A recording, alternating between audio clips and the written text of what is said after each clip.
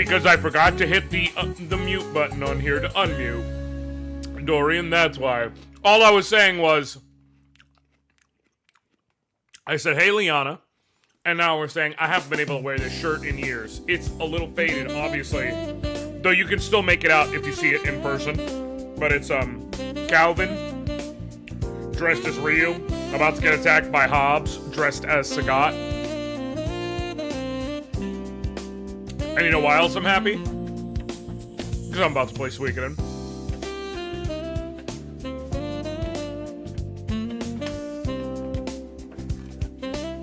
You know what? I might as well decorate my space correctly if I'm going to be playing Suikoden.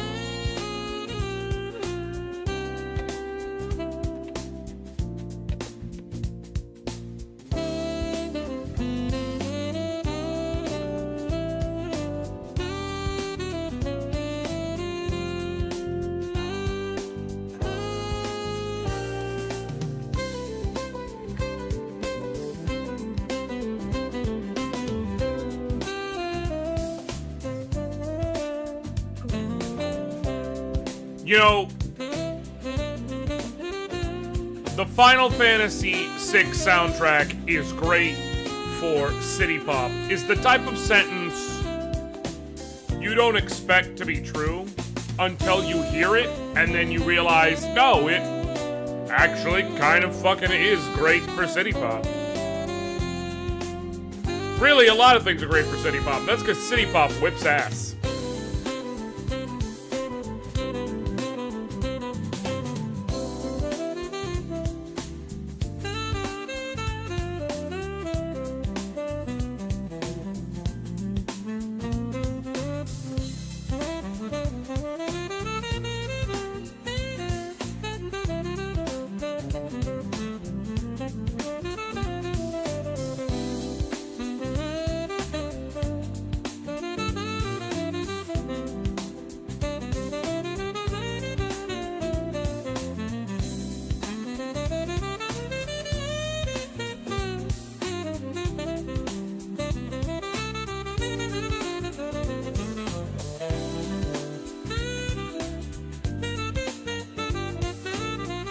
This shit's so good.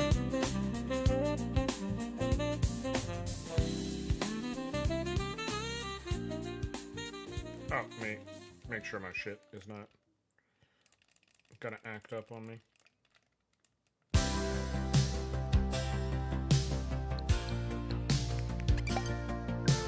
Yeah, I'm good.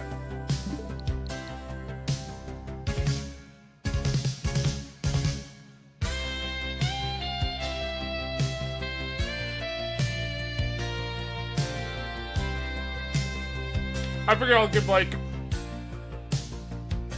I don't know, 2 more minutes? 3 more minutes? Somewhere around there for people to show up.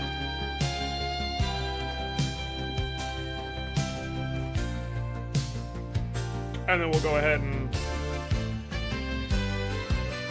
hop into the game.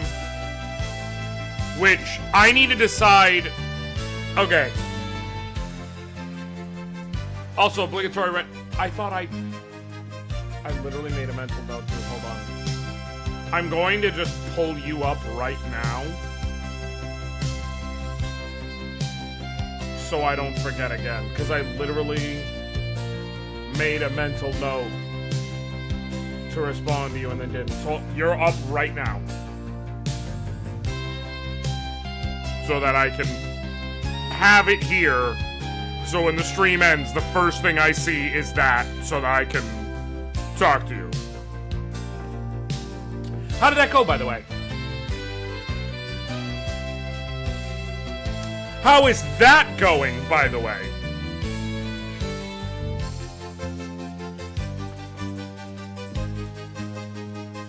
We were just out for a day to go to the con. Oh yeah, no. I know, you told me you weren't going to be able to, like, go as a thing. As, like, getting a booth or anything like that, but I was saying, like, how was Emerald City, essentially? Like, especially, if anything, I would think it's rare at this point for you to just get to go to a con, like, without being on.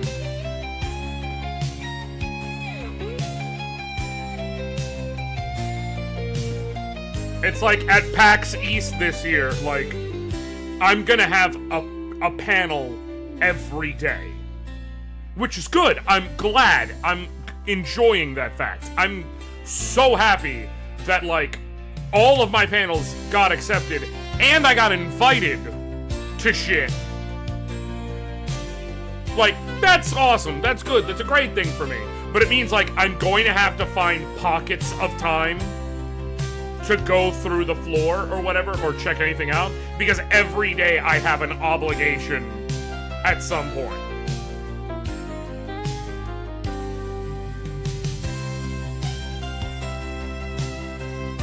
New job's also good. It should be a good environment for me, and also I'm a manager making 6 figures, so like, certainly I better not fuck this up. Yeah, that's a good feeling in regards to that, of like, oh good, I'm getting treated the way I'm supposed to.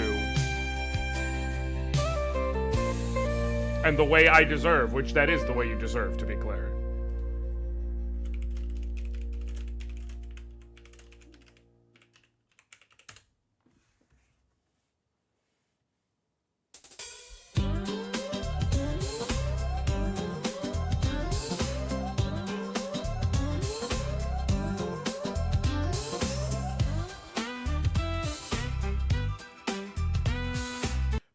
Nope, I'm gonna put it to right before there. I'm gonna save that to start the next stream, and for this one, I'm gonna pop over to the correct screen, and we're gonna hop in.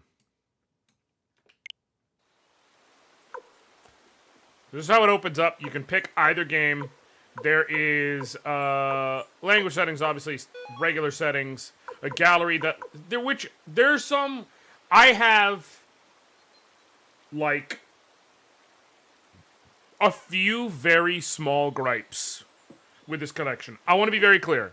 I am more happy than it's released overall than any of these gripes, and it's not even in the ballpark of debatable. Like, it's not even close. The gripes I have are, to me, very minor. Especially because one of the biggest ones that everyone else complains about does not bug me. But that's because of how much I love these games. So, one of them is, so the sound mode, I can go play any given track in the game right now. I just started the game, I can play any given track in Suikoden 1 or Suikoden 2 right now. Which is funny because they're all denoted of when they first play, so there's some real fucking spoilers in this list. Like, if you come here too, or if you come here first, you will see some spoilers. But then, flip side, if I go play cinematics, they don't... I have to beat the games to play the various cinematics from different types and regions and such. Okay. Same thing with the event viewer. Like, you'll let me play the songs from these things, but you won't let me see these events until I've seen them. Which is, you know, okay, sure, fine. That's just like a... Alright. The main gripes I have with Suikoden HD Remaster... What up, Jason? Okay, we're gonna play this. We're gonna play this, because it's got a quote in it that I genuinely want to get a tattoo of one of these days. Please tell me the answer. This isn't the quote, to be clear. Is fate unchangeable? The quote comes later. And it's one of my favorite quotes in anything ever.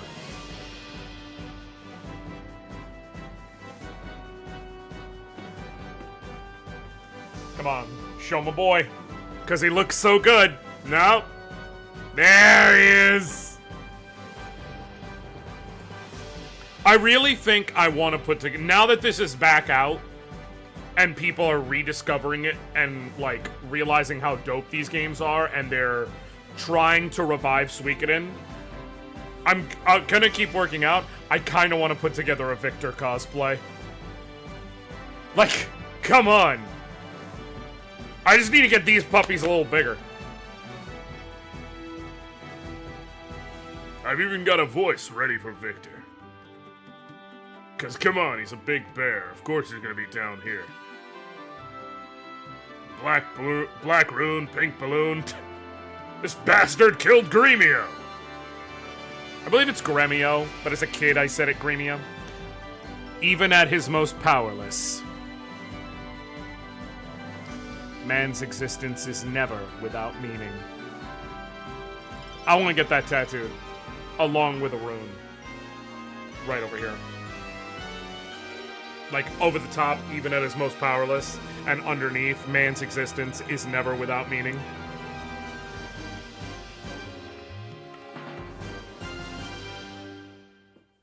Which rune? So originally it was gonna be the Soul Eater, but I don't necessarily know if I'm gonna do that one, but that's the one I'm thinking. The plus side, I have gotten the Celadon rune, so I was able to continue playing. To be very clear about what I mean by I have gotten the Celadon rune, it took me 18 hours, but I did get... Or Celadon urns. So I was able to do that. They patched the glitches, or they fixed the glitches. So the two old glitches no longer work. One of them is the stat stone trick, and the other one is level underflow. The stat stone trick is you can get stat stones in the game. So magic stat stone, protection, prot stat stone, short for protection, luck stat stone, etc. And what it used to be in the PS1 version is you could get everyone right next to death, go save. That's just to make things easier. But then use up all your stat stones on a character, go die, and then click try again to reload the save, and it puts you back where you saved, but your inventory is restored to the state it was, but it keeps your character status. So that includes the stat boosts.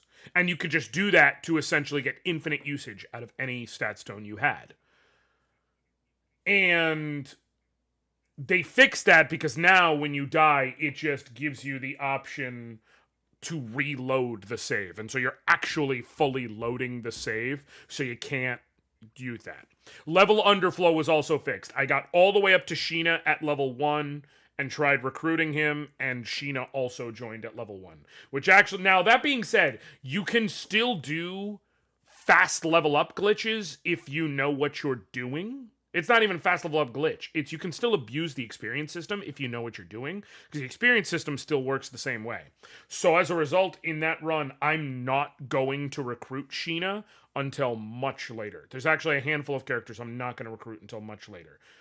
Sheena, Sarah, Kirk, Gone,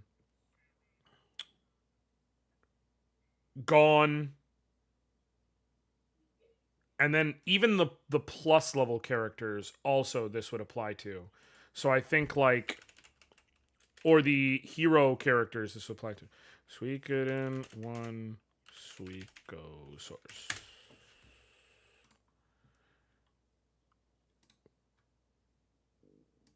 So this would also apply to Blackman, Blackman, Fusulu, Kage,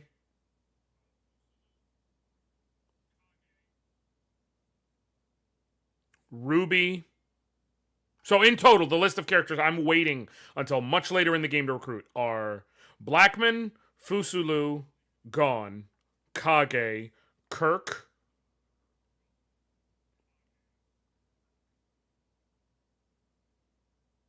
Ruby, Sarah, Sheena. Those 8 characters, if I wait until after I do the Moravia sequence, in this file that I'm doing, I will be able to get them all in the either at 99 or in the high 90s, because I can still do the trick that I need to get the main character to level all the way up to level 96 in a single fight. So I've started using him in that playthrough and leveling him again, but essentially I'm going to get him up to level 36, and then I'm just going to stop. I'm going to kill him on purpose and leave him dead until we get through the Moravia sequence, at which point I will be able to revive him chuck him into a fight there during one of the only sequences in the game where you don't have a party restriction and insta-level him from 36 to 96 in a single fight. Because that will still work. Unless they've changed the enemy layouts in Moravia. Or unless hard mode tweaks the enemy levels to reduce XP gain. Did you say that you are using Black Man? Caracal. I wonder if they changed his name in this version. We're not gonna know until we get there. Okay, if I'm replaying this for y'all, I'm playing it in hard mode. I know Suikoden too well as it is. I'm gonna crush this game. I'm gonna play it in hard mode. There is a character in this game named Blackman, or Blackman. And, like... I don't... Okay. That's that man's name. But they have updated some of the translations on names. So I don't know if that's still his name. Like Grenseal to Glenshiel. Why aren't you continuing the file? You literally just said you were doing all the grinding for... Oh, no. I'm doing a new playthrough for y'all. Trust me. I got no problems with that. And the file I'm doing all that grinding for, I did all of the hard work. Almost all the hard work. I have one other major thing I need to do in that file. It looks so good. The fact I can move diagonally. Although, this angle feels a little weird for the sprite. But I know it's, like, correct. It just feels weird to see the main character sprite diagonal like that. You can now just hold B to run. You do not need to get a holy rune, or, as it has been renamed in the new release version, a speed rune. So you can just hold B to run. That is one of the things that is one of my minor gripes, which is... I wish I could go to settings and then toggle auto run on. Like, it's a very minor thing, but I do wish that that was a thing that I could do.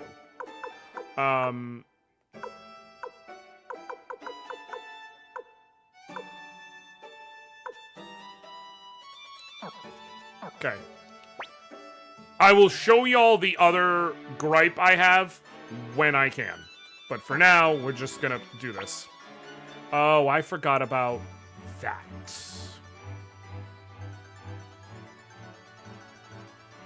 I'm trying to figure out what is actually going to be the best place to put me. Possibly the bottom right.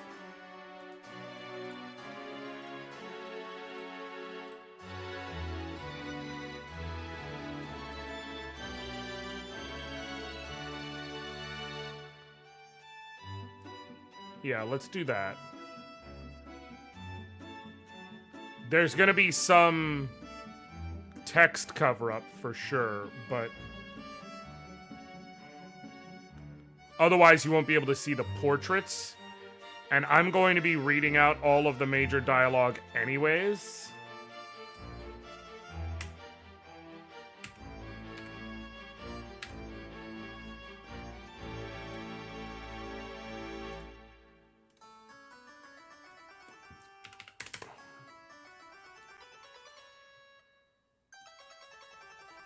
Let me shrink this a little bit.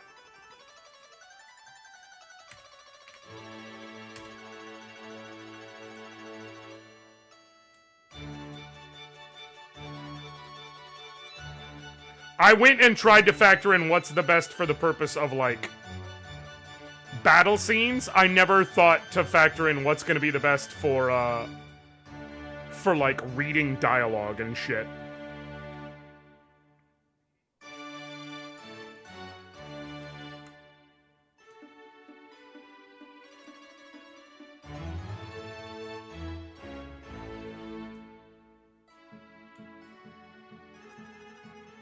Okay.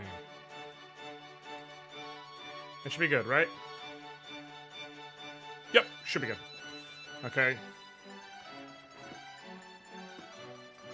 Top right be good, except we couldn't see party health and battle menus. Right. That's why I was like, I don't want to do that, because that way at least, like, essentially the entirety of what I could cover up in battle is going to be, like, part of a character model. But you'll still see everything that happens. This way you'll be able to see everyone's health, you'll be able to see all the portraits, you'll be able to see, let me move this over here. And also probably shrink it just a tick. You'll be able to see everyone's health, you'll be able to see the portraits, you'll be able to see, actions, everything. What's wrong, Anoriand? Are you nervous? Don't worry. The audience will be over before you know it. Just be yourself. The Emperor is stern, but there's no need to be afraid. Also, yeah, I'm fully voicing this, and I'm taking this shit dead-ass serious. Master Tio, Master Anoriand, the Emperor is ready to receive you. This way, please. Announcing Tio McDole, General of the Imperial Army, and his son, Anoriand McDole. They've arrived for their audience with His Majesty, the Emperor.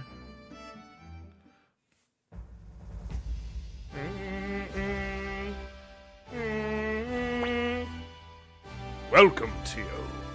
How have you been of late? Much as I was when I fought alongside you in the War of Succession, Your Majesty. That is most reassuring to hear.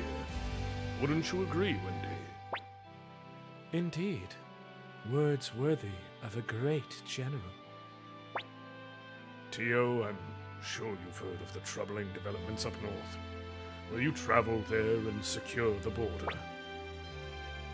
Our conflict with the city-states of Johnston won't be easily resolved, but with General Tio McDole on the job, we can rest easy.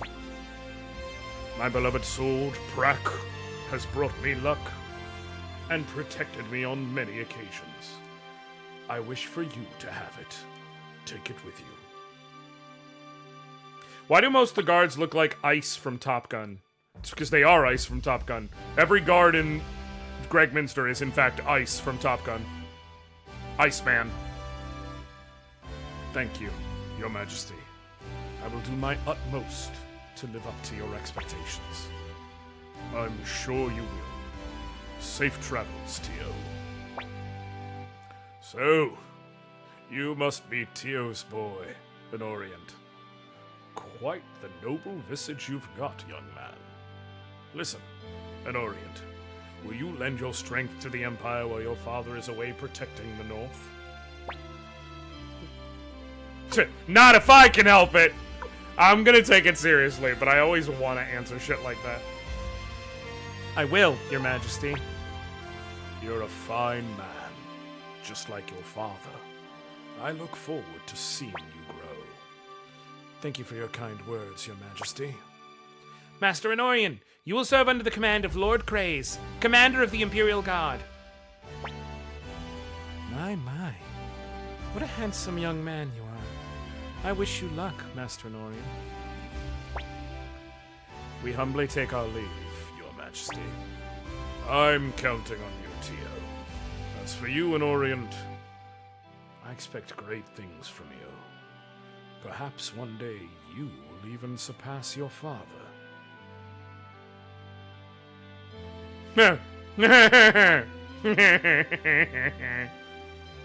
Come on, let's go home.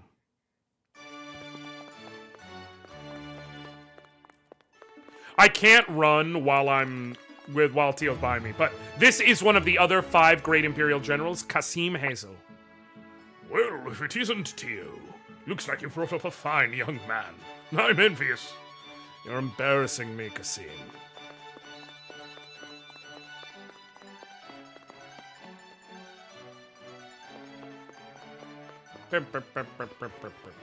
Now we come here, and he goes, "This is Craze's office. You'll be reporting to him from tomorrow. Go in and pay your respects." But before I do, we come over here, and skadoo. Shiny armor? You found 100 potch. I do love this. I do love that they changed, because potch is the standard name for money in the Suikoden world, but they didn't universalize that until Suikoden 2. In the original, it just said bits, and then they decided to make it officially potch as of Suikoden 2. I'm going to fix this slightly and make it a little smaller. So that... Transform, edit transform.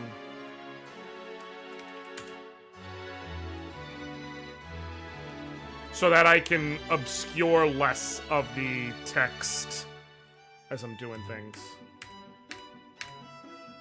That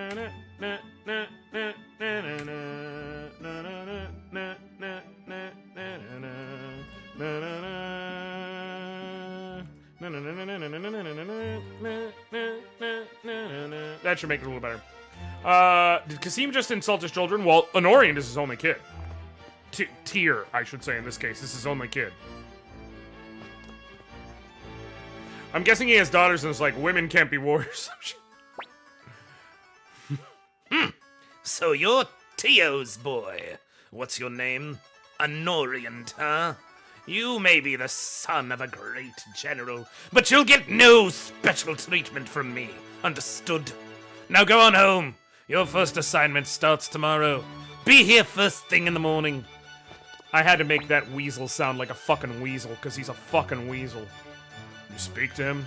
To be honest, I'm surprised you were assigned to such a coward.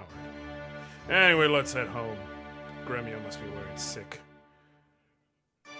Anoriand should make this a girls-only run now to prove him wrong. So, here's the problem. I could absolutely do that to some degree of efficiency in Suikoden 2. You get several girls very early on, and you almost never have anyone beyond the main character forced into your party outside of the very beginning.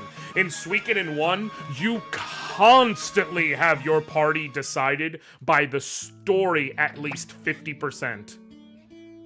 Including the very end of the game. There are very few sequences. There's actually only one period in the game past, like, the opening sequence where you do anything of value, and you have your party fully open to you to put 5 characters into. Do I officially want to... I'm trying to decide, because I'm going to give some characters accents. And I'm trying to decide... I'm going to go for it.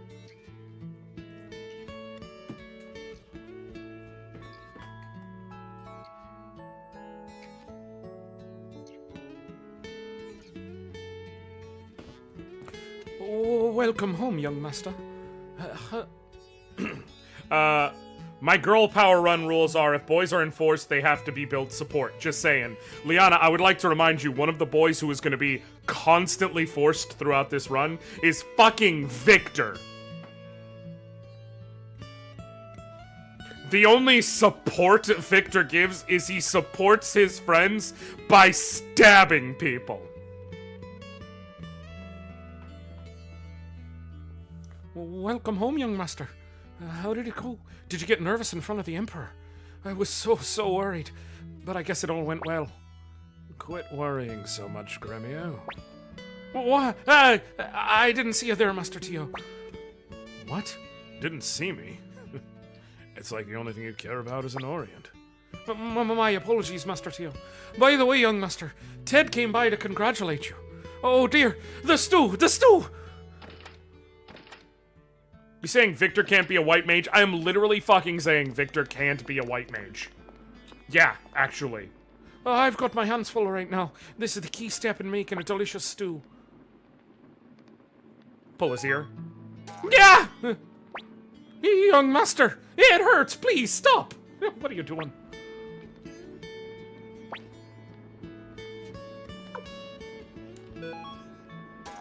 Wait, don't do that. No, no, young master, please stop. You could talk about wokeness in games all you want. There is no heterosexual explanation for the way Gremio interacts. There actually is, jokes aside. It's more so like a father, big brother thing. But it is doting as fuck. That is the gay. No, Dorian. It is the gayest shit. Like let me rephrase.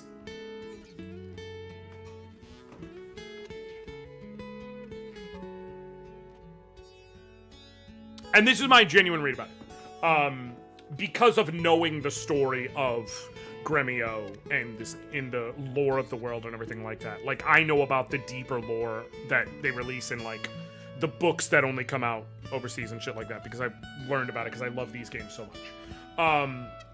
I would 100% view Gremio as being queer-coded. I don't necessarily view their relationship as queer.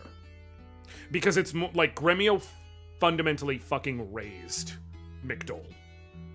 Like, he took care of this boy. He brought him up. That's why, like, it's more of like a parent love. But I also, which is why it's funny that I specifically say Gremio reads queer to me. Like, I want to be very, very queer. I want to be very clear. I said the wrong word. But I meant to, I'm gonna adjust this slightly more. Not the box itself, but me like that, and that'll be perfect. I want to be very, very clear. That is my read on the situation, which is he specifically reads as queer. I don't read their relationship as queer, knowing what I know about it.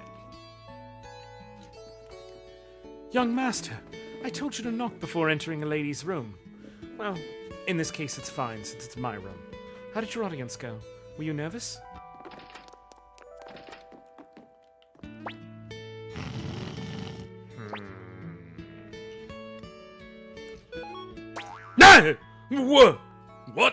What the? Huh? Young master, you back already? I was dozing off while waiting for supper. All right. How's your audience with the Emperor?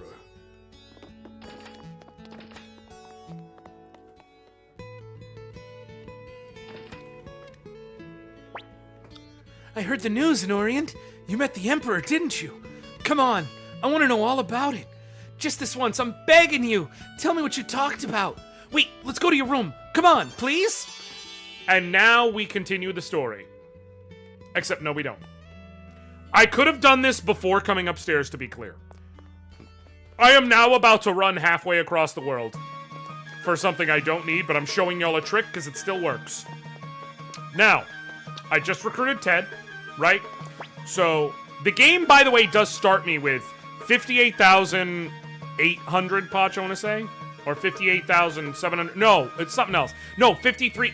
A lot of money because I got the DLC. Like, I bought the day one version and I'm going to use it. It also starts me with a free fortune orb and prosperity orb, which I do not need to do what I'm about to do, but I'm doing it anyways because fuck you, I can.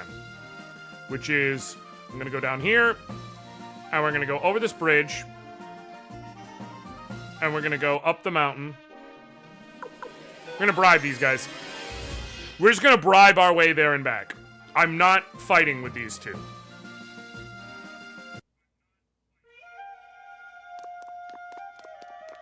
Going across Mount Tigerwolf. Circle it. Can either of them use it?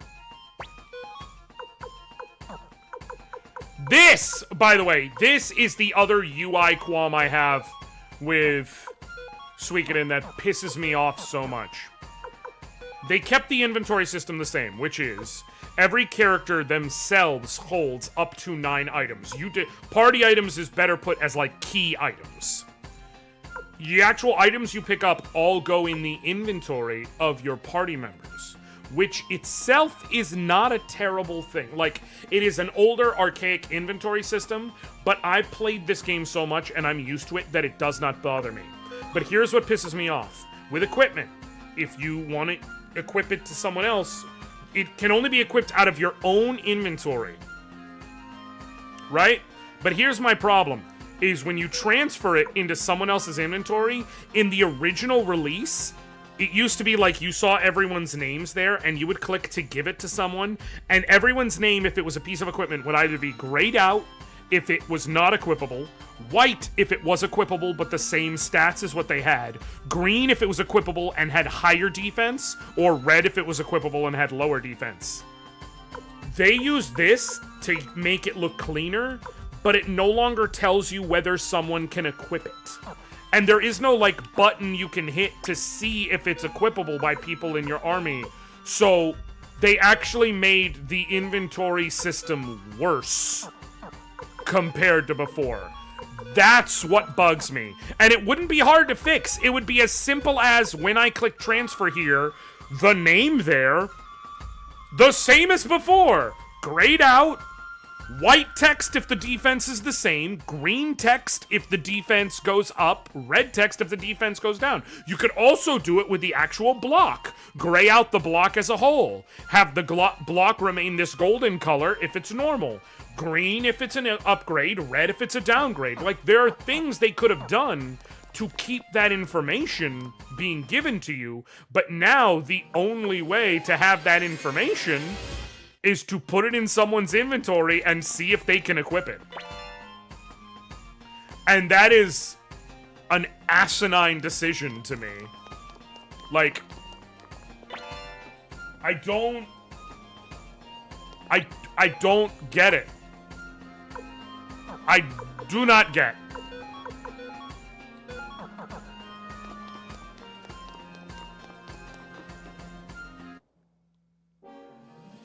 Oh, hold on one second. Get the call. Healer. Yes. Why? What's up? Why? What's up?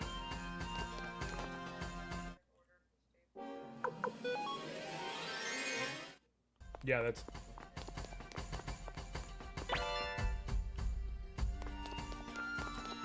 Is there anyone else who can go pick it up for you? Love you, bye. Okay, the Wind Rune piece, low-key, really, really good for Victor.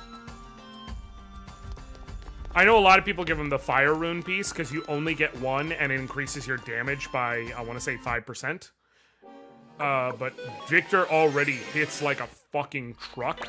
Every Wind Rune piece increases your skill stat.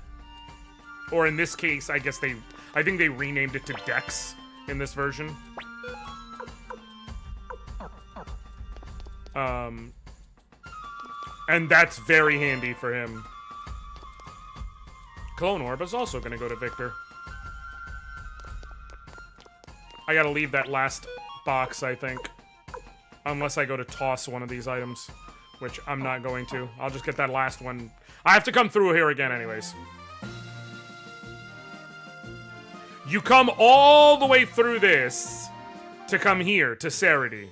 And when you go to Sarity, this house in the top right corner exists almost purely for this point.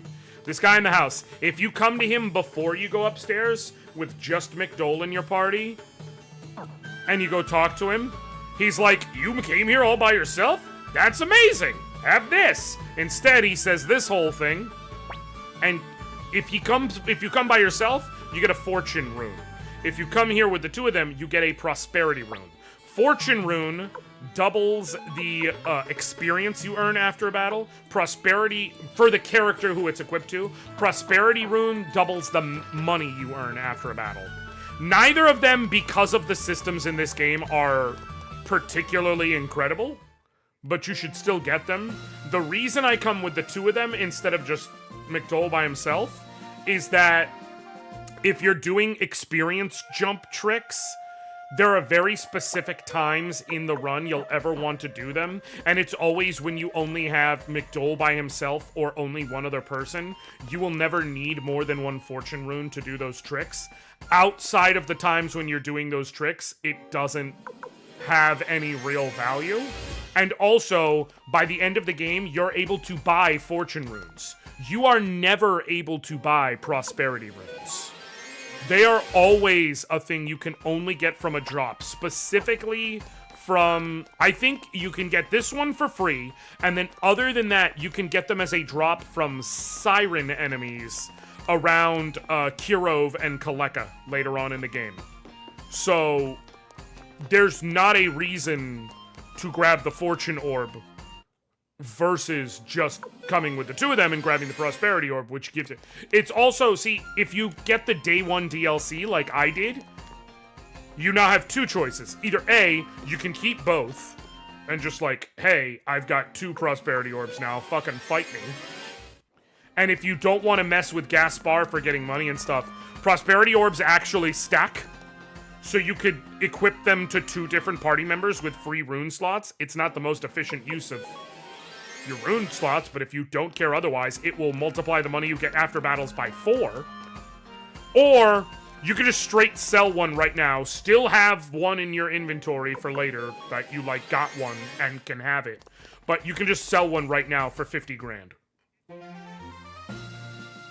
So, in my case, I know I'm about to give it to Gremio, because Gremio's not great at magic, and by the time Gremio has anything even close to worthwhile magic to be able to maybe use like a water rune and have more than 2 shots of drops of kindness or whatever, I can unequip it by then and put it somewhere. But I'll put it to Gremio because like he doesn't... Normally what I would used to do is give Gremio the holy rune, because he doesn't have good magic and he's not so great that he benefits from like a killer rune or something like that. So it was about like, hey, now I can run, but bitch, I can now, so yeah. Just this once, I'm asking you for a favor, Anoriand. You've got to let me join your entourage. Master Tio took me in when I was an orphan. I want to repay him. You get it, don't you? Of course it's fine. I knew I could count on you. You're a real friend. All right, now for the important stuff. What was the Emperor like? Oh, and what about that magician, Lady Windy? I keep hearing about her. Was she pretty? Come on, spill the beans.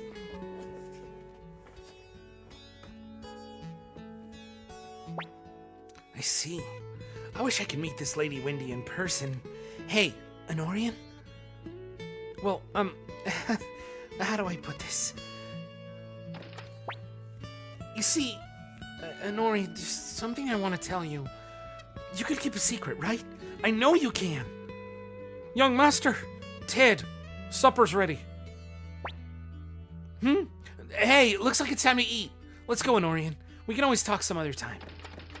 Ted, just your average teenage boy. Nothing remarkable or unusual about him at all. Exactly. Now that your glasses are filled, I have something to tell all of you. Tomorrow morning I must travel north. While I'm gone, Anoriand will take charge of this household. I hope you will all give him your support. Gremio, Yes, sir. you've looked after Anoriand since he was a child. He's grown into a fine young man, and it's all thanks to you. I'm grateful. So, sir, I've done nothing more than my duty. Besides, it's been my pleasure to serve the young master. Thank you, Gremio. Keep an eye on him while I'm gone. Cleo, Pawn, I'm counting on you two to help look after Anoriand as well. Yes, Master Tio. Of course, sir. We'll take good care of the young master. As for you, Ted, I hope you'll always be a good friend to Anoriand. Anorian knows I'm not going anywhere, even if you wanted me to. Isn't that right, Anorian? Let's leave it at that, or the food will get cold. Everyone, raise your glass. To my son, Anorian, and to the glory of the Empire. Yeah, about that last part.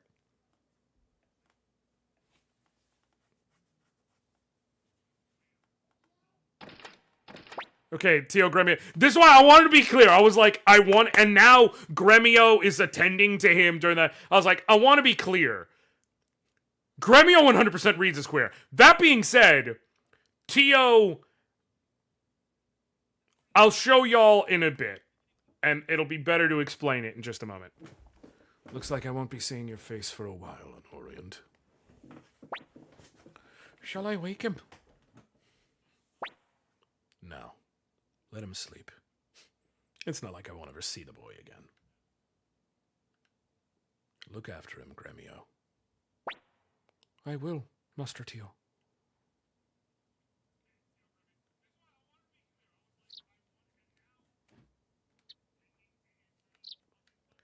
So here's the thing about Master Tio and his relationships. I'll wait till I'm outside the house. Oh, did I wake you? Good morning, young master. Your father departed while you were asleep. That's what comes from always oversleeping. From today, you'll be serving as a member of the Imperial Army. Must get ready to report to Commander Craze. Gremio's joined the group. Ah! I missed. So on our next day off... Oh! Look who decided to show up. You're late, young master. Today's your first day on the job. Can't wait to get started. Whether it's fighting bandits on Mount Sifu or monsters in Lake Toran, I'm your guy. Get over yourself already. All you ever think about is fighting. Our job is to protect the young master. Yeah, I know. Come on, let's get to the palace. Ted's sleeping. Hey, wait for me, Anoriand. You weren't thinking of leaving me behind, were you? You'd be lonely without me, right, Anoriand? Also, we're gonna need him in a little bit, but that's neither here nor there. We're gonna go up here, and this is why I told you the thing about Tio is, if you talk to her... I see. So General Tio is already headed north. If only I could join him. But I too have my responsibilities as an Imperial General. Will you come visit me from time to time, Anoriand? Just looking at you makes me feel better. That is Sonia Shulin, one of the 5 great Imperial Generals, and also Tio's booty.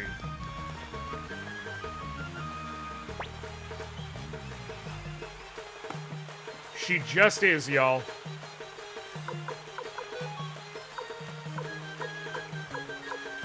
Tio is not just tapping that ass. Polycule. I'm fine with that. I'm fine with accepting that that's what it is. Is the headband Cleo's best thing? I believe it is. I'm gonna be getting rid of most people's armor here in a second. I'm gonna do quick upgrade shit now, because might as well. These cost 10,200 potch, but you can absolutely, and only Cleo can afford them. Just grab her 2 pairs if you have the DLC. Trust me. You will be able to get more money fucking soon enough. If that's a Cleo.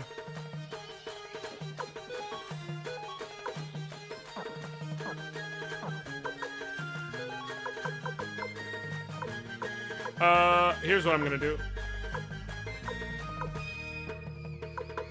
Basically, all this is no good. I'm gonna transfer these to Gremio, and I'm gonna spot weld that on the Gremio. And then other than that... Ted also gets to keep the shit he's got. Because I'm not upgrading his armor. Because I won't need to, and also reasons. For instance, one of the reasons is if you look at the runes on our team, rune nothing, rune nothing, rune the boar rune, one of a very unique rune that only 3 characters can use. Pawn gets one. Cleo, nothing. Ted. I'm sure that won't be plot relevant. Gremio. There we go.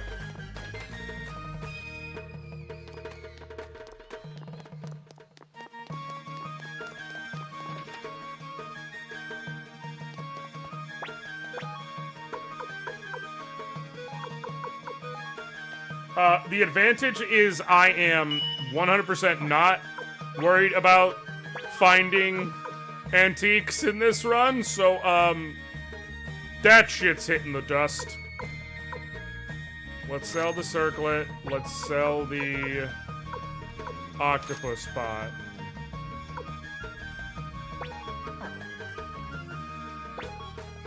Let's sell the tunic and the circlet. And sell the tunic and the... Nope, keep the gloves. Is that 1 or 2 defense on the cape? Which is the same as gloves, so it's fine. Sell the bandana, sell the tunic, and sell the fur robe and the cape. I didn't mean to sell the cape. I literally just mentally noted not to sell the cape, and then I still sold the cape. Anyways, you come down here.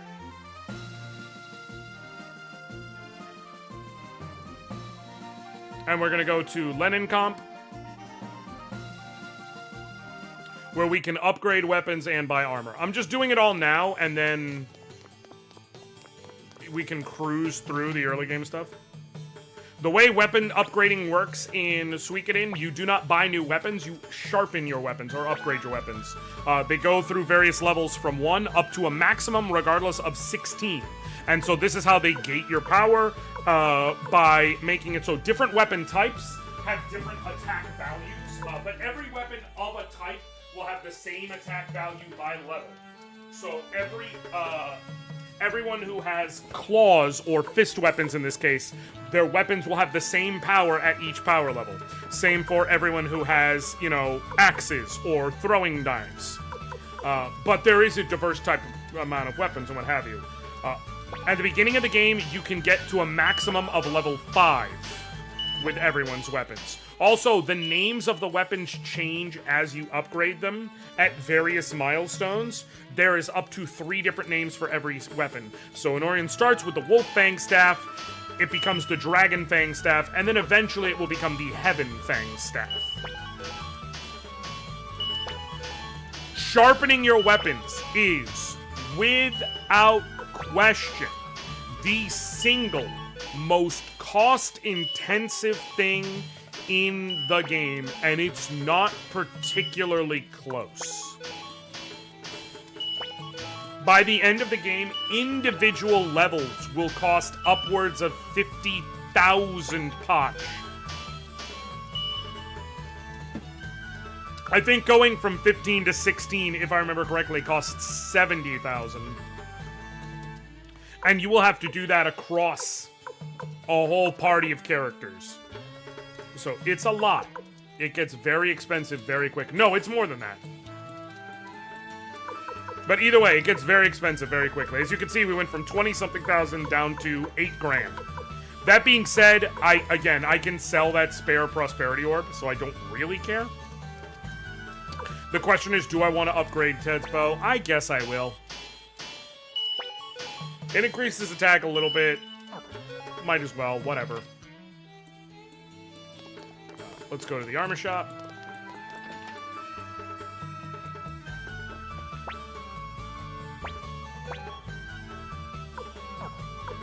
Yeah, we will sell the spare prosperity orb and make a smooth 50 grand. Pointy hat. Pointy hat. Pointy hat. You've got a headband already, right? Yes, so you're good. Now. Shit, I needed to keep one of my fur robes. That was right. Whatever. Fur robe for Pawn. Chest plate for everybody else. And then 2 capes. 1 cape, because Pawn has gloves, and no capes for Cleo. And I won't buy any armor for Ted. I know I don't need to do that. And then also, I kind of always arrange my shit. Because I'm OCD. Namely, I make sure the top of their inventory is their equipment.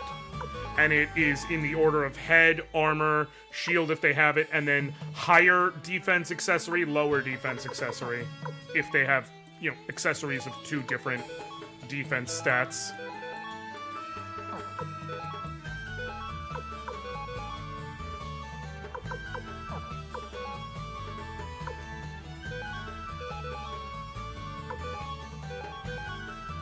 It just keeps things easy to, you know, work with and understand. That. I'll let him hold on to the medicine. The wind rune piece will go to you. The clone orb will go to you. The spare medicine will go to Gremio, who's the most likely to be forced to heal if I need it. Oh. And spare medicine of you will go to Cleo. Oh, Pawn doesn't have a medicine. Give it to him just in case. I doubt I'll need it, but, you know, just in case. Alright, cool.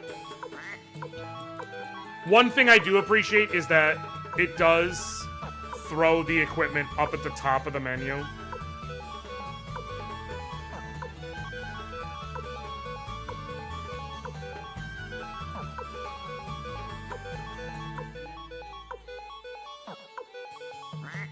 Oh, he doesn't have a headpiece, that's right. Yeah, I'm not bothered to increase his defense, because... reasons. I increased his weapon, because sure, I'm not spending money on getting that man better armor. He's gonna sit in the back row in a period where there will be exactly 2 fights.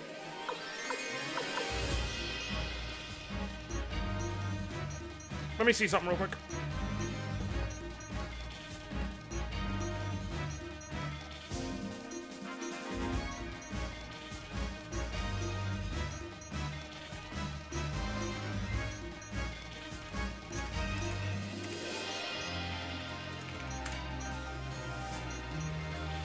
Hold on 1 second.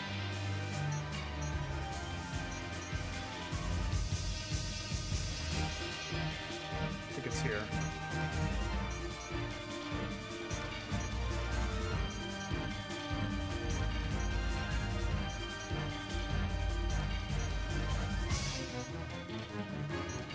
No. I'll be best off with... Okay. I'm gonna keep running until I get into a battle with... Because there's a possibility of getting into a fight with 6 mosquitoes. I'm gonna do that.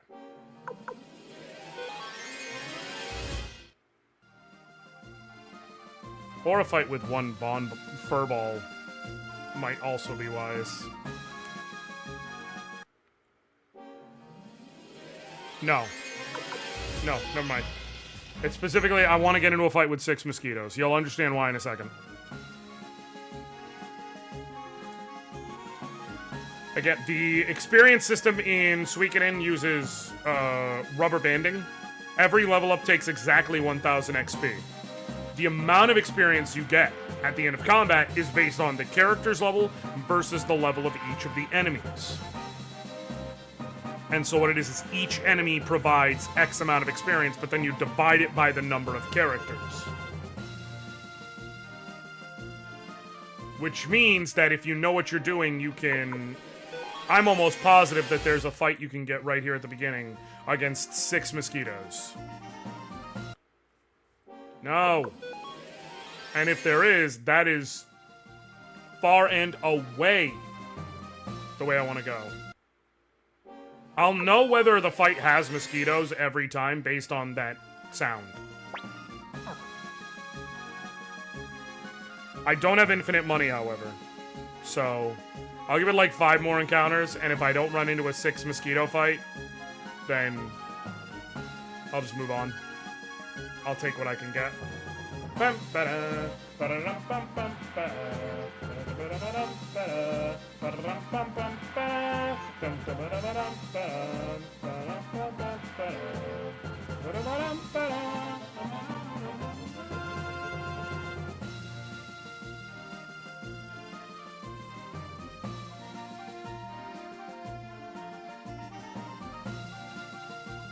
Are you serious? Perfect! That's why it took so long. I had to make sure it was worth it. I will have them unite, because that will guarantee... The problem with these guys is they can be hard to hit. So I'll actually have you all focus the same one. And just please do not die. Hit them! Ow, okay. Thank God. With our armor, we have the defenses we need. Okay. They will guaranteed hit because of the unite. It's annoying that I have to rely on a unite, and it's so slow and inefficient. But it means that it will, I can slowly but surely guarantee some kills here. Nice. By fighting this group as the first fight,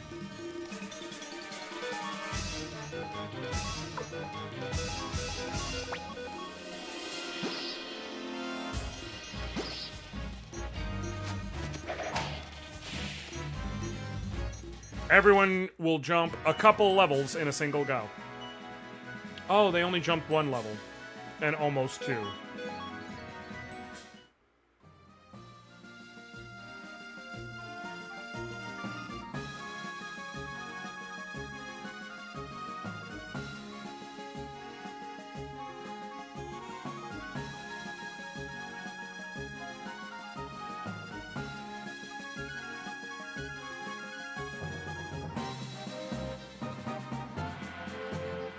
That should have been more, but it's fine. It's fine. I'm just gonna continue.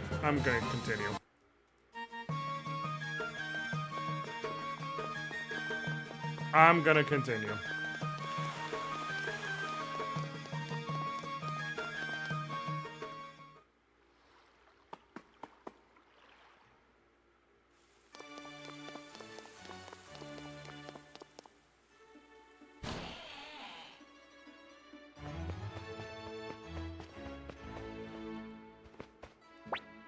Well, well, if it isn't Tio's boy. You're late. Can't have you pampered all your life, can we? It's your first assignment. I'll only tell you once, so listen carefully. Northeast of Gregminster lies the Magician's Island. There the Seal Lucknot resides. You are to travel there and retrieve her astral predictions. Excuse me? Are you listening? Then repeat the location of the Magician's Island.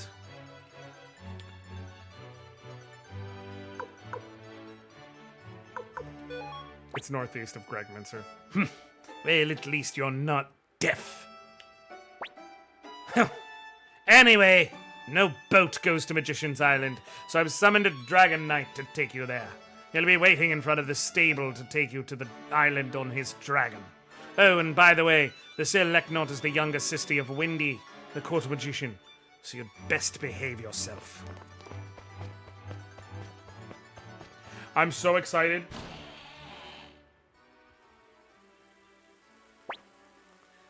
So excited about your first job. Turns out it's just an errand. As if we were children. Man, I wish it were something more thrilling. Don't be like that, Pawn. Besides, the astral predictions are super important to ruling the Empire. It's not as bad as you make it sound. Indeed, and the job doesn't pose much risk. Oh, not to imply you're unreliable in any way, young master. Hey, Anoriand, looks like we get to ride a dragon and meet an actual dragon knight. Man, dragon knights are the coolest. Come on, no time to lose. Speaking of dragons, you all get to hear the single most important thing they did not change in this remake. Are you the guys from the Imperial Guard? I'm Futch, an apprentice dragon knight, and this is my dragon, Black. Come on, Black, say hello.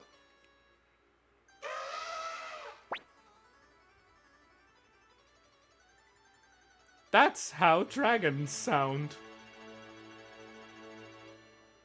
That is how all dragons sound.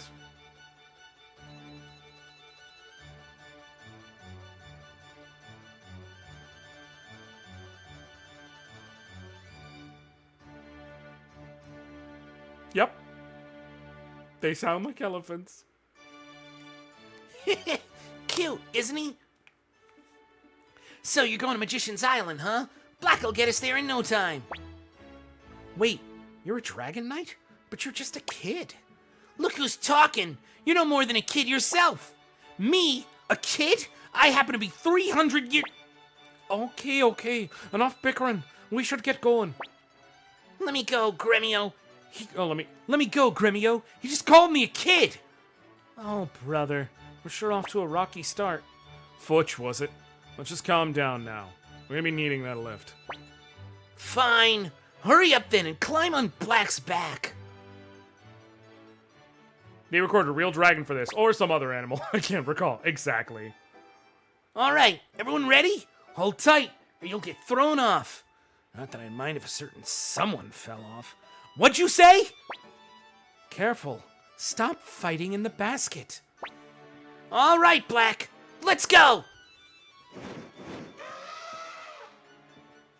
It makes me so happy.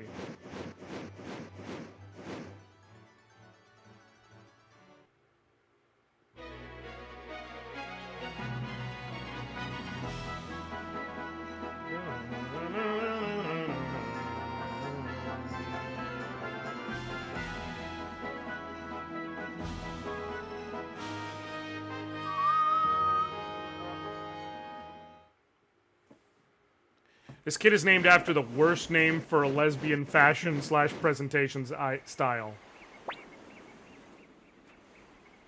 Femme and Butch? See, what's funny is I've heard stud and femme together as stem, which is much better. But I haven't heard it that way, and that's great. Here we are. Speed make you dizzy? Well, this is where my job ends. I'll wait here until you're done. Good luck getting there.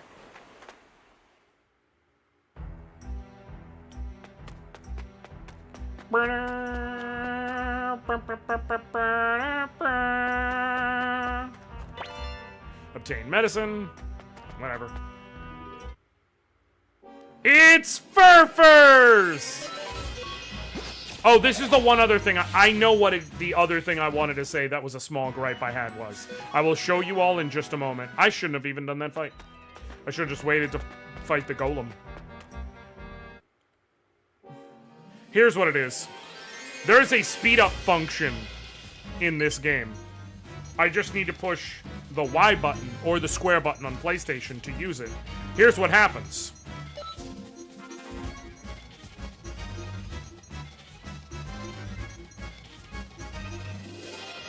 There's a little indicator under my face showing 2 arrows to show it's going at 2 times speed, but they also increase the speed of the music.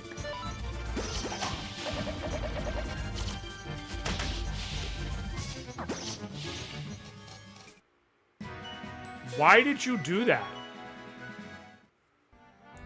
Why did you do that?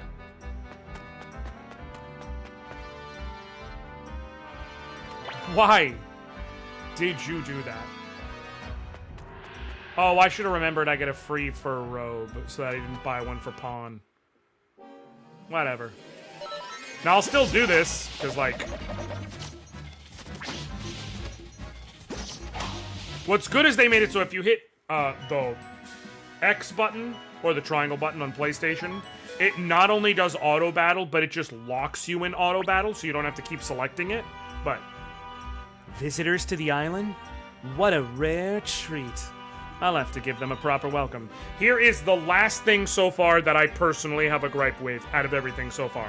So it's increasing the music speed, the small UI issue of not showing whether someone can equip when transferring items, and then this. Oh, true wind rune.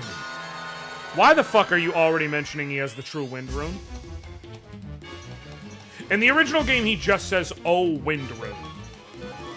Now, that could be a mistranslation, but, like, you had no idea Luke had the true wind rune in the original release of Suikoden 1. It only became something they put forward in Suikoden 2. So why are you telling us already?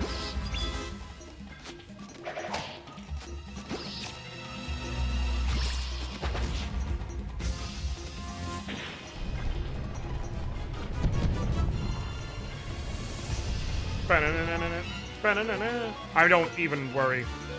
They will kill this thing for sure before it gets another turn.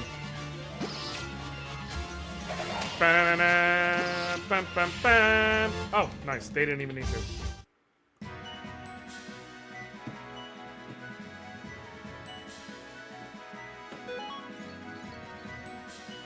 Obtain 3,000 Podge. Wow, you guys are impressive. Beating my magic like that. Guess I gotta hand it to the Imperial Guards.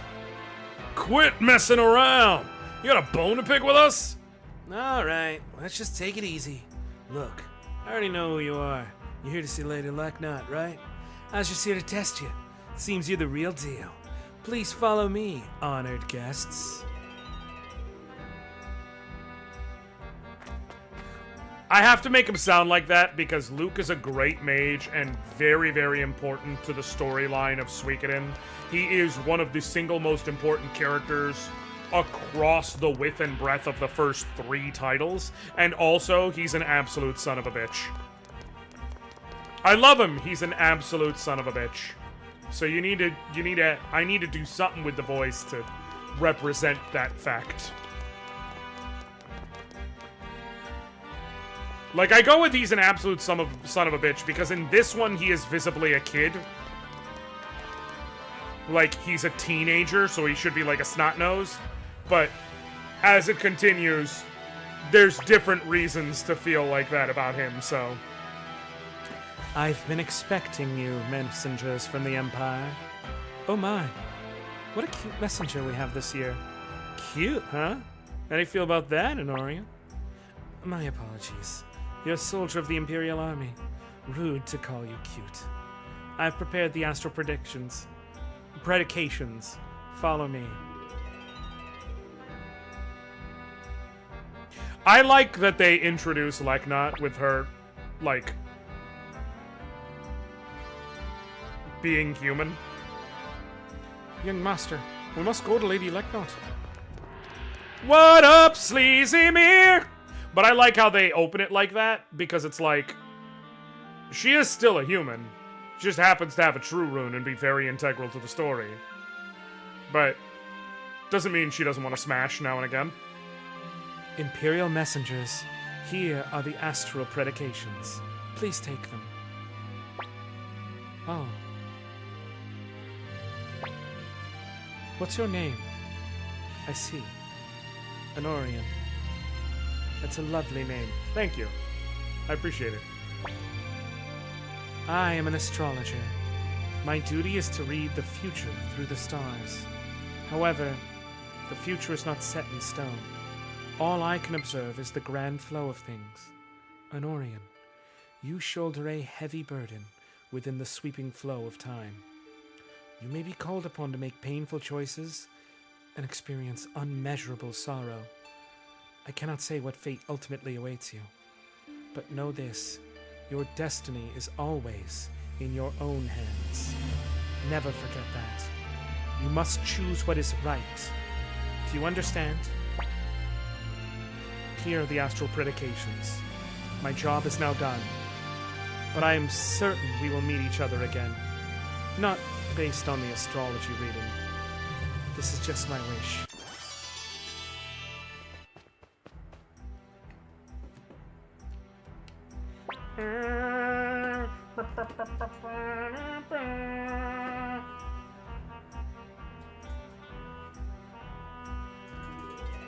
What?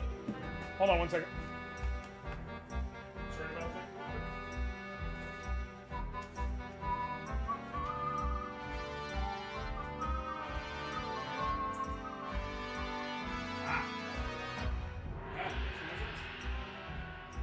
I just realized my charger wasn't charging and was concerned why.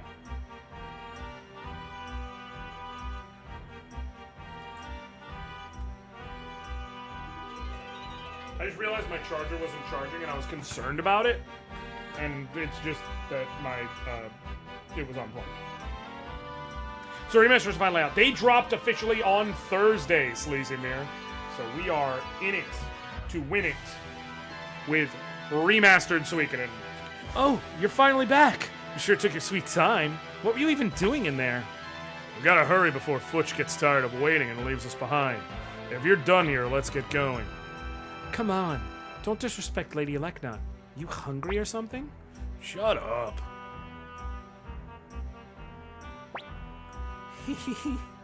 I'm sure you must be weary of this place. I'll have Luke take you to the shore. Luke? Some of these particle effects, though, are so nice. I'm here, Lady Leknot. Take Anoriand and his friends to the shore, and no more playing tricks on them. Of course not. Me? Play tricks? I'd never dream of that. Excuse us, Lady Leknot. We'll be on our way. You. Yes? Your duty is to protect Anoriand. Take this with you. I'm certain it will come in handy. Obtain the Fire Orb. Anoriand, please don't forget what I told you. Here we go.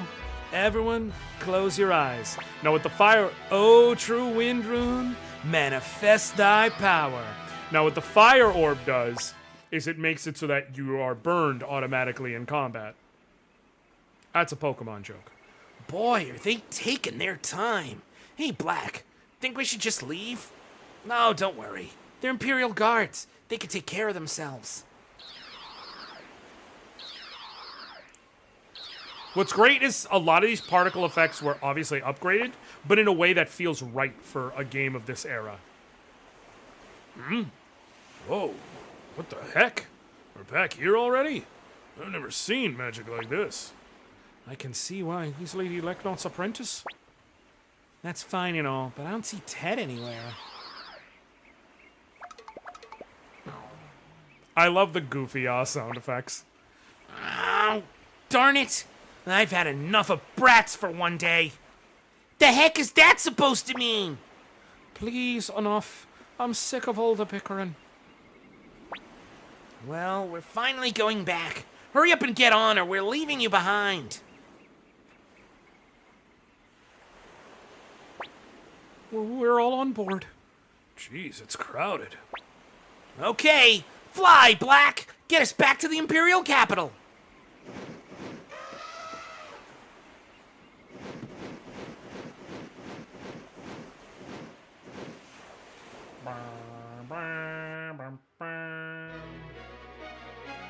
Scooby Dooby Dooby Doo Bums.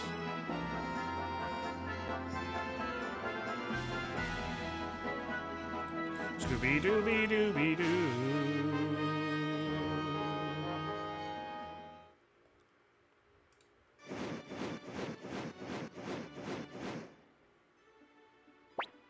There you go. My work here's done. You have to hand the astral predications to your commander, right?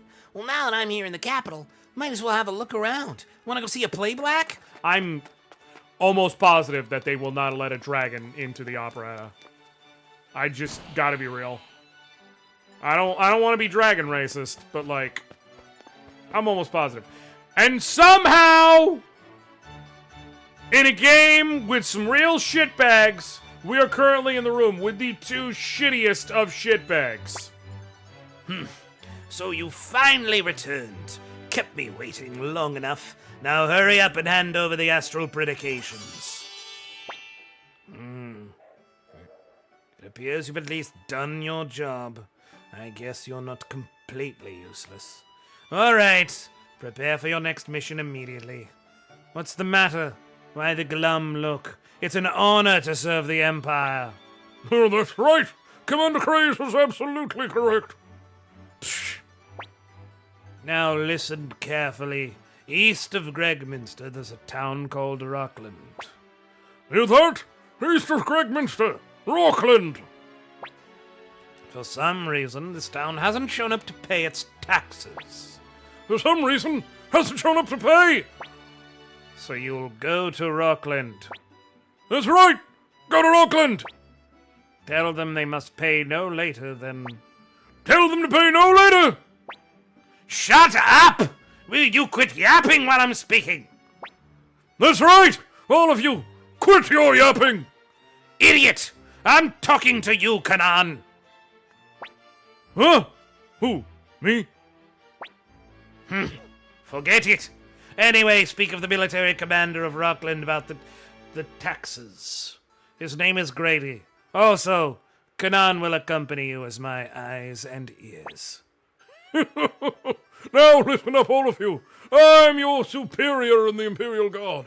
Disobeying me means disobeying the Empire. Don't forget that. What a lowlife. All right, that's all I have to say. Now get on your way to Rockland.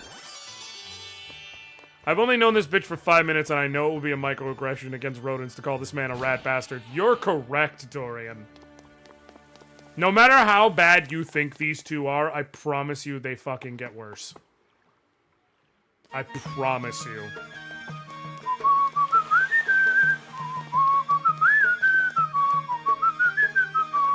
Oh, before I go. Almost forgot.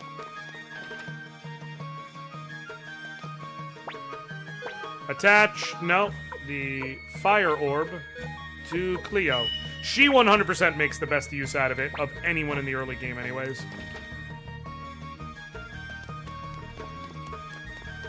So there's really not a good reason not to give it to her. And then we head east to Rockland. Fine. That's, by the way, the place is called... Hmm? Cut all this off. No. I'm leaving. Okay. Yes. 1, 2, 3, 4, 5. Alright, we're leaving. I'm leaving. He ate around 4. Okay. Okay. Are you doing dinner or no? I don't know.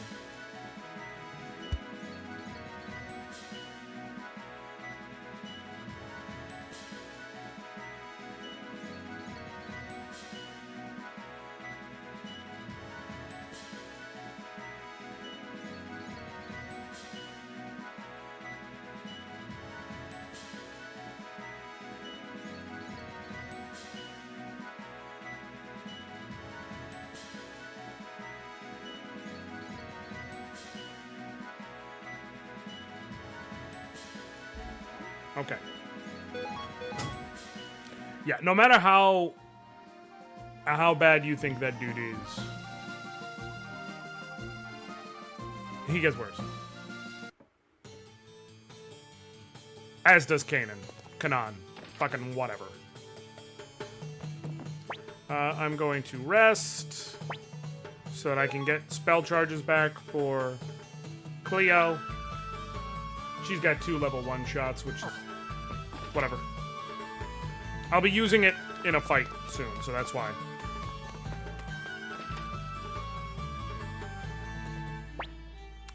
Hey, who the hell are you? This is Master Grady's mansion. You're trespassing. State your purpose or be gone.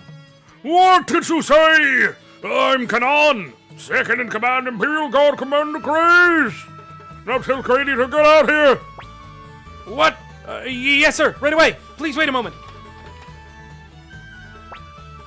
Who is it? Villagers here to complain again? Chase them off. No, sir. They're from the Imperial Guard. I don't care who they are. I'm busy. Hurry up. What? Imperial Guard? Did you say Imperial Guard? Why didn't you say so earlier, you idiot? Welcome, friends of the Imperial Guard. What brings you to our humble country town? Forgive my manners. Please, do come in.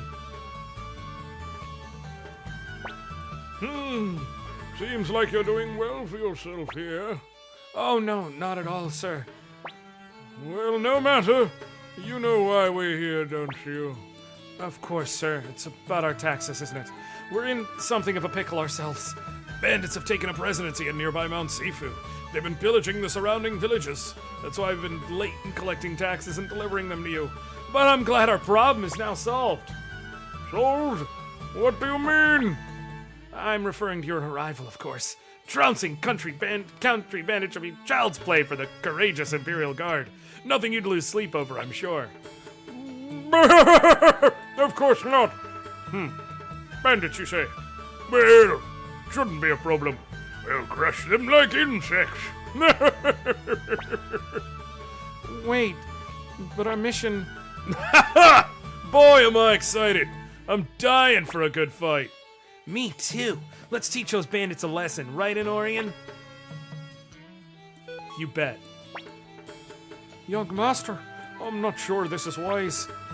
Oh well, boys will be boys. All right, we'll leave immediately. Don't fall behind. Very well, but do you know where Mount Sifu is? Shut up! I was about to ask. Mount Sifu is just east of Rockland. Fine, now let's go!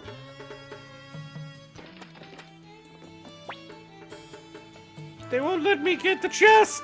Don't worry, I can come back and get it later. Remember those kids, they will matter in a bit. Not like hugely, but they'll matter. Mostly in terms of like a little setting dressing piece that helps you better understand the state of things.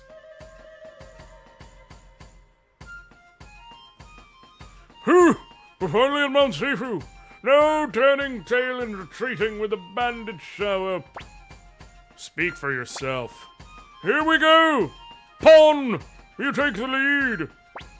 Why me? Quit whining and get to it! I'm the leader, so I'll go last. Isn't this thrilling, Anoriand?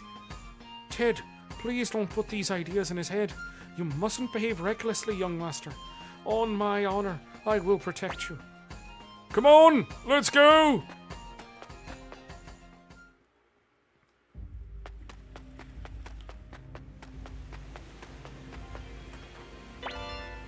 Obtain boots. Hey! Come on!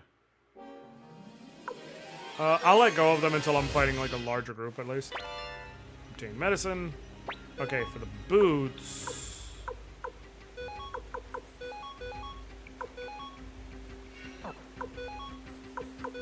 Pawn, give those boots to Anoriand. I'm not gonna redo my equipment just yet, because I think that... No. There isn't, no. I will redo his... Just please bear with the OCD, y'all. I'm fucking begging.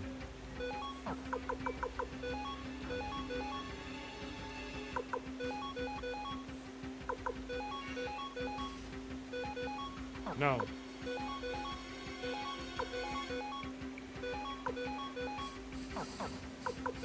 Yeah. We call this main character privilege. He gets the best gear, unless there's a reason to give it to someone else. But for right now, while he's a frontliner, he gets the best gear. When I have a team where we take use of his weapon range, then not necessarily so much.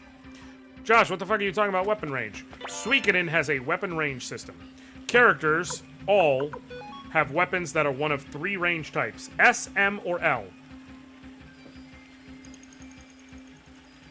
This is the special interest. You don't... Listen, just accept... Thank you, Dorian, for accepting me. S, M, or L. S is short, M is medium, L is long. Characters who are short range can only attack from the front row of combat and can only hit enemies in the front row. Characters who are medium range can attack from the front or back row in combat and can only hit enemies in the front row. Long range characters can attack from the front row or the back row and can hit enemies in the front row or the back row. Long range enemies also long range characters notably cannot counterattack when enemies attack them. It is possible to dodge as well as to dodge and counter. Short and medium range characters can dodge and counter. Long range characters cannot, as a balancing method. I have to adjust the party movement. So, for comparison point, how does Ayuden 100 Heroes stack up against the Suikoden remakes? I would say Ayuden is objectively better than Suikoden 1. As much as I love Suikoden 1, it is objectively better. I would say I need to play Suikoden 2. I'm gonna have nostalgia glasses, but I need to play it to see how it holds up against the remake, specifically, and how I feel about it. I'm guessing Suikoden 2 is I'm going to say it's better, because I'm fucking biased, but also, like, we'll see.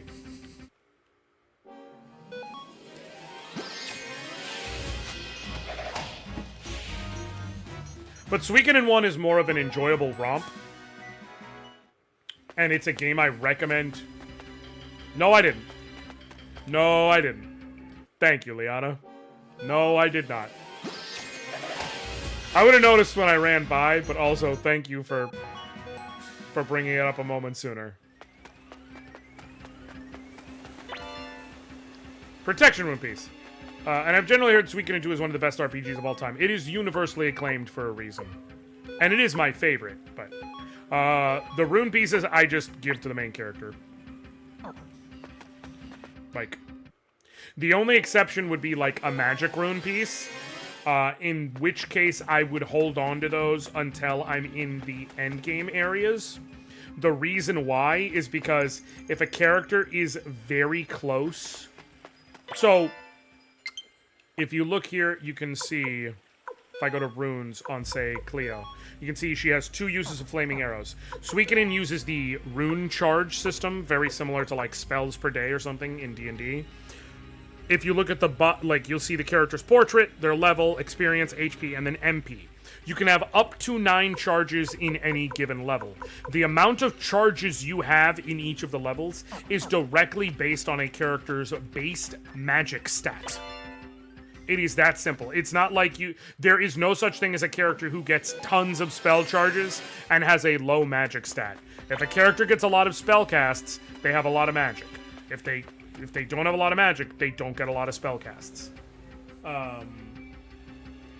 And so if you get a magic rune piece, it is not a bad idea to hold on to it until towards the end of the game, to where, like, once you have your final party and you're about to fight, you know, the final boss or whatever, if you see you're a point or two short on getting another spell charge, it might be worth it to give it to one of your characters then.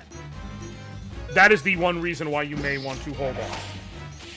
Otherwise, though, with the rest, I just give them to the main character. It's 1 point of stat. It doesn't really change anything for anyone. And like I said, the stat stone trick no longer works, so there's no reason to hold on to them to, like, abuse them.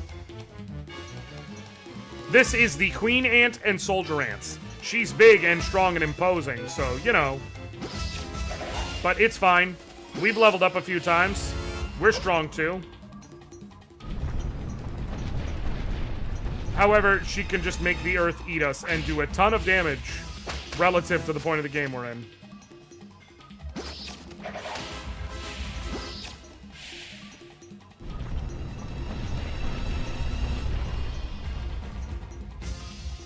Yeah, we're not in great shape.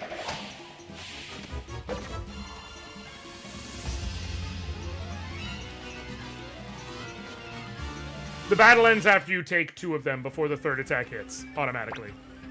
Damn, she's strong. We're no match for her. Not looking good. We're done for at this rate. Fools! What are you talking about? You must protect me! Young master, let's retreat. I'll keep you safe. I'm not sure we can escape. Do something! Anoriand, everyone, stand back. I have an idea. Don't do anything reckless, Ted. Don't worry, Anoriand. I've got this. But thanks anyway. Appreciate the concern. And Ted goes in solo dolo. Now it's time for Ted's rune.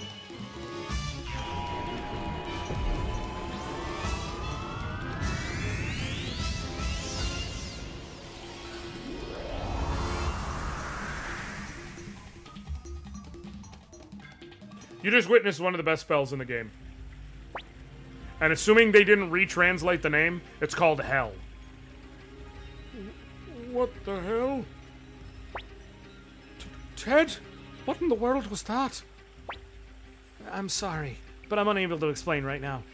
Anoriand, there's something I have to tell you after we return home. Until then, please don't ask about it. Well then, let's bust up these bandits and get back to Gregmister.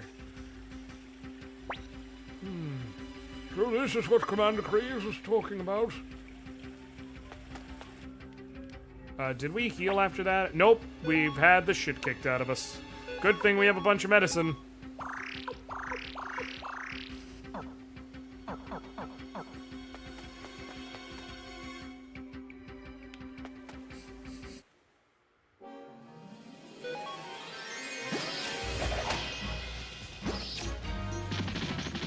Bam! Fun fact, these black wild boars are, first of all, clearly brown. But second of all,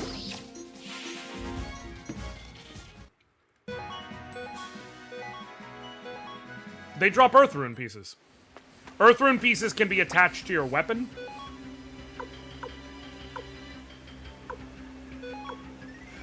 They give your weapons the Earth element when you attack. And more importantly, they increase your defense. Let me see something real quick.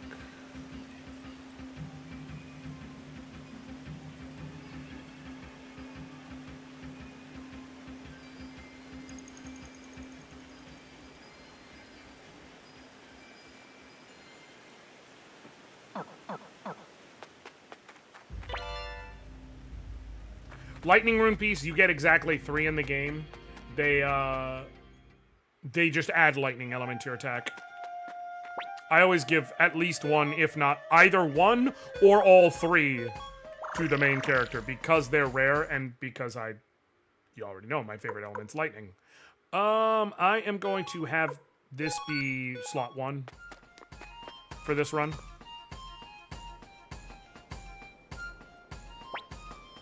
Well, what a rare treat. Looks like we have visitors. What can I do for you? Listen up, bandit scum! I am Kanan, Vice Commander of the Imperial Guard of Golden Emperor Barbarossa. I've come to bring you to justice. Now lay down your arms and surrender, you tax-pilfering leeches. Hear that? He says we're tax-pilfering leeches. Someone's got the wrong idea. Listen up, you petty bureaucrat. I'm Varkas, the Whirlwind Axe. Sidonia, you introduce yourself as well. Heh. Waste of time. Excuse my associate. That right there is our marksman, Sidonia. Best go home before you get hurt, you tax-thieving Imperial Guard curs. How dare you? I was renowned throughout the Empire as... You idiot! Don't get involved. I love that. I love how Bond's about to escalate. Everyone's like, well, I've got this title, and I've got this title. And Bond tries to join in, and Cleo's just like, shut the fuck up. Listen up, bandits! Surrender now while you can, or you'll regret it! ACAB currently includes the main party thanks to this guy. You're actually 100% correct, Dorian, and that will choose to be proven out very soon, actually. You really want to do this? Come on, let's take him out. They're actually attacking. What are you all doing? Hurry up and fight! Fight!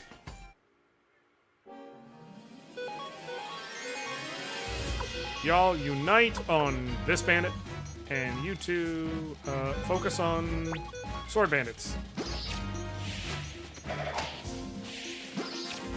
That was a waste, but it's fine. I love the unite attacks in this game. That's one of the simpler ones, but you can unlock some really cool ones. You just have to have the right characters in your party.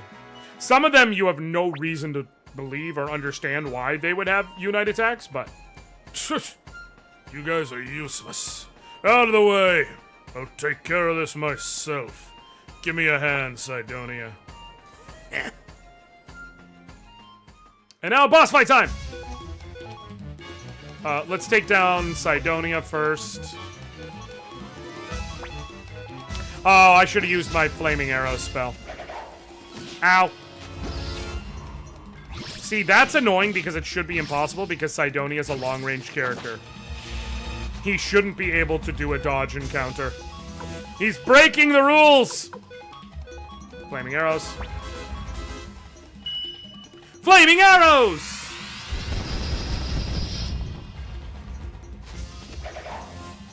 Ah! That's not good. Please kill him. Thank God, because I have 1 HP left.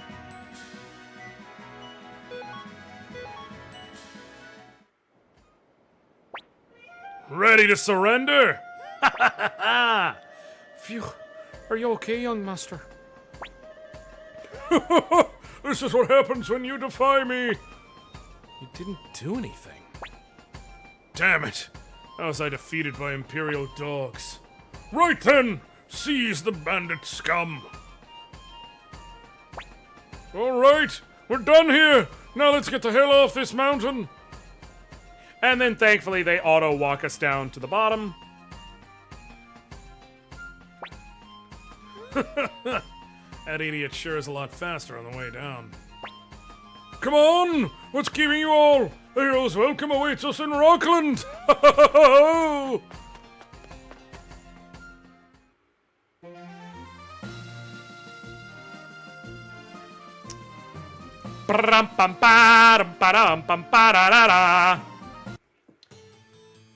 Oh, by the way, remember how I said remember those kids? I have... no.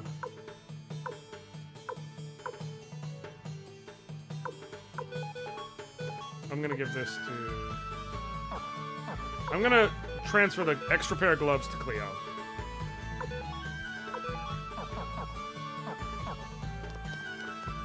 I'm not gonna have room for everything, I realize.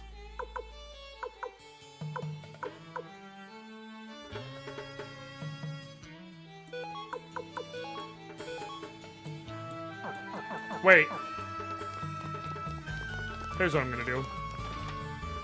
Here's what I'm gonna do.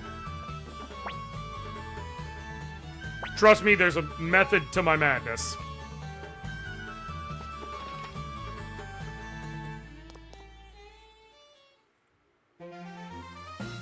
I should have fought those guards first, but it's fine.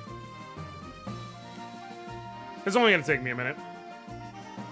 I'm not speed running this game, although I'm kind of gonna be speed running by the time all is said and done, because I'm know this game so well.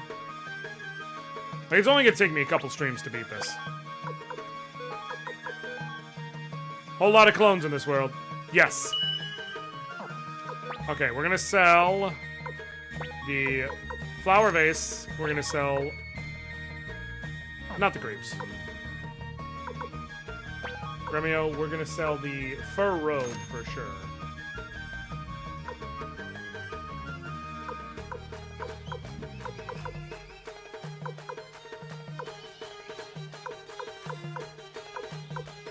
We're gonna sell that fur robe, that cape.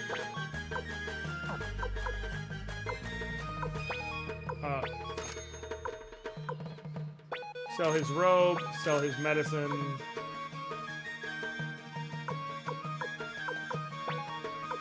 I'm gonna sell all the spare medicine.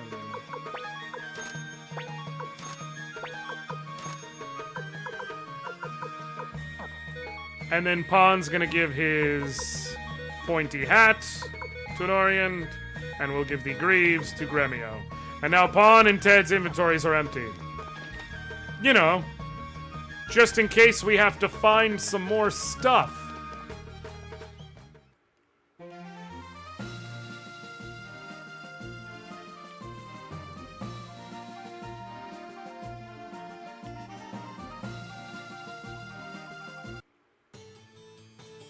Okay. Now we go over here. You bastard! How dare you muddy my shiny boots? Who the hell are you all? Buzz off! Fight him. Fuck these guys.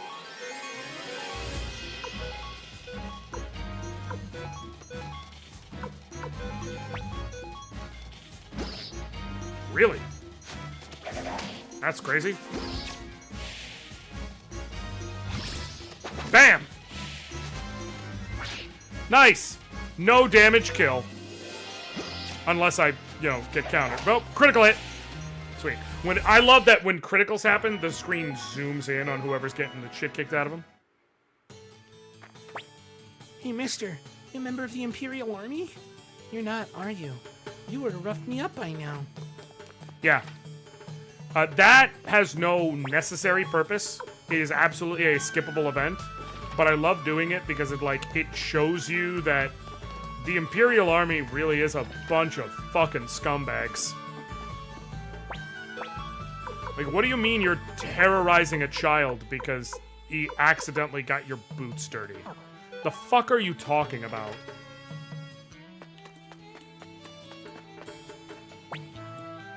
This grave houses a troubled man. Loneliness is a snow-acting yet deadly poison. The grave of a farmer. Where there was gentle sunlight, I could grow anything. An average mother lies here. Good night, until we meet again. Here lies an unknown warrior. For me, the battlefield was life itself. Herein lies a poet. I leave my verse here as proof that I lived. That will be my epitaph. These are the last words of a woman found on the street. Clive, please forgive me for not dying at your hands. There is a story there, but we're not going to get to see the whole of it until the end of the game, really. Welcome back, Master Kanan. What are the bandits? What? You caught them? I'll go get Master Grady. Please, wait a moment.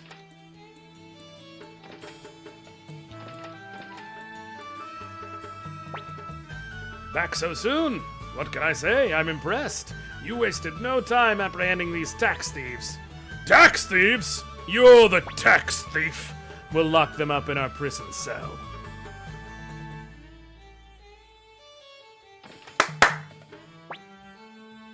Master Kanan, what is it? Please, take this. A small token of gratitude from our village.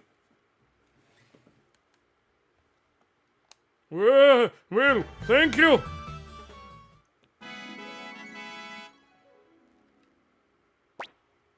Quite the dangerous sum. I'll hold on to it for safekeeping. You fucking bastard. Well, we've managed to apprehend the bandits thanks to our exploits. Let's hurry back to Gregminster. I can't wait to report my success to Commander Craze.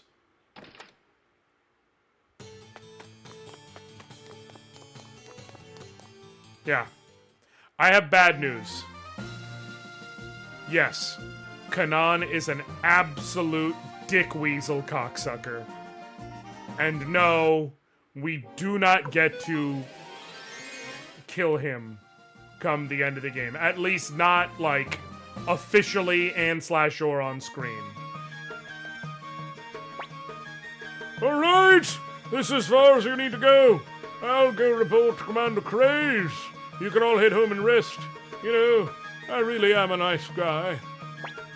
Oh yeah, real nice. Enough to make me cry. The bastard's gonna take all the credit for himself. Let it go, Pawn. Wasn't much of an achievement anyway. Besides, I'm exhausted. I want to go home and kick my feet up. Home sweet home at last, young master. I'll cook up something special. Yeah, your cooking is the best, Gremio. Ted, you're coming with me. What's this about? Oh, nothing much. It won't take long. Just come along. All right, sir. Go on home first, Anoriand. I'll see you there later. I've got something to tell you. Come on, Ted.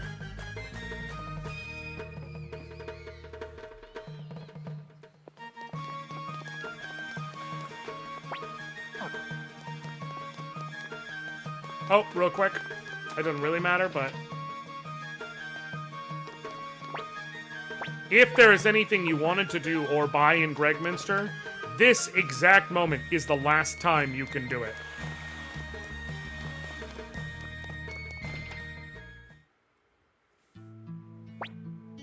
Can't wait to see what your next mission for the Empire will be. Right, Jason? It should be fun.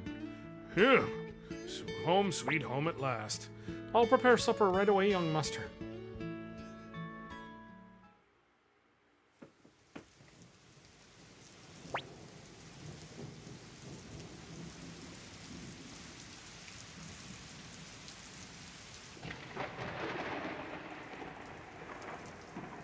Phew. Boy, am I stuffed. Sure beats all the dried meat we've been eating lately. Haven't had a proper meal like this in forever. What are you on about? You'd eat anything as long as it filled your stomach. Guilty as charged. I've made some tea, young master.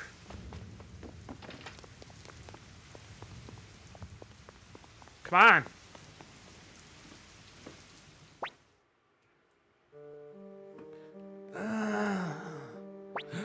Young master, what in the world? Cleo! Pawn! Come give me a hand! Ted? What happened? Are you okay? There's so much blood in the wound. It's not natural. Is it magic? What are you doing? We need to get him inside. Give us a hand, young master. Okay, ready? Put your hands on my shoulder and 1, 2. Yeah, I'm sure absolutely nothing terrible will happen.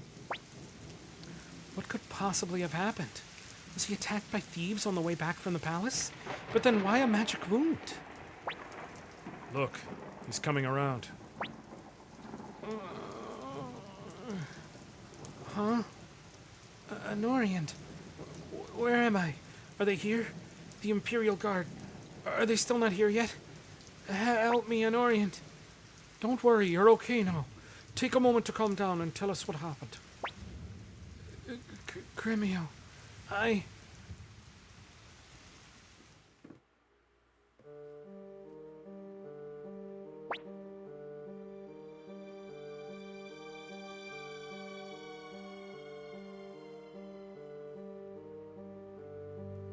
Hey, can you hurry it up? I'm starving over here.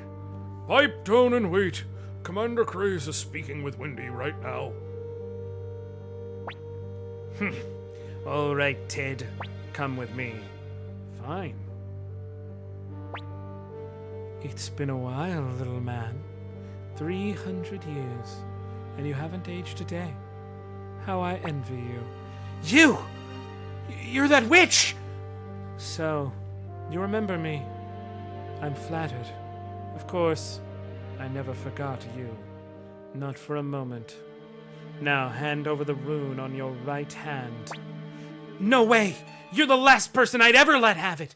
I'd rather... What do you think you're doing? Oh, Soul Eater, the cursed rune, manifest thy power! Don't be foolish. Using its power here will destroy you as well.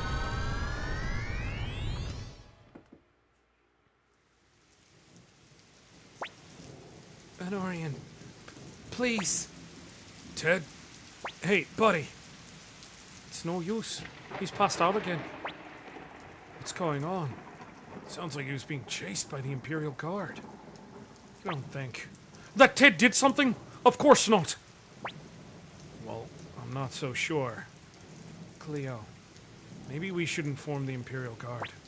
Why?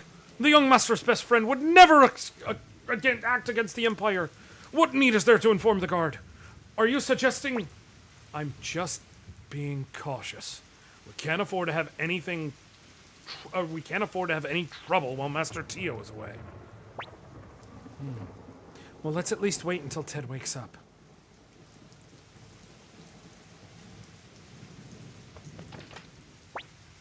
Young Master. Ted's fever still hasn't gone down. I'll go wake the shopkeeper and buy some medicine.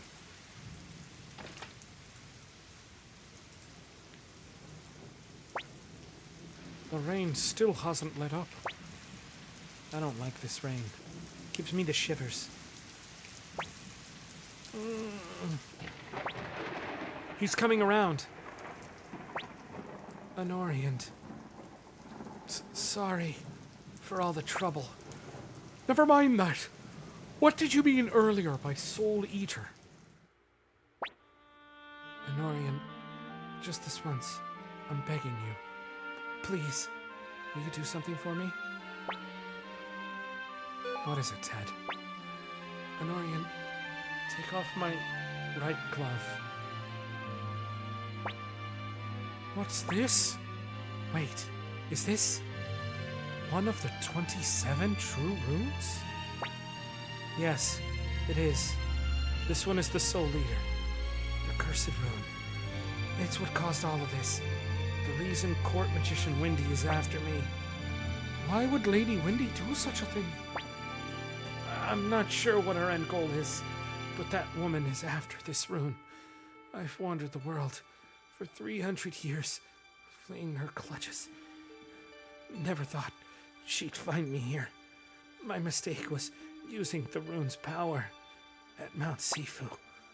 So that's what she used to take out the Queen Ant on Mount Sifu. Anoriand,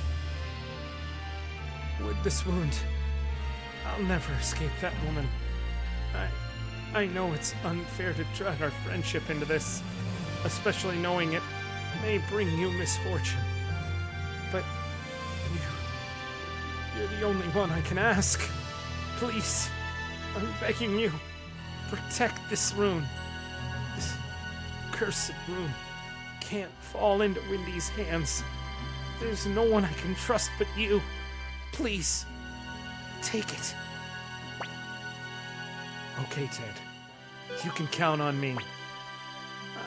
I'm sorry, Anoriand. This rune may bring you misery. Hate me all you want if it does. But please, you can never let Windy get hold of it. Give me your right hand, Anoriand.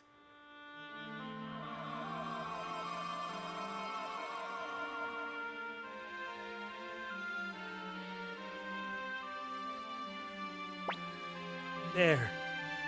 Now I can rest peacefully. What was that? It came from our front door. Come on, Gremio. Okay, Cleo. Fun fact: every rune, there's only one rune slot in Suikoden 2, but starting with Suikoden 2, and from then on in the series, every character gets between 1 and 3 rune slots: right hand, left hand, and head. The reason I'm bringing this up is every single instance of a character having a true rune, they're born on the right hand. So, Master McDole's son is here as well. Why don't you go ahead and hand over Ted? We know he's here. We were informed by Pan, who is loyal to the Empire. Pawn! You! Why, Pawn? I can't allow any trouble to occur in Master Tio's absence.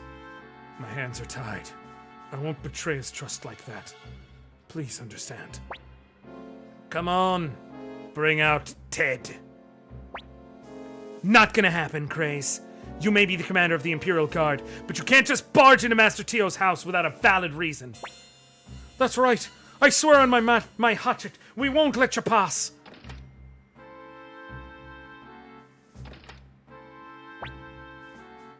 Wait, Ready to give yourself up? Anoriand. They still think I have the Soul Eater. I'll act as a distraction while you escape. But what about you, Ted? No. Don't worry about me, Anoriand. I'll manage to get away somehow. No. I believe in you, and I want you to believe in me too. No. Don't disappoint me. You of all people should know how I feel. If I say no again, he's going to go back to the beginning here. This is a classic, but thou must! You have no choice but to select the correct dialogue to progress. All right. Young Master, there's no way Ted can escape with that wound. Quiet, Gremio. He knows that too. We've got to get away so we can keep his promise to Ted. Isn't that right, young master? Hurry. Go. Very well, young master. Let's escape through the back door in the kitchen.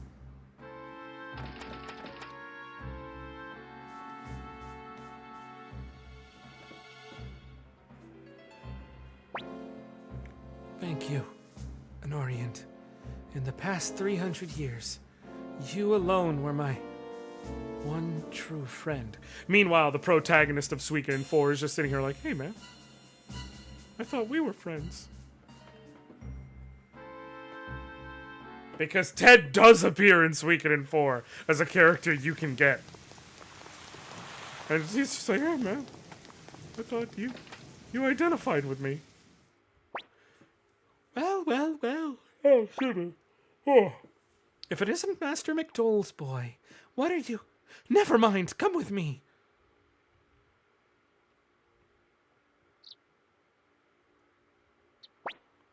What in blazes is going on here? Imperial soldiers running around and you scurrying, stoked to the bones. What? Oh, well, never mind. I'm sure you have your reasons. Don't worry. You can stay here. I'll put it on your tab. Thank you so much. We're gonna run. Young Master, please don't wander about too much. Well, I have to progress the story, so...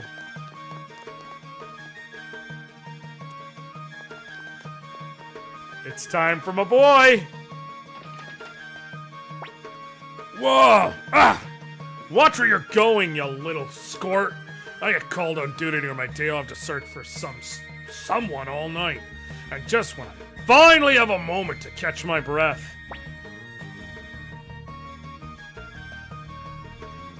You stay inconspicuous. Hey, hold it right there, half-pint. Just gonna run into me and not apologize? Is that how your parents raised you? Huh? Wait just a minute. I recognize you from somewhere. Young Master, are you all right? Hey, you! What the hell are you doing? Who are you people? And what's this young master business? Wait, let me see his face. He looks like that one we're after, the McDole kid. What did you say? If this escalates any further, we're in trouble. We'll hold him off, young master. You escape while you can. Guess we have no choice. Let's do this. All right, okay. Calm down, buddy. You too, oh great Imperial sirs. Calm down. Just think about it. Why would a fugitive still be hanging around here? No one would be that stupid. Well, I suppose, but just in case. Come on! You're scaring the poor kid. Look, just leave this to me. I'll kick him out. Hey, wait a second.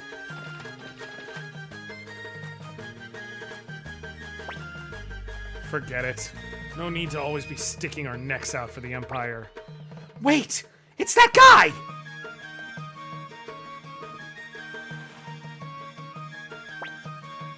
Thank you. You really saved us there. Right back at you. I was wondering how I was going to get myself out of paying for that meal. How I was going to talk myself out of paying for that meal. Hold on. So you're saying you used us to get a free meal? Oh, come on. It worked out for all of us. Well, see you around. Thanks for helping me out. I love Victor so fucking much. Now, if you try to leave, there's talk of rebels lurking in Gregminster. Could you be... Well, you get thrown off to the back. So, What's the matter? You look worried. Yeah, I know. You're that Rebel McDole kid, aren't you? we're not rebels! Couldn't care less either way. More importantly, how do you plan on getting out of here?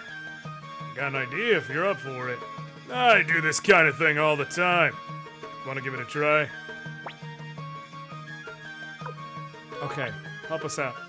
All right, leave it to me. There's just one condition. Uh-oh. Here we go. Don't worry, it's nothing crazy. If you manage to escape, there's someone I want you to meet. That's it. Not a bad deal, right? Now that that's out of the way, let's move. First, let's head to the city gates. Trust me, I'm not handing you over to the Imperial forces. And Victor has joined your group. Now here's the fun fact about Victor. Victor... I'll need to move him into the front row. Victor... Everyone else in my team is level 8, Victor's level 7. And their HP values for everyone else. Anoriand is 92, Gremio is 81, Cleo is 83, Victor has 149!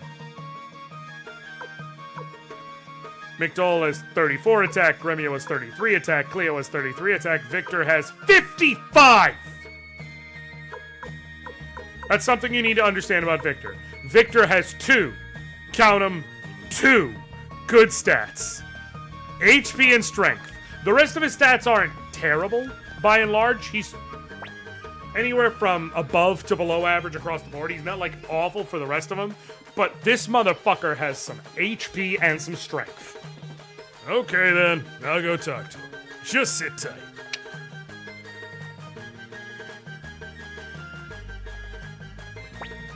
Now clear.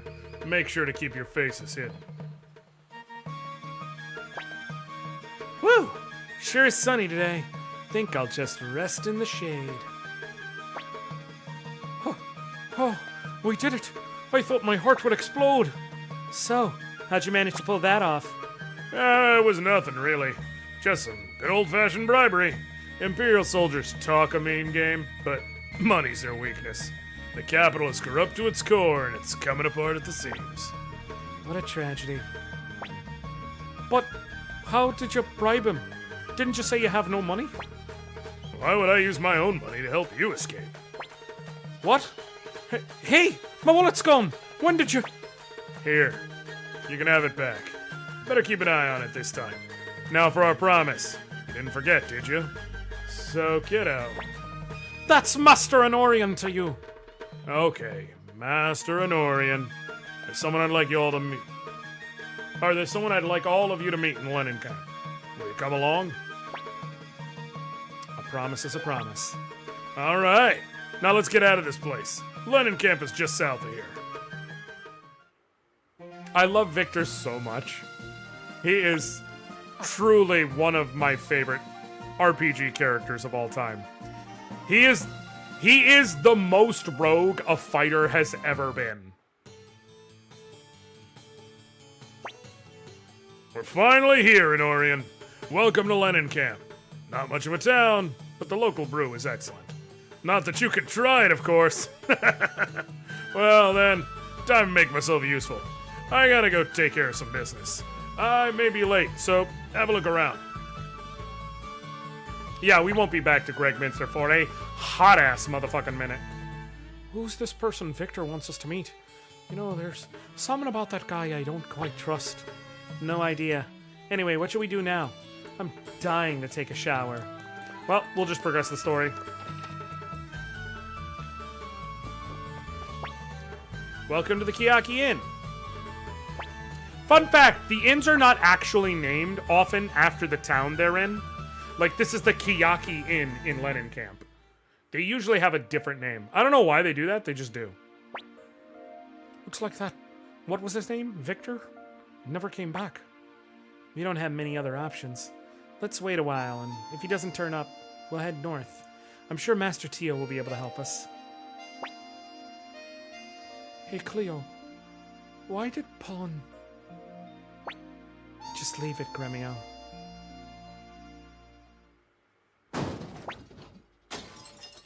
Well, what could the ruckus be at this hour?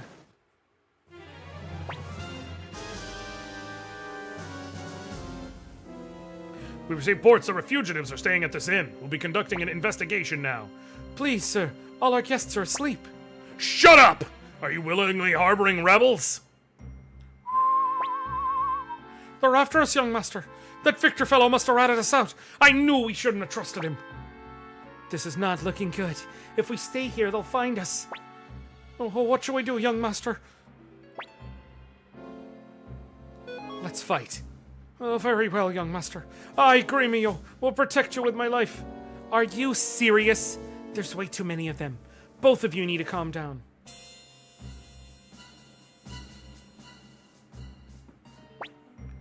Oh dear, we're really in trouble now. Gremio, if we could just get the young master out. Psst! This way! Hurry! Who said that?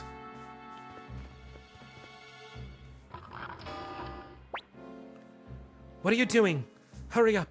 Do you want to get caught? Oh, wait, who's there? Who cares? This is a godsend. It's someone important. You must be the new friends Victor told us about. The others are waiting. Follow me.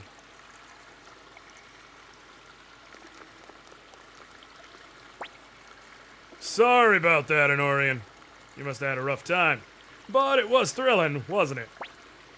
What's going on here? I didn't expect to blow my cover this soon. Oh well, at least you got to meet Odessa. Odessa. That name sounds familiar. You don't mean from the rebel army? Well, we much prefer to call ourselves the Liberation Army. But you can call us what you like. Allow me to introduce myself. I'm Odessa Silverberg of the Liberation Army. Nice to meet all of you. Victor, is that who you wanted us to meet? That's right. You might want to sit down for this. You're looking at the son of General Tio McDowell. And a fugitive, no less. Wouldn't he make a great asset to the Liberation Army? Now, hold on a second. Are you kidding? What makes you think he'll join the rebel army? Isn't that right, young master?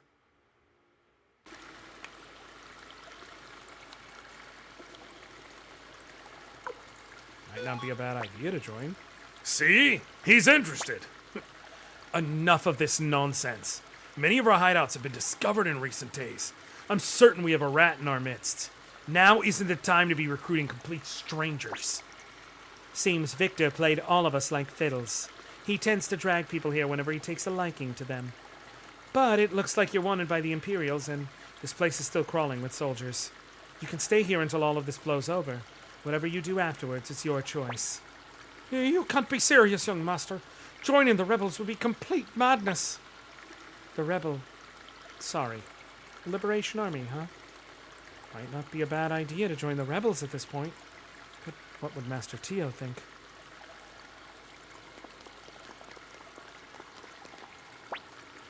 If Odessa welcomes you as a guest, then so do I. I'm Flick. You probably heard of Blue Thunder Flick of the Liberation Army. What? Never? Well, Now you have. The quiet guy over there is Greatsword Humphrey. He, I, and along with Sanchez are kind of a big deal around here. My name is Sanchez. Pleased to meet you.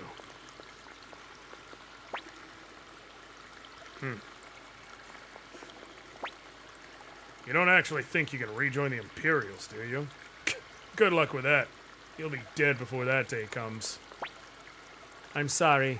Victor can be a little overdramatic at times. Under normal circumstances, you and I would be enemies. I wish things weren't this way. Are you okay? I must speak to Lady Odessa. Let's help him in.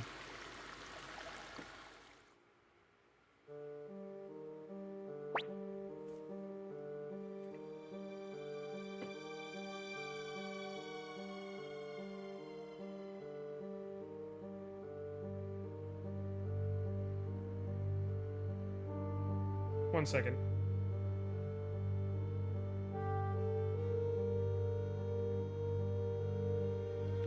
Where am I? Don't worry. This is Liberation Army space. So, what business do you have with me? So, you're Lady Odessa? Thank goodness. I'm one of the bandits holed up on Mount Sifu. Well, we only target those corrupt Imperials. But just the other day, the Imperial Guards came and arrested our bosses, Varkas and Sidonia. Varkas and Sidonia? Wait, isn't that... Shh! Quiet. Lady Odessa, please, help Varkas and Sidonia. That bastard Grady from Rockland has them strung up and starving them to death. Outrageous! Execution without a trial? That's forbidden by Imperial law. That's terrible. But Odessa, the Empire has increased surveillance as of late. We can't do anything overt. I know, we're short on manpower. But the bandits rely on us. We can't betray their trust. You know, Flick mentioned a rat in the Liberation Army. Good thing everyone in this room is 100% trustworthy. Yes! Everyone is.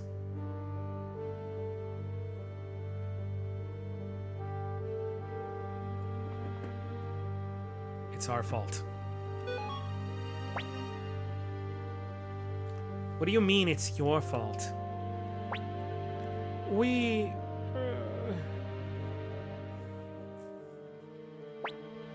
I see. It's too bad. Even if you didn't know at the time, you're still responsible for your actions, right, Anoriand? You gotta save Varkas and Sidonia. I'll go with you. Agreed. I don't plan on betraying the Empire, but Grady is beyond redemption. You're right. Correcting Grady's injustices will be good for the Empire. Young Master, if you give the order, I'll follow. Thank you so much. Varkas and Sidonia are strung up at the mansion of Rockland's military commander. They'll die soon if we don't hurry. Please save them. Anoriand, you have my gratitude. Victor, I'm counting on you. Leave it to me. Let's get a move on, Anoriand. Rockland, here we come. And now Victor joins again. Now, something Suikoden does, except they fixed it for one character, so I'm curious to see if they fix it for other characters. They throw anyone who joins your party automatically into the back of the party. Like, you slot it out like 1, 2, 3, 4, 5, 6. So Victor joining means he automatically goes in the very back line of the party.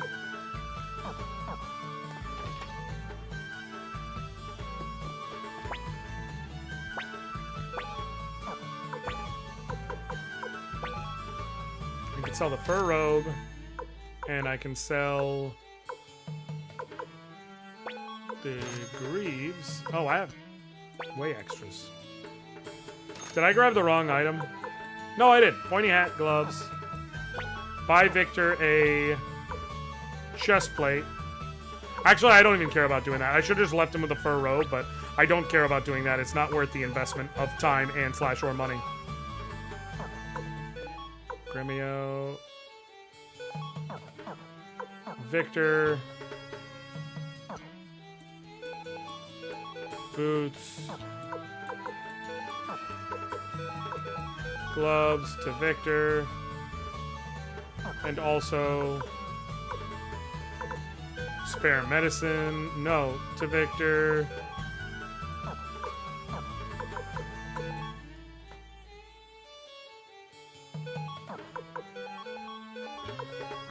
No, that's right. Boots, gloves. Victor has enough HP that I'm willing to let him have lesser defense right now, because he's gonna be fine. Really, if I was smart, what I would do, and I am, so I'm going to. Cleo, hand your chest plate over to Victor for now. Because Cleo's in back anyways, and there's only one type of enemy we could run into that could hit her, and because of her winged boots, she has the best defense in the party right now anyways. So, I'm going to slap that clone rune onto Victor. The question is the rest of it. Earth rune pieces are farmable. I probably want to give Gremio's weapon the earth rune piece, because his whole thing is that he's, like, tanky. The thunder rune piece, lightning rune piece I'm giving to Anoriand. I just am. The wind rune piece, I'll leave it for now. I know I said I'm gonna give it, it's good to give it to Victor. I need to check and see, because it used to be that, like, the type of rune piece was flipped in the game, but, like, as to what it said. But basically, I want to see if wind rune pieces are farmable. Where's the rune store? Attach to Victor the clone orb.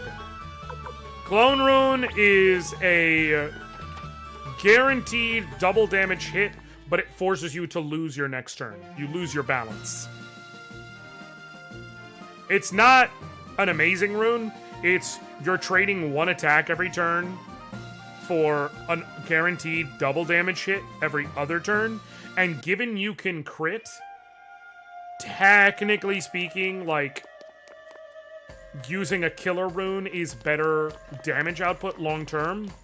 But Victor has shoddy decks, so he can miss plenty. So on enemies that are evasive, it's really useful because it allows you to, like, just bypass evasion entirely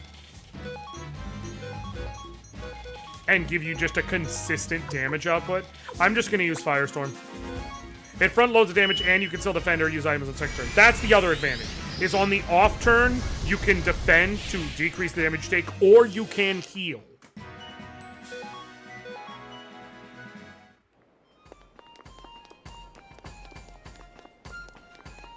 It's why giving Victor the dragon, if you don't have, like, a dedicated healer, giving Victor the Dragon Seal Incense, not a bad idea.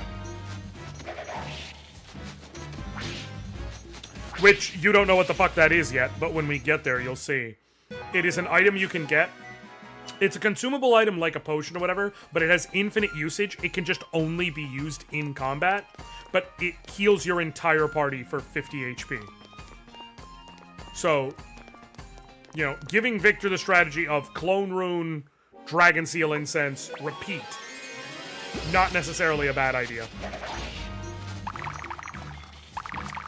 These slimes have a chance to drop water rune pieces. Why they put so many enemies that can drop, like multiple enemies that can drop rune pieces this early in the game, I don't know. But in thinking about it, the fire rune piece is literally the... Why did I fucking come to Mount Tiger Wolf?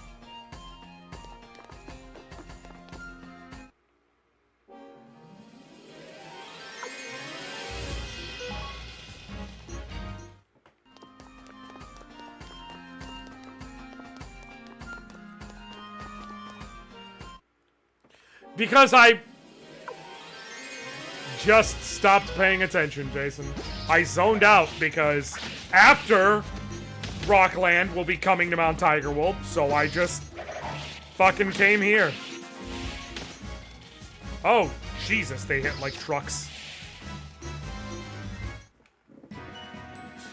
Hey, Victor leveled up. Thankfully, we have plenty of medicine. I'm not really worried about it.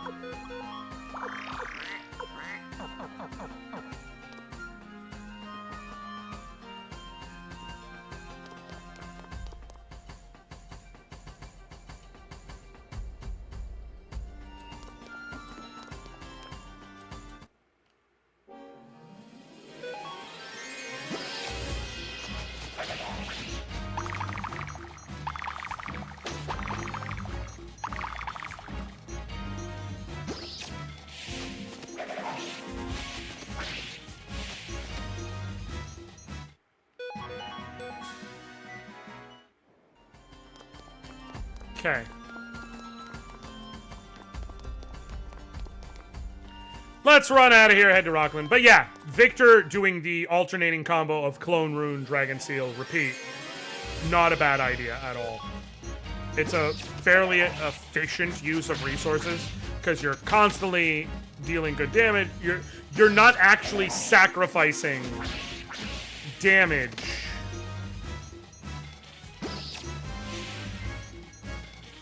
in order to you're not actually sacrificing damage while being able to heal the party consistently. That's why is effectively the way to put it.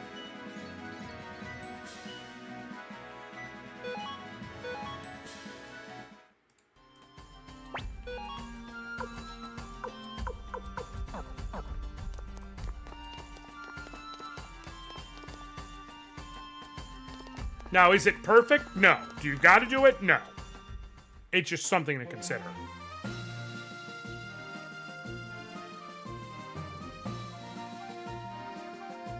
Really, for almost any character, if you want to be absolutely technical, the most broken setup is giving them... Because you can farm water rune pieces, the most broken setup is giving them... Because you can attach up to 9 rune pieces to a weapon, is giving them 9 water rune pieces. Especially come endgame. The reason why is because the best endgame helmet is the silver hat.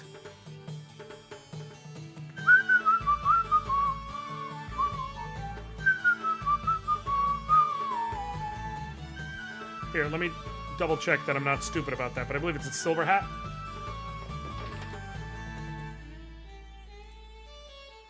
Yeah, for almost everyone, I should say. It's the silver hat, which... And then for several,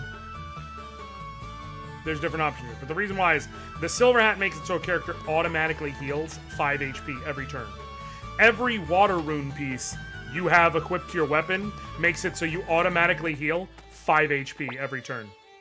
Who are you? If you've no business here, then clear off. Or do you want to be strung up like those bandits? I am.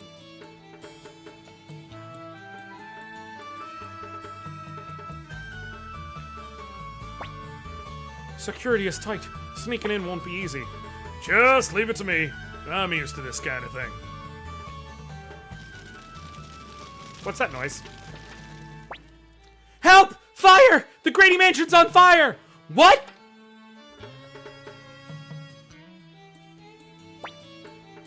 Victor, what have you done? Don't tell me you... Don't know what you're talking about. Must be all the dry weather we're having. How could you? Young master, this man is unhinged. Love Victor so fucking much. He is the most rogue a fighter has ever been. And also the most fighter a rogue has ever been.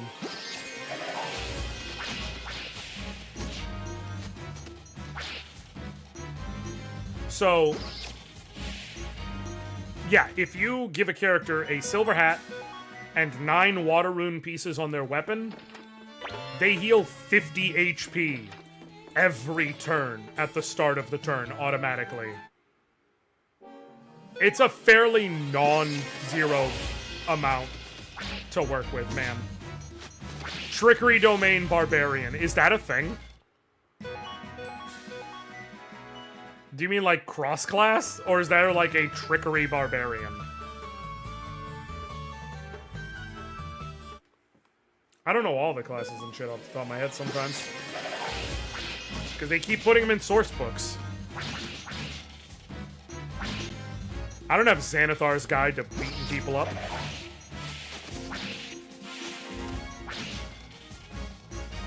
I wish you did.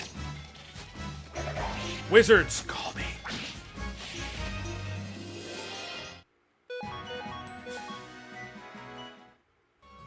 Oh, almost ran out. Obtain chestplate. That's the other reason why I wasn't worried.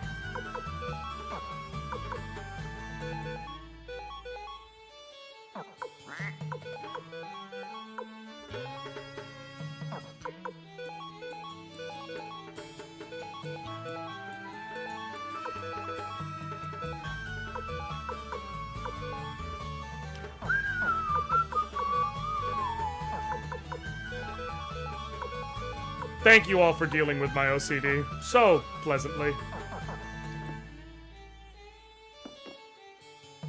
Okay. More bad guys!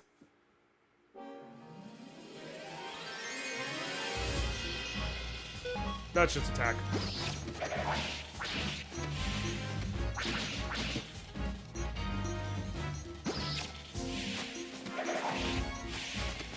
Bing! Get him, Gremio.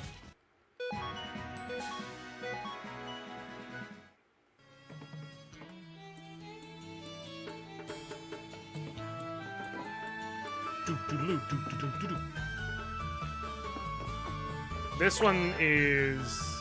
Yes. I think this one becomes a hex doll. Off the top of my head. And then these are both money. Also, I'm not even fighting this last group, because it's going to be a full group of 6. Like, I'm fighting them, but I'm not fighting them, is what I mean. Defend, defend, defend. That's just in case. I know they're not going to outrun me, but just in case. Firestorm!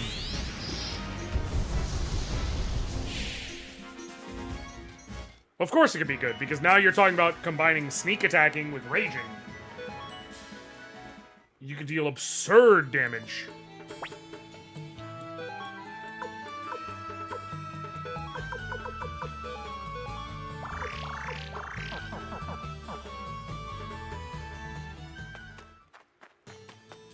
I love how the house is still on fire. What's going on? My eyes are blurry. I can't... Hey! You, those Imperial soldiers! What are you doing here? Came to mock me, didn't you? Of course we didn't. If we knew what Grady was up to, we would never have helped him. As it happens, we're also fugitives now. We're here to rescue you. Thanks. Give my associate a hand, too, will you? Won't be necessary. Sidonia, you bastard! If you could get free, why didn't you escape earlier? Can't very well escape on my own, can I? Sidonia, why you... Hey, we better get out of here quick. Now I may need to try this in my next BG3 run. Oh, feel free. It's a good move. Rogue Barians can put a they Nova like a motherfucker. Is what it is. Like, they do pretty good, consistent damage, but they Nova like a motherfucker. Traitors! Not only did you defy the Empire, you freed the bandits! And you set my house on fire! You'll pay for this! Oh, yeah? You want to settle this now? You're not the only one with an axe to grind. How about I carve out your eyeballs? What? Well, I'll settle for tearing him to pieces. What? Just wait until Commander Craze hears about this! You'll get what's coming to you! Cleo, do you think we'll ever be able to return to the Empire? I don't know. Young master! Don't worry. Where there's a will to survive, there's a way. I also like Farkas. I love that scene with Sidonia, just like, yeah, I could have escaped this whole time, but I ain't leaving my man. Looks like we're indebted to the Liberation Army now. Tell Lady Odessa that if she ever needs help, Farkas and Sidonia will run to her aid. Goodbye, then. Perhaps we'll meet again someday. Perhaps. Nothing like a hard day's work. Come on, let's get back to Lenin Camp. Anoriand, why don't you spend a little more time with the Liberation Army? What do you say?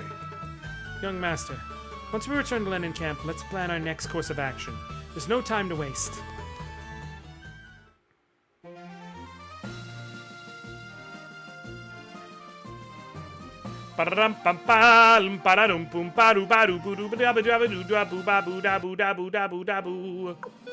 Also, I just found out via checking my email before stuff that I don't have school tomorrow. I do have some stuff I need to, like, do. But my class got canceled because of an emergency dental thing, I guess, for the teacher. So, that's cool. So I totally was like, that's my wife!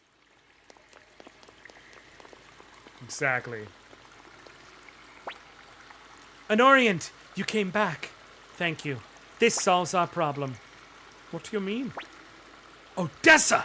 You're not planning what I think you are. Yes, I am. What? What is it? What's going on? Anoriand, take a look at this.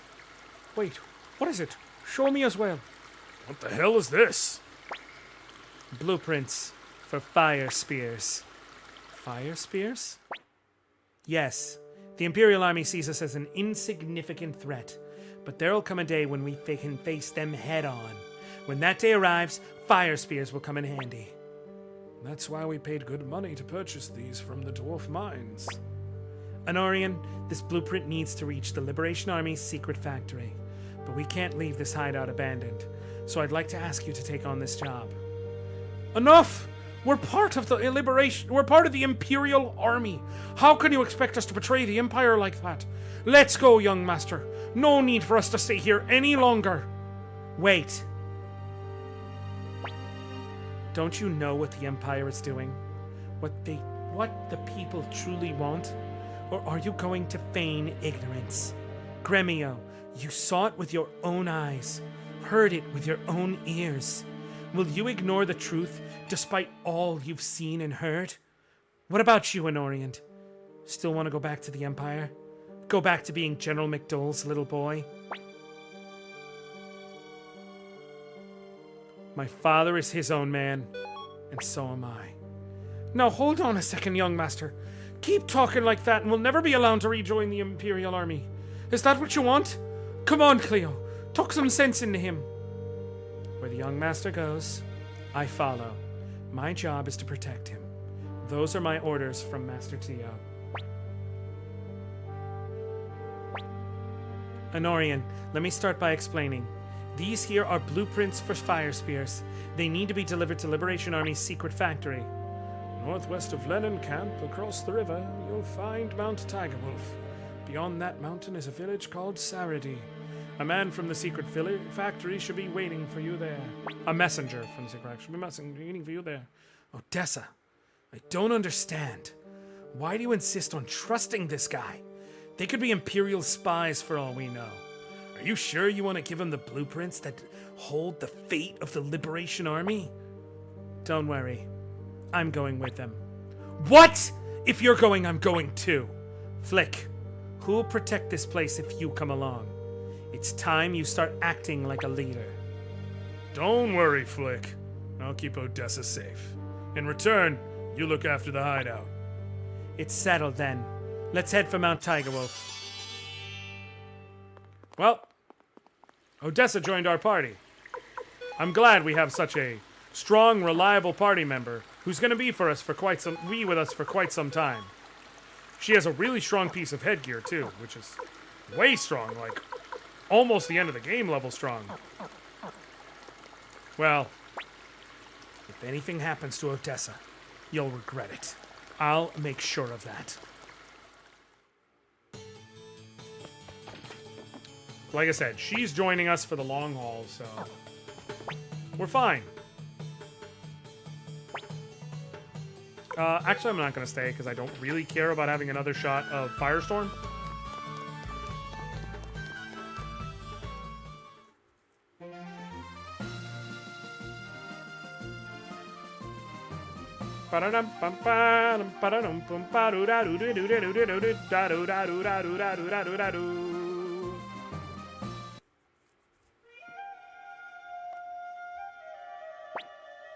Sun's going down. Think we can make it over the mountain before nightfall? There's no way I'm spending the night out in the open.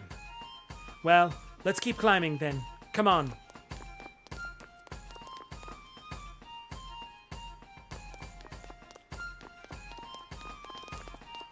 Hey, Phoenix Path, I appreciate you. Thank you for the lurk. Hope you're having a good one.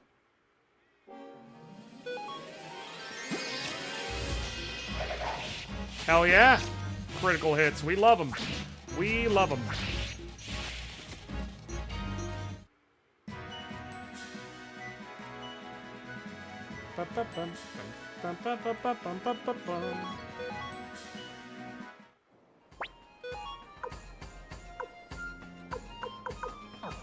I wanted to see something. I get her tunic doesn't. It's just money, really. I guess I'll give that to Cleo, and her medicine I will give to Premio. Yeah. We're not gonna face any boss up until for a little bit. Today, looking at time 746, I'm reading everything so it slows me down, but I am going to, I think, make it through at least La Pont today.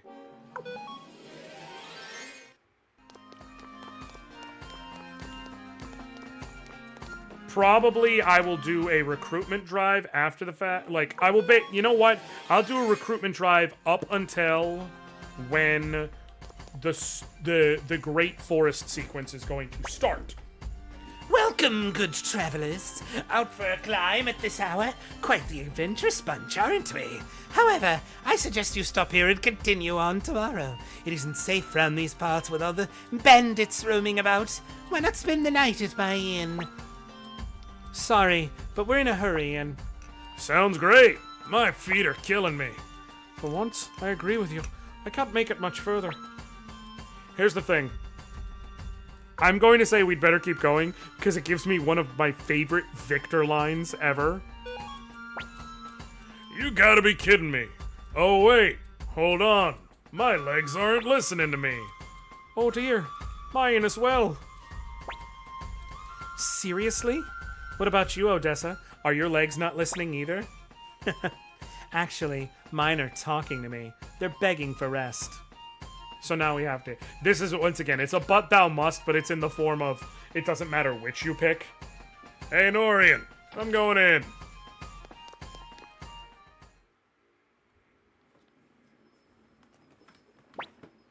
Before supper, you must try some of this tea. It's a specialty blend from Mount Tiger Wolf. Pass it here. Oh, it's quite bitter. True, very bitter. Come, you try some too. Fine, just a taste. Here you go. Be careful. It's quite hot. Smells kind of strange, doesn't it?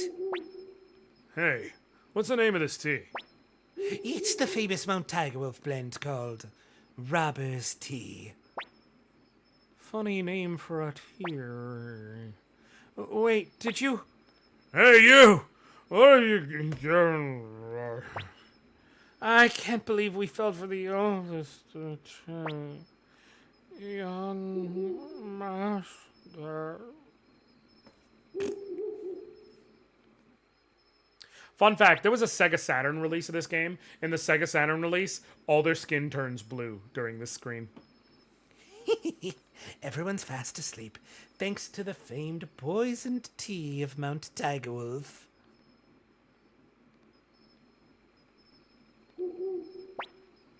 Well, well, they sure are well off for a bunch of vague vagabonds. Looks like I'll be living it up for a while. Hey, let on. How's business? Aha! Booming today from the looks of it. Why, if it isn't Boss Kessler, always at your service. As you can see, I've just finished work for the day. Aha! It's a fine-looking lady in their company. Wait. Hold on a second. Isn't this... Hey, let on! What have you done, you fool? What do you mean? Do you have any idea who this woman is? My guess would be some ignorant traveler. Idiot! Even an imbecile like you must know of a Lady Odessa, Lady Odessa, leader of the Liberation Army. You kidding, boss? Even a child knows who Lady Odessa is. Wait, are you telling me this is her? Yes, I am. Now hurry up and prepare the antidote. Okay, let's see. Rabbit's tail, rose leaves, pinch of sugar. Listen, Ledon.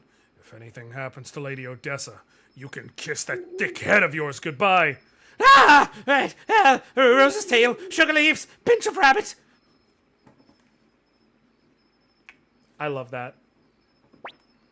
Forgive me, Lady Odessa. Though completely unintentioned, I nearly committed the gravest error of my life. If you'd like, I'll make this fool Ledon pay with his... Please, boss, I'm quite attached to my head. Don't be silly. That said, I'll need to be more careful in the future. Flick tells me I'm too trusting of people. Maybe he's right.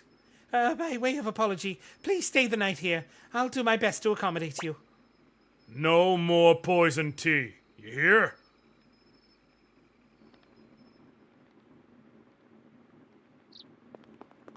Also, you can see the different styles of snoring the team has. Gentle breathing. Mild snoring. Loud snoring. You just know Victor's in there like, Trust me, no more poisoned tea. I learned my lesson this time. you also a member of the Liberation Army? No? You're not? Oh, Lady Odessa really is incredible. She's serious about overthrowing the Empire. Plenty of people are unhappy with things are, but she's the only one doing something about it. I hate the Empire as well, and what have I got to show for it? I'm just a loathsome bandit. Lady Odessa's our only hope. Love how it's implied everyone is okay with him robbing other people. Notice he did say no more poison tea. I've learned my lesson. Good morning, Good morning, young master. You're up early, Anoriand. Hey, Gremio? Why is Cleo in such a bad mood? Leave her be, Victor. She's not much of a morning person. Looks like everyone's here. Right. Today we reach Saradi. Leaving so soon? Let me unlock the door.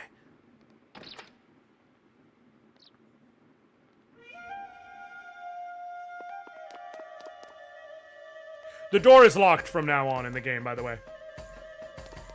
Like, you can come back to Mount Tiger Wolf much later on. The door is locked when you return.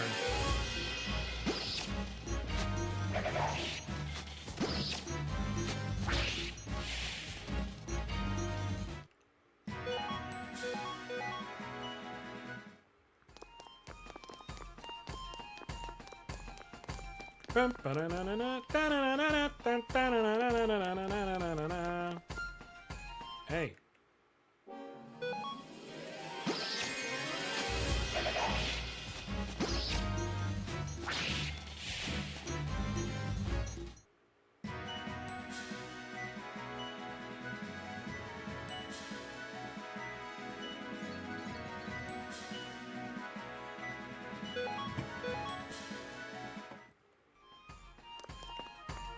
Okay.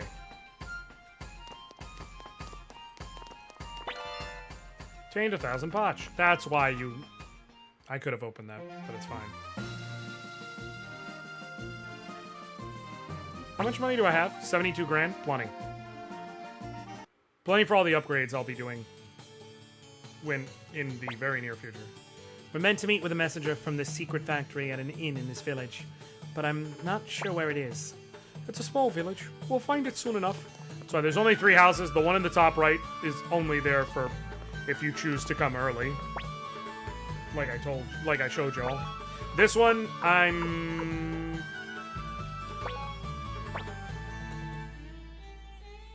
Nah, it's fine. I don't need to buy it yet. This is the inn, even though it's not marked. This seems to be the inn. Let's get some lodgings while we wait for the messenger. Hello, are you guests? It's been years since we've had him. Ah, and now it's time for a Suikoden tradition. The late night speak with a character before an important moment. Nothing bad ever happens after this. Can't sleep, Anoriand? Guess I'm not the only one. But on nights when I'm restless, I like to feel the night breeze. It soothes and calms me. Hey, Anorian, mind if I tell you something? What is it? Kessler from Mount Tiger Wolf, Flick, Humphrey, Sanchez, they all have high hopes for me. But you know what? Sometimes I want to run away from it all. I'm afraid of not living up to their expectations. What do you plan to do now? Will you return to the Empire? I don't know. Think about it. You're capable of choosing right from wrong. Your father is one of the great generals of the Empire. Perhaps you can return to a life of peace. But remember this. You can't ignore what you've seen, what you've felt. To do so would be a terrible sin. There's something mysterious about you. When you're around, I feel more compassionate. Victor must have brought you because he saw the same thing. There are many in the Liberation Army. Humphrey, Sanchez, Mose, and Flick. But none of them have such captivating eyes like yours. Eyes that draw people in. You know, if something were to happen to me... Who's there? My name is Kage. I come as an envoy of Sir Mose, who heads the secret factory. Mose certainly does keep strange company. How is he? I received a letter from him mentioning his pigeon was sick. I find it hard to picture Mose nursing a pigeon. Very hard indeed, especially as Sir Mose keeps no pigeons. I'm sorry, but I had to test you. I would never betray a client while under contract. Here are the blueprints for the fire spear. Please deliver them safely. The Liberation Army's future depends on it. Understood. I shall take my leave of you now. It's getting late, Anoriand. We'd best get some rest.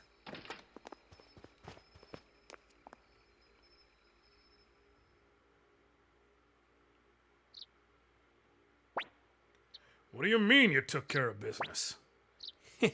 Between the two of us last night, didn't we, Anoriand? Come to think of it, his bed was empty late last night. Young master, what were you up to? Something you can't tell me? Come on, Anoriand, shall we? Young master! Let's go, Gremio.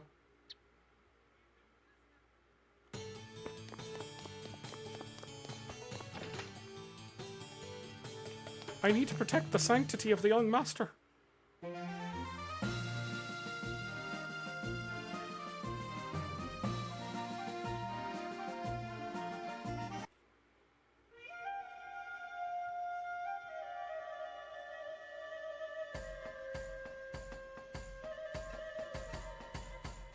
Bing bong boodaloo beedlee da battle at da battle bomb.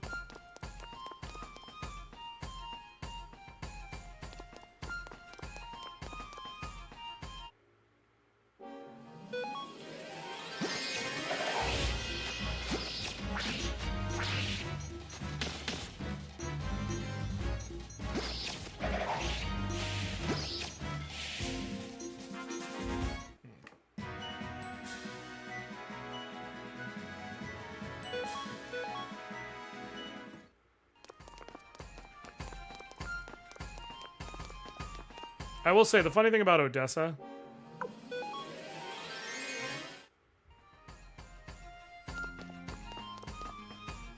They could have made her a bit more standout. Like, as long as she's going to be a temporary party member, fuck it, give her a silver hat. So that she restores... So that she restores HP every turn.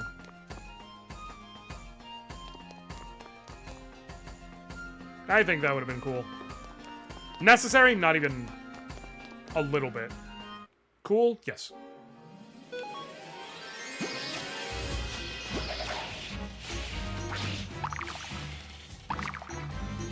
Nope. I've got no strings to hold me down.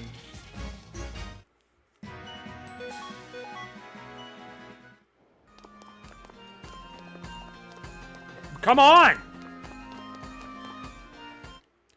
Diagonal movement is cool, but it does take some getting used to.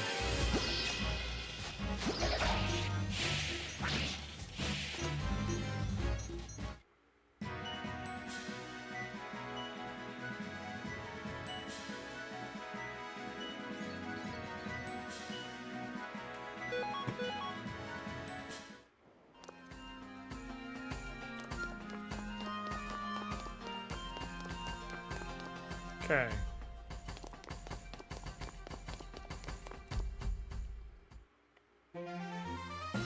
Also, for those of you who are here, I've realized, so it's kind of become a yearly thing that I have the streamiversary and then the birthday stream. And on one or the other, I'll do like a donathon situation. Not for both, especially because of how close to each other they both are. But at least for one of them.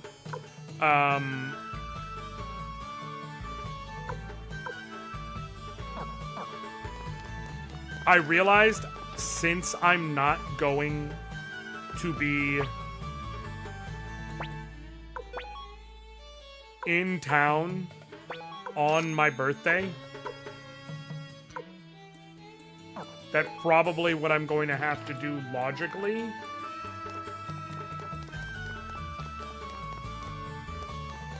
is like roll them both into one. What happened here? Are you all right? The Imperials. They came out of the blue. I'm sorry, Lady Odessa. Oh no! Wait, Odessa! Let's chase after her, young master.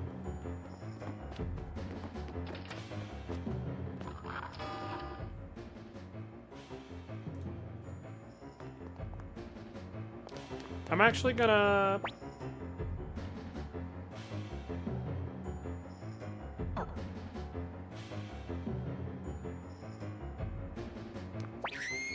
I'm gonna skip the first two optional fights and just do the third.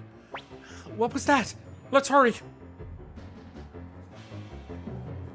There is a method to my madness here.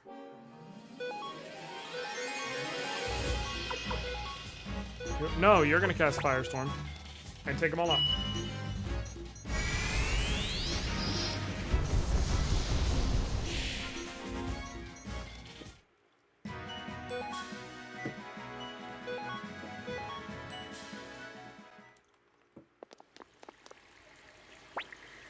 Odessa, are you all right? It's okay. You can come out now. Hurry. You must run. Okay. Lady Odessa, you're bleeding. Odessa, how did this happen? Without you, the Liberation Army will be... I'm sorry, Victor. It seems I've chosen to be a woman over my responsibility to the Liberation Army. I couldn't let the child die. I failed you as a leader. Don't talk, Odessa. You'll make your wounds worse. Anoriand, will you come over here? I have two requests for you. First, give this earring to a man called Matthew who lives in the village of Seika. Stop it, Odessa. None of this nonsense about final requests. Victor, thank you. But it's too late for me now. I can feel it. Take it, Anoriand. Take the earring. For my second request, please throw my body into the stream there. What? Why? Why do such a terrible thing? Please, Anoriand.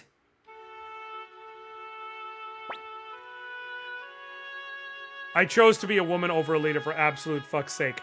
That is definitely a dated line. Especially because if they were redoing it, it could have just been, I chose to be, like, a citizen instead of a leader. I think the intent of the line is supposed to be like, I chose to be a single person protecting a child as opposed to a leader doing a cost-benefit analysis. But that wasn't a great line. It's definitely shown. That is almost I'm pretty sure that is word for word the original line. So that's just like, that's not new translation that fixed it. So I'll do it. Anoriand, how can you agree to that? Thank you, Anoriand. You understand me. Victor, our liberation movement is still in its infancy. If others discover I'm dead, the movement will die with me. That's why you must keep my death a secret. That small flame of hope must be kept alive. Hey, if you meet Flick again, will you tell him for me his kindness always saw me through? Well, I think this is goodbye, Anoriand. Live to see the free world I wasn't able to see. We're not killing her. She ran in here and protected a child and got stabbed to where she's dying. Goodbye, Odessa. And so her request was that we take her body and throw it in the stream so no one finds her dead body, so that, because she was the leader of the Liberation Army, so that the Liberation Army's hopes aren't extinguished. I suppose we must go to the village of Seika. Yes, we have to find this Matthew fellow. But to get to Seika, we'll have to pass through the fortress of Quaba. Fortress of Quaba. It's going to be a tricky one. But I think we'll manage somehow.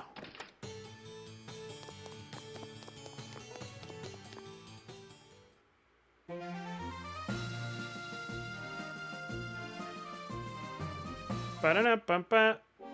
Stop. Wait, did I heal? Nope. It's fine. I'll heal in Seika. It's right next to this gate anyways.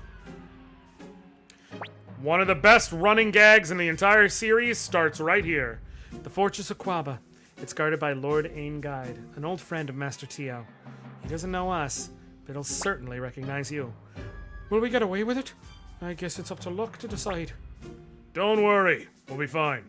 Now, let's choose some fake names. We'll need to make sure our stories line up. I'll be Roy, then.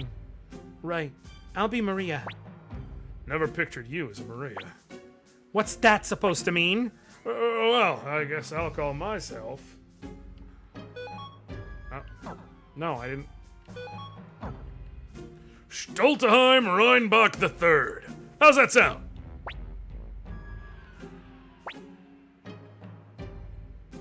And you? Young master? Jason, there's only one name to choose. There is only one choice when you're given these options. You think I'm gonna call myself fucking Masamune or Pisuke instead of Stolteheim Reinbach IV? All right, let's go. Roy, Maria, Stolteheim Reinbach IV. It is the only answer. You there! I'm talking to you! What, me, sir? I'm just a poor seller of jujubes with hungry mouths to feed back home. Not you, that little runt there. You look like the Anoriand McDole kid on the wanted posters. What's the matter here? Sir, this boy bears a striking resemblance to the fugitive Anoriand McDole. Anoriand? Young man, show me your face. Uh-oh. If Lord Ain gets a good look at him. You bastard! I've had it with you. You've been nothing but trouble for us, and completely useless to boot. Now what? You're suspected of being some kind of fugitive? We can't even breathe without you causing problems. Sir, if you find him suspicious, I'll be willing to lop his head off right here and now. Hold on now. No, sir. I couldn't live with the guilt of harboring a wanted man. Prepare to die, you scoundrel! Wait, stop! Think about it, Roche. There's no way the son of Tio McDowell be caught dressing like a beggar. You're all free to go. But, sir, it's okay, Roche. Let them through. Hey, kid. Take good care of your father. I love that he straight up calls McDowell a fucking schlub. Forgive me, young master. Even if my intention was to keep us from danger, I took it too far. I'm ready to accept any form of punishment. Even death, if necessary. Come on, Gremio. Quit being a drama queen. We got away. That's all that matters. Anorian's got a big heart. I'm sure he understands. I'll be nice. I understand, Gremio. Young master. And now we head to Seika.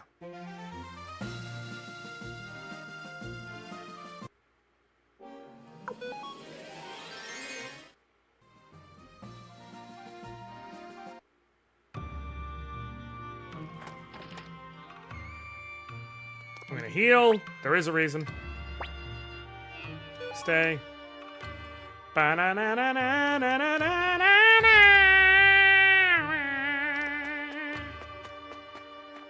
Let's talk to this fellow. He seems cool. Hey, you know where Matthew lives? It's the house just up those steps.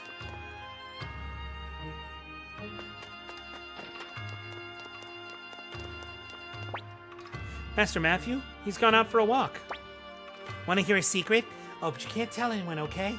I decided I'm gonna marry Master Matthew. I like Master Matthew, but he gives us so much homework.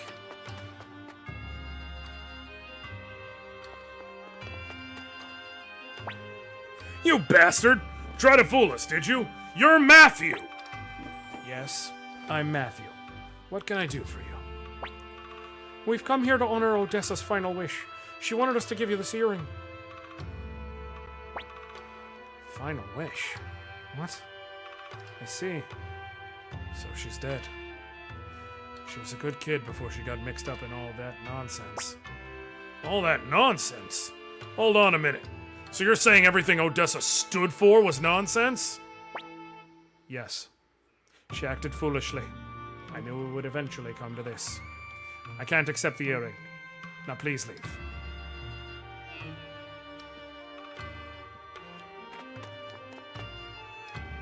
Now you gotta go talk to him. Odessa and I have nothing to do with each other anymore. Please leave.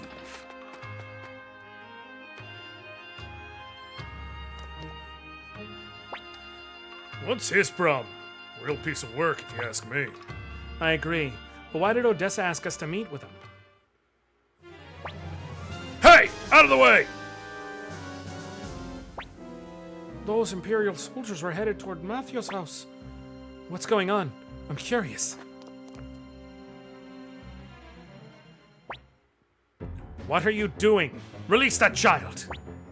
Matthew Silverberg, you're hereby ordered back into service of the Imperial Army. The greatest military strategist of our time shouldn't be whiling away his days in some wretched backwater village. You're the hero of the Battle of Kaleka, for heaven's sake. I refuse. I've had enough of war and conflict. It is very key that they specifically said the Battle of Kaleka, but I cannot really delve into that until much further into the video, into the stream, into the run, because it's not going to be this stream. These days, I'm nothing but a powerless recluse.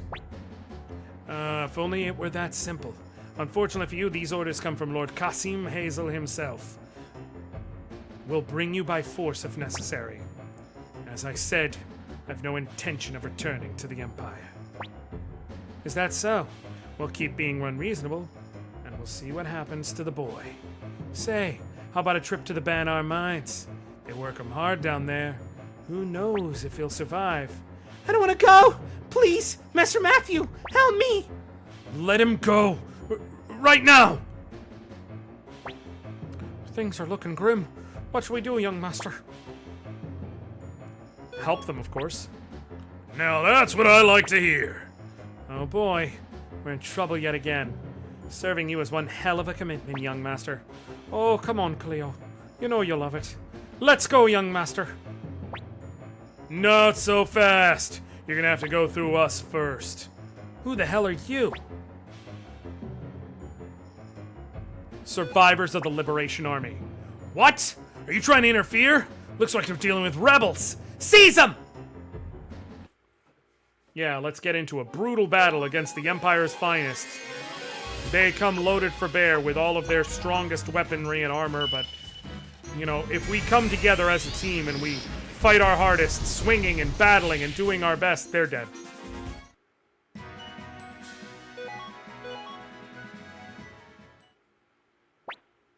How horrible.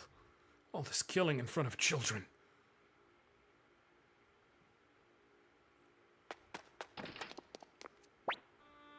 I know who you are. You're Anoriand, son of General Teo McDowell. How do I know that? Well, I still have a few friends within the Imperial Army who keep me in the loop. Those Imperial soldiers called you Matthew Silverberg. That's right. Odessa Silverberg was my sister. Then why did you say those things about her? You see, I made a decision to never again involve myself in any form of warfare or conflict. But not Odessa. No, she chose to fight for her beliefs. She always had to put herself in the middle of it all. What did she tell you about me? That you were Matthew, a man who lived in Seika.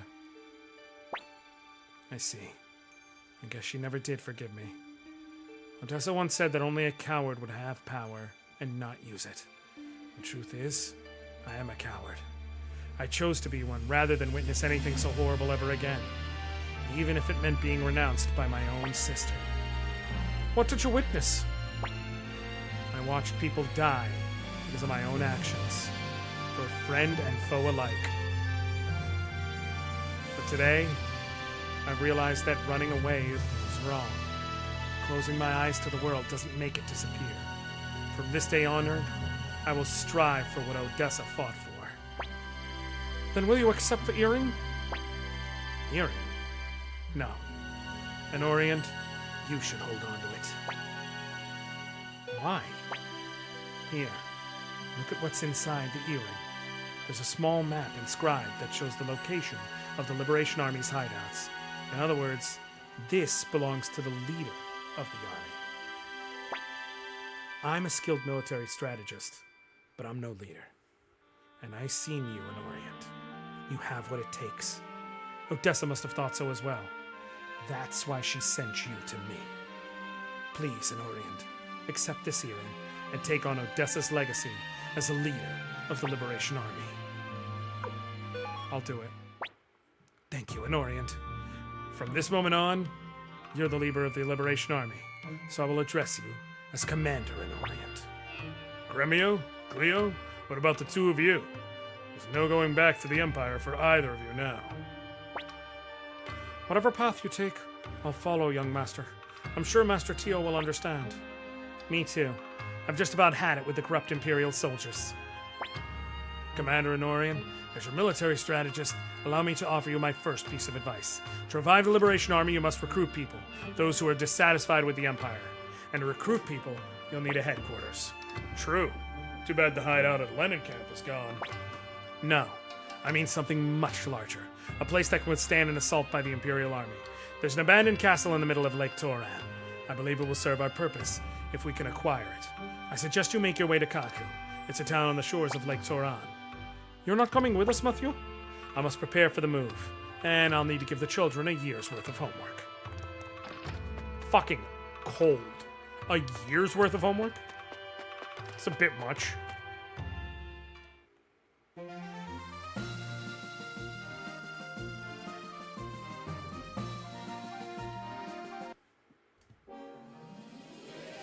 Right? That is wild. Leave those children alone.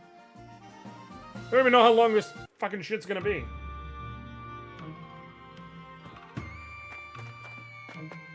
I am gonna have to do upgrades and things like that. First things first, so that I don't waste a whole bunch of money.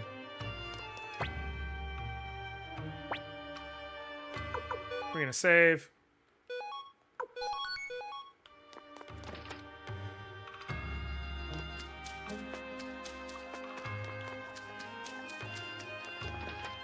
If you talk to that guy, he says the only boat that's willing to go out is helmed by Tai-Ho.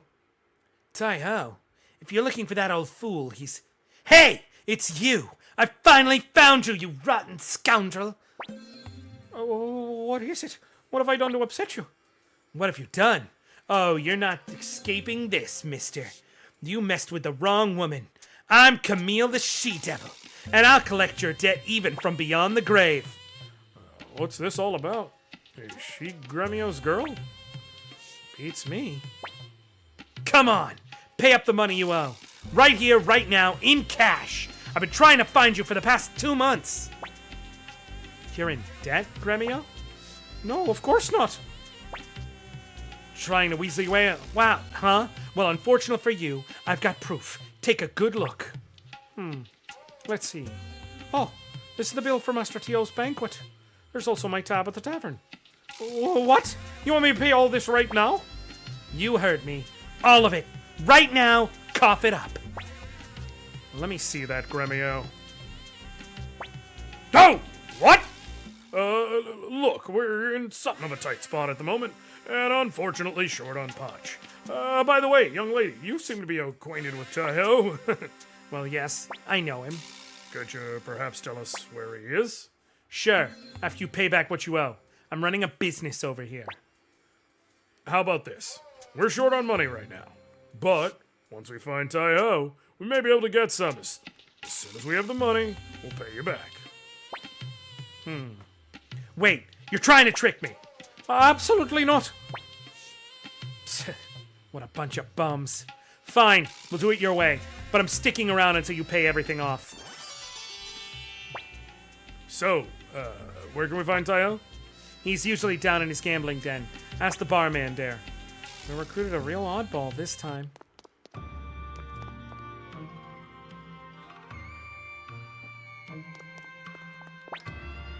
What? Gonna take a boat to Taurian Castle? You're a funny bunch, aren't you? That place is teeming with monsters. I'd be risking my neck taking you there. Look, I'm gonna put my life on the line. I need you to make an equally risky gamble. You're gonna have to wager all the money you have. Every last punch. So how about it? Will you make the bet? No!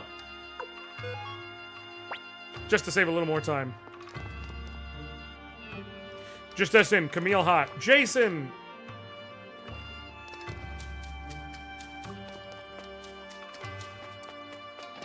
It's not that I disagree. But it's that you are talking very loudly right now.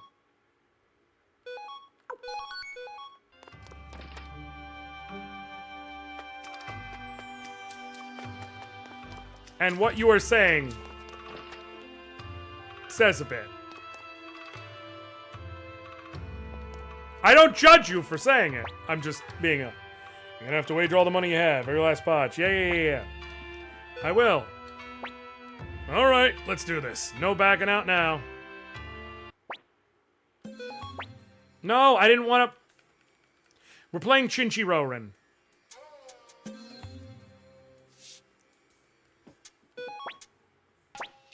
Alright, here's how it works. He throws his hand. If he gets one of one number and two of another number, whatever number he gets one of is his hand. If I do the same thing, that's my hand. Whatever higher number the hand is, wins. However, if you get a 1-1-1, you automatically lose triple whatever the bet is. If you get a 1-2-3, you automatically lose double whatever the bet is. If you get a 4-5-6, you automatically win double whatever the bet is. If you get triple 2s, 3s, 4s, 5s, or 6s, you win triple whatever the bet is.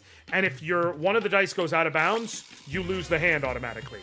The way this game is built, it very much so favors the player because the computer does all three of its rolls first. So his hand is a 4. So there's a lot of chances where it can fuck up before it ever gets to you. My hand is a 2. I lost. I love how I just said it favors me, and then he doesn't actually take all your potch, by the way. He just takes whatever he wins, which is off of 1,000. It's more so scary than it. Mother.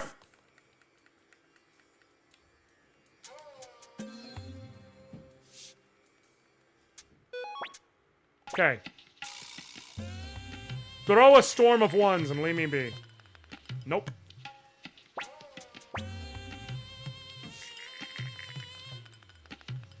Nope.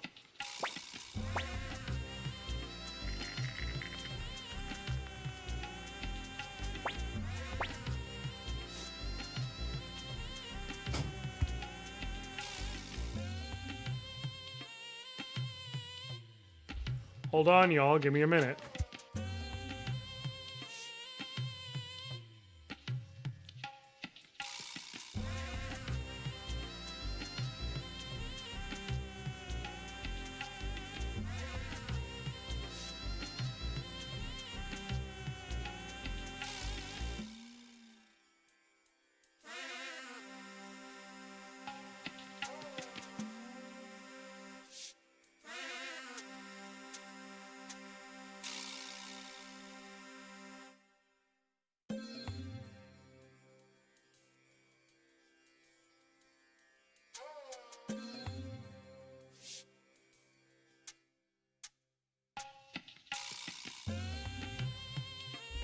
The triangle is where the dice are falling in the bowl.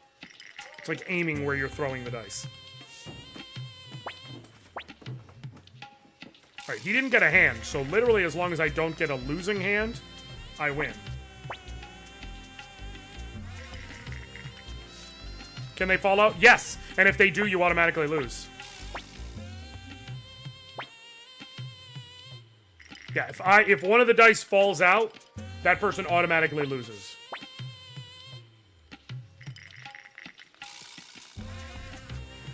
Fuck. Alright, I will do it one more time, and then I'm just gonna reload the save. Because now I've lost 3,000 potch.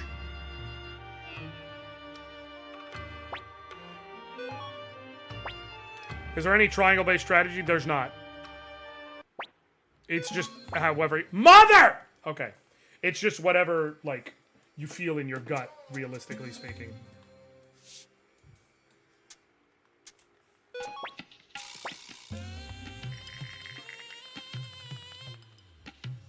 Okay. I've been throwing on the right side this whole time, so let's try the left. Maybe that'll help. It did! I won back all my money. Sweet. Oh, you're quite the lucky guy. Just so happens I make a habit of going along with folks who are lucky. Hey, Yamku, let's go prepare the boat. Fine, fine. Here we go again with another reckless adventure. All right then, folks. We'll be waiting at the docks. I can't remember. I don't know if Taiho and Yamku are actually brothers. I feel like they are. Jeez, that guy's unpredictable. Hey there, we're ready when you are. Here, let me double check, because I don't remember.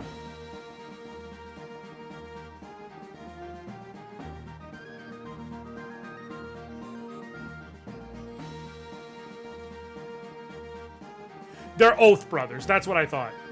They're not like actual brothers, they're oath brothers.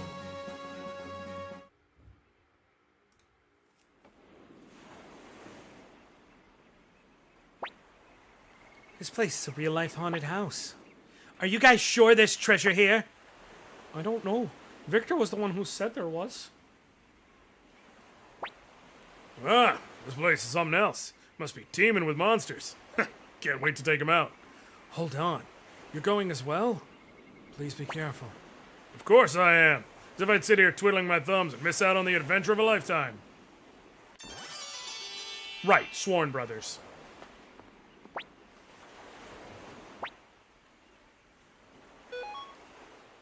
I just couldn't remember whether it was like, you know, we're brothers as in we're bros, or we're brothers as in we're actually brothers. I know when I played as a child, I thought they were actually brothers.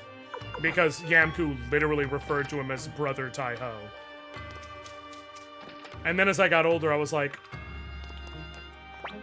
I know enough about this shit to know that's probably a translation thing. Alright, I just wanted to add those to my,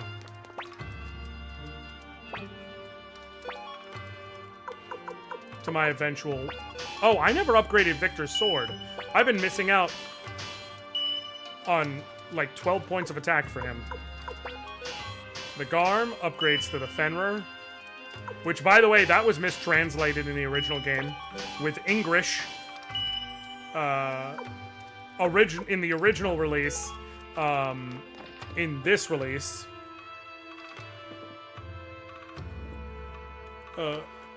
Camille's weapon names were Galm and Fenril. Okay, you give a medicine to Taiho for now. Let me figure this out. I'm gonna have to sell all this shit. Just about everything. So with your adult queer eye for the gamer guy eye, are you spotting the more homoerotic things in this game? Yes and no. I'd already been aware of much of it, is why I say yes and no.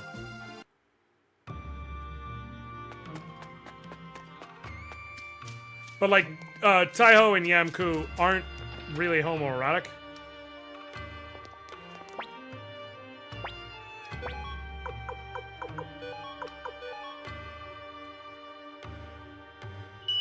And, like, I get it, because I'm literally sitting here saying, they're not homoerotic. They're just bros who literally hang out all the time. And always, forever. But, yeah.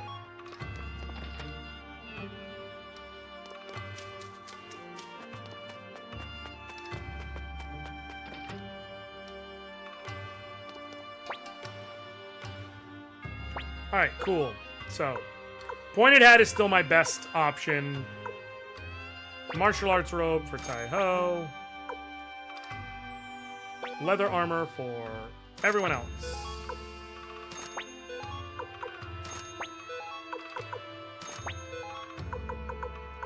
Now, you don't have to come here just yet. The reason why I do is because it is absolutely the best gear available in this area. And having the extra armor will make the boss fight that's about to happen much easier.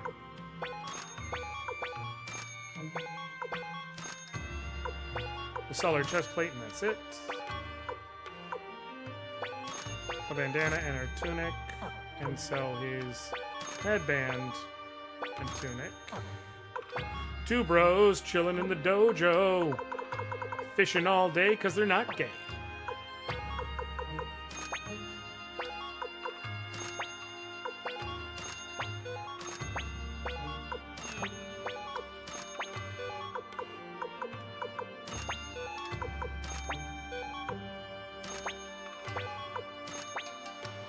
Perfect. I'm just gonna auto run for the battle anyways, so I'm not gonna do my equipping just yet.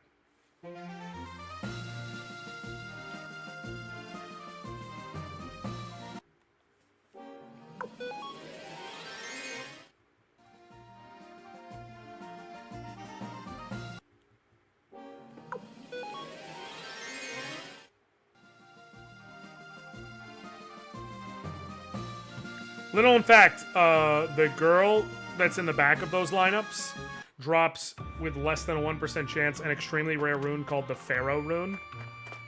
Pharaoh not spelled like Egyptian Pharaoh. Pharaoh like pheromones, P-H-E-R-O. Most people will never see it in a playthrough of Suikoden because it is so rare. And even if they did, it's not really good, is the thing. So, you know, that's fun. It very specifically, what it does is it makes it so the wielder will get protected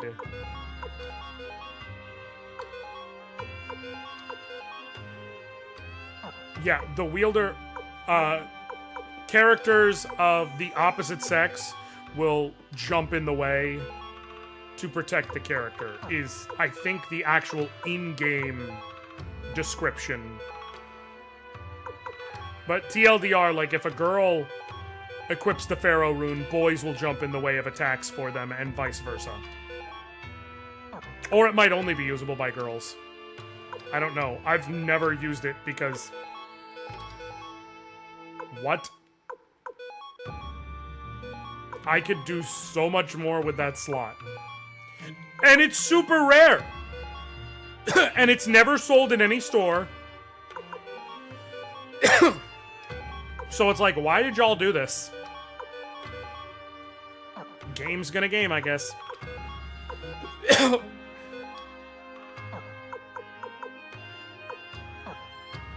Okay, cool.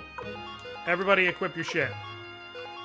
The emblems each give a small boost to magic, which really only matters for Cleo in terms of damage output, but it matters to everyone because magic factors into a character's magic resistance. And the next boss breathes fire. Magic resistance will be a good thing to have.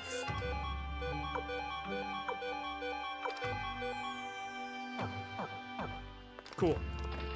Now everybody's all stacked up.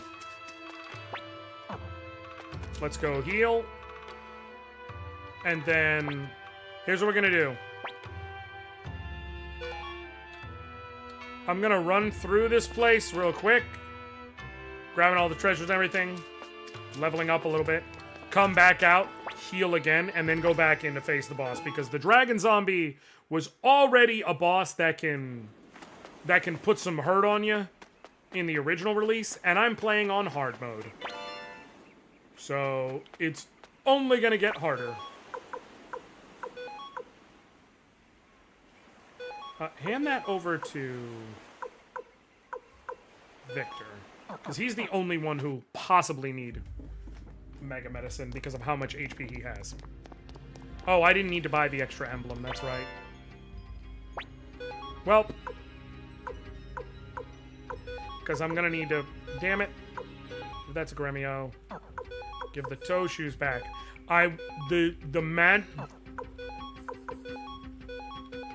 The emblem is overall a better piece of gear because it raises magic by like 5 points or 8 points, something like that. It's enough that it's like, oh damn, that's a good amount. The problem is I'm equipping the toe shoes now and just leaving them spot welded on because there is a character you can recruit later, Mina, who What?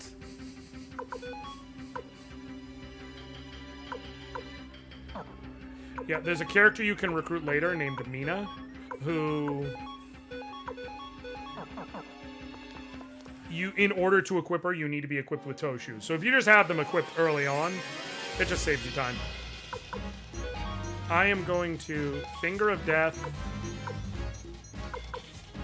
on an Oanis. Y'all.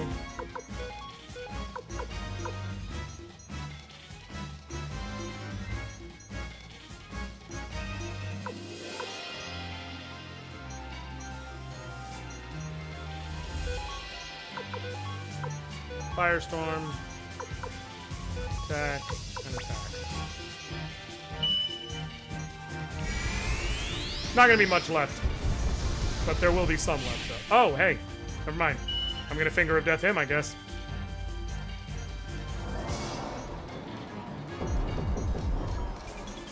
Here's the thing about Suikoden. Suikoden is one of the first games to say, we're gonna give you instant death spells, and by the way, they're gonna whip ass. Because the main character is the only one who gets these instant death spells via the Soul Leader, and he gets 2 of them. Finger of Death is his level 1 spell. It instantly kills any one enemy. And then Hell is his level 3 spell. It instantly kills the entire enemy group. They are only resisted by bosses. There is no... Oh, I didn't mean to do that. That's fine. There is no regular enemy that has instant death immunity in the entire game. It does not matter what enemy you're talking about, no matter how strong. You can kill them in one shot.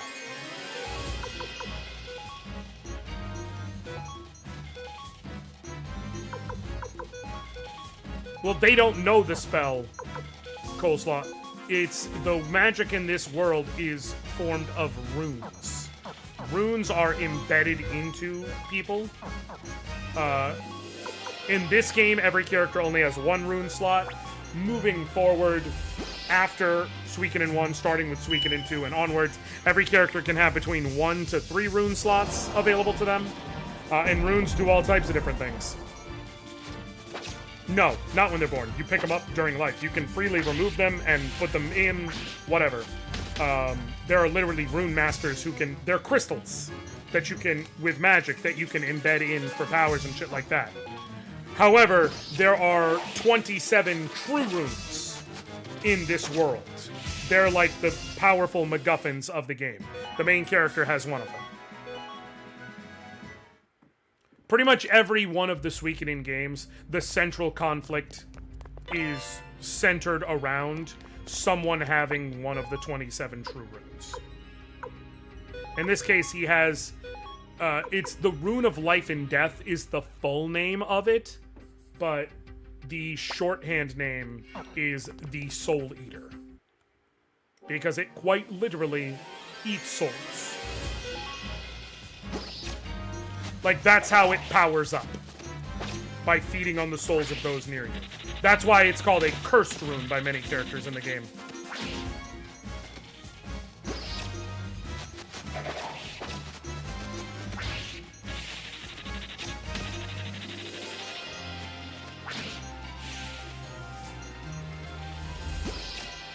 But yeah, runes can have all types of different effects in this game. There's your basic elemental shit. You know, the fire rune, the water rune, the wind rune, the earth rune, the lightning rune. There is the fortune rune, which doubles your experience gain. There's the prosperity rune, which doubles the money you gain. There's... Hell,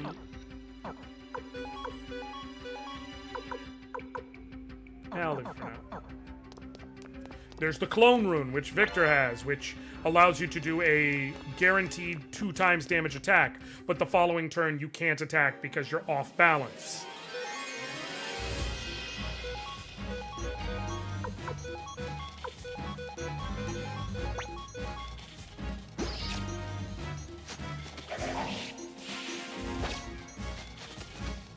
Here comes the clone rune, for instance. That was the clone rune.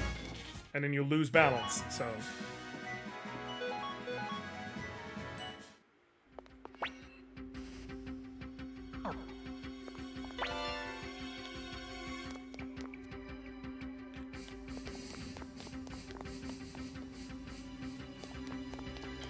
Okay, there's more treasure to get.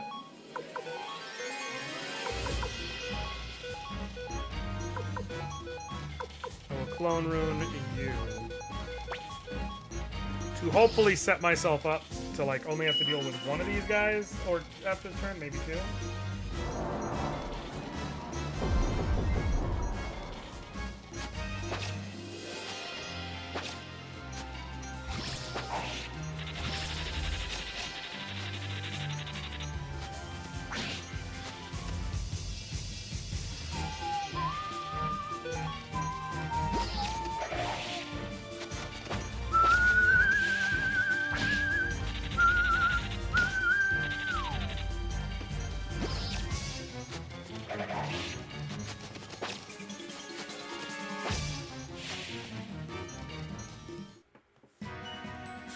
Hell yeah. How did he come across the rune? That was basically where the whole story started and where the game started. His best friend Ted had it and has been wandering with it for 300 years. But Ted has been avoiding a very powerful other... Because the thing is, anyone who bears a true rune is immortal to the effect... They're not invulnerable, but they are immortal. In other words, time won't kill them. They will reach adulthood and then just stop aging. Or young adulthood, whatever it may be, and then stop aging. Another true rune bearer, named Windy, has been trying to get it from him, and she found him, and he needed to give it to us in order to make sure that she didn't get her hands on it.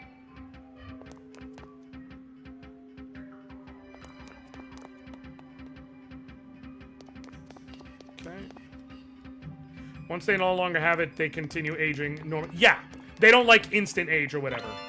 As soon as they give it up, they're just able to like live a normal life from that moment forward. Okay, no Finger of Death, which means no freebies here. I'm gonna clone rune, and then you have Flaming Arrows, right? Yeah, that'll be enough to at least get rid of him. And he is definitely the one I need to get rid of because he's the one who can hit 3 party members every turn. So he's way more dangerous.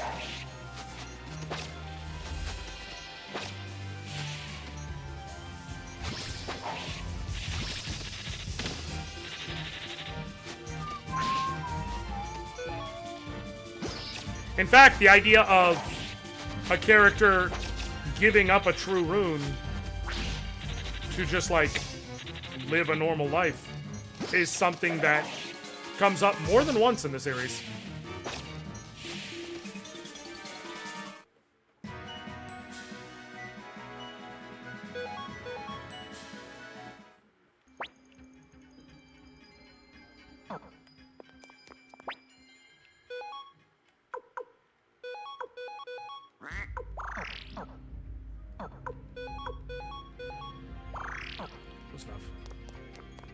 Could the rune have saved that woman?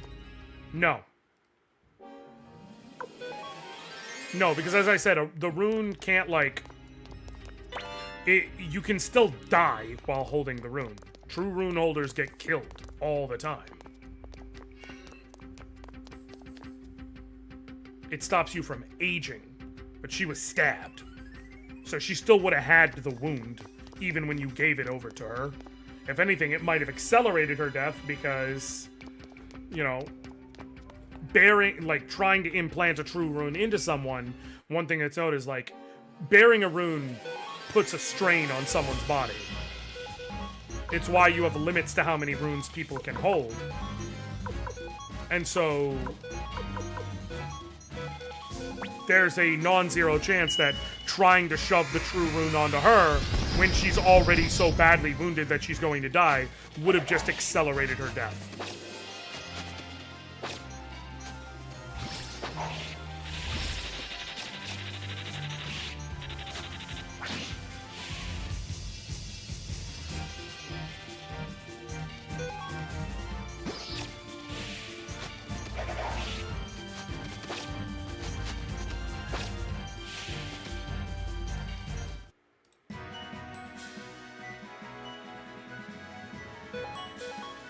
Have they tried snorting the runes? Well, they're crystals. So I'm guessing no, they have not tried snorting shards of magically charged glass. Would be my guess. Okay. I really want to see if I can get to level 17, but I don't know if I'm going to take the time. I still have one more thing I wanted to do tonight, but I might just not, but I really wanted to. Because it would give me so much more flexibility moving forward for y'all.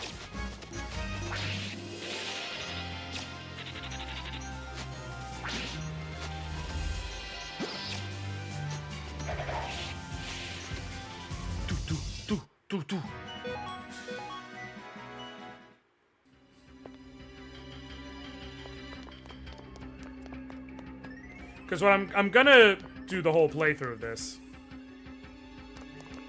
And so I was thinking, like, if I can get to where I want to, which is get through the LaPont segment and get to the beginning of the Great Elven Forest, I can get everyone recruited up to that point, and that will also allow me access to Gaspar, who lets you play Chinchi-Rorin for money. And so I would be able to, like... And then the idea for the run is going to be, I'm going to voice act the whole thing, but also that I will let y'all choose my party at each juncture. Because I know this game well enough, I'm not worried, so you can pick whoever the fuck you want. And so it's like, between now and the next time I stream, I could take the time to take every combat character I've recruited to that point and already spend the time going, okay, let's get all your weapons up to level 5 right now. Let's get all of you equipped in whatever the best armor is right now. And get myself set to where it's like, whatever team you guys pick, I can just throw them in and boom, let's go, next stream.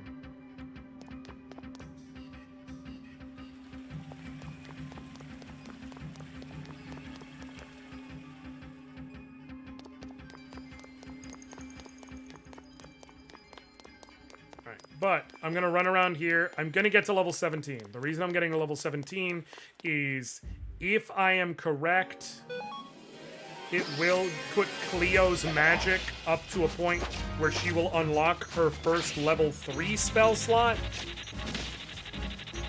which will deal a hefty amount of damage to the dragon zombie and really help with that fight.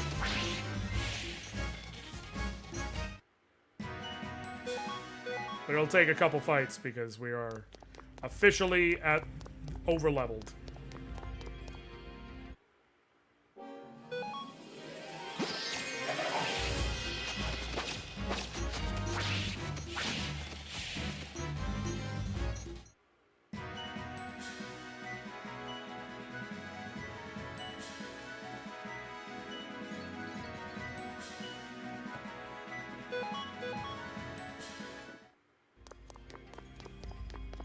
Okay.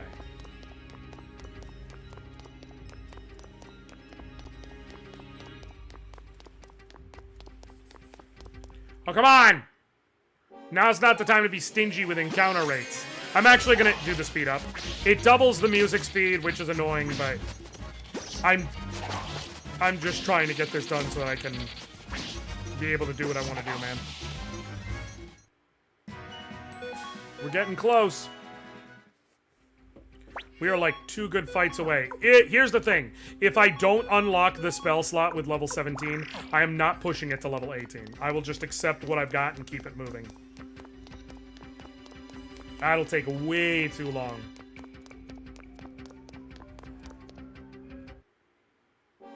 Like, it is just 100% not going to be worth the effort.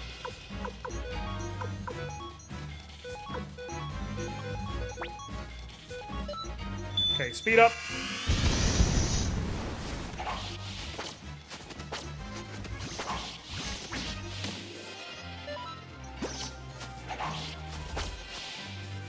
Okay, is that a level up? Oh, so close. Did they just drop?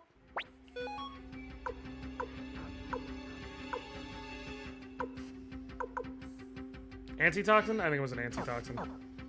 I could probably sell that. I will sell that when I go to town. Alright. Alright. Take care of this real quick. Problem solved. Level up. Ooh, it's gonna be close. I think that is actually the number. I think that is the number.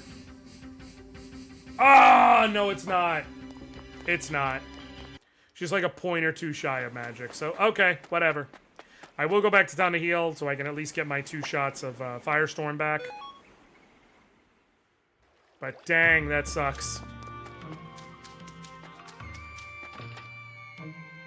Because her using Dancing Flames generally deals like 600 damage to the boss. It's not small.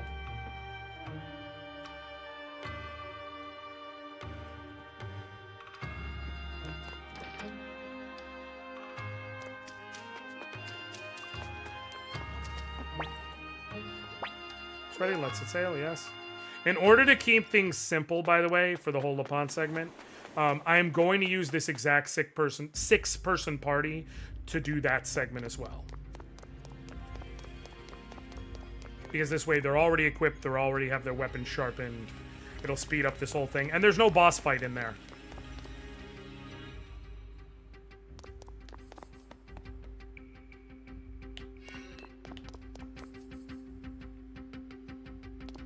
So it'll be very easy to get everyone ready to do shit.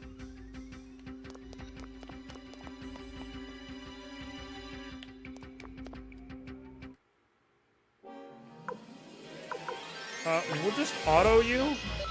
I'm pretty sure... Oh, damn. That miss is probably gonna... Oh, thank God. I was like, that miss is probably gonna cost me. Hey, got a level up. Oh, Camille is 1 fucking point shy of a level up. Honestly, I'm not gonna get the level up. It's not gonna matter for her for the fight. Flip side, this means she'll get the maximum amount of experience out of the boss fight.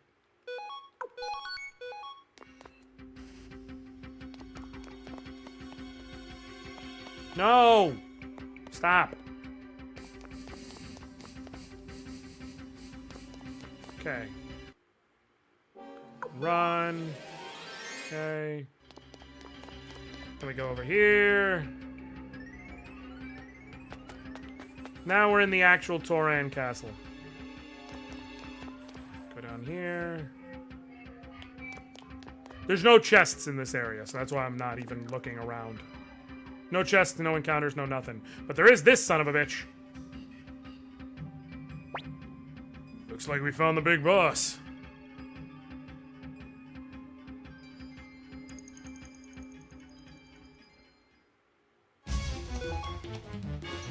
Okay, can't use my instant death shot on him, but it's fine.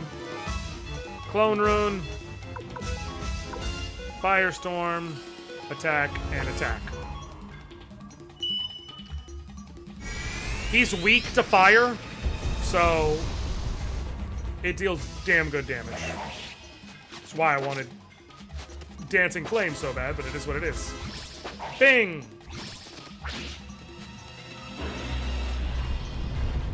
Yep. He breathes fire, and it's a not insignificant amount of damage. Attack.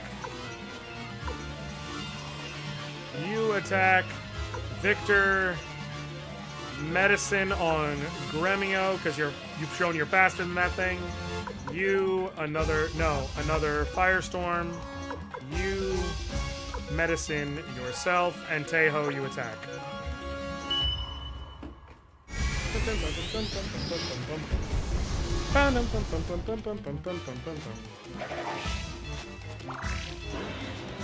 Damn.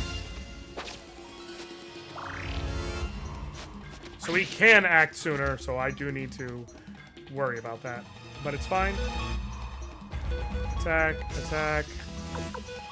Clone Rune. Flaming Arrows.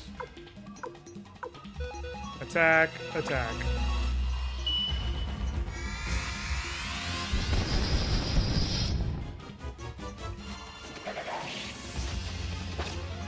Okay.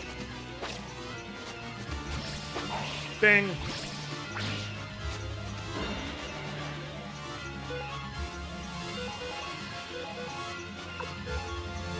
You medicine Anoriand. You keep the pain coming. This is why you use the clone room. Because he's still out damaging the other physical attackers overall, although if they get a crit, they'll be at about the same amount of damage over 2 turns. But now he's providing a bunch of healing for my team without me losing out on damage, which is super handy. I don't know how else to explain that.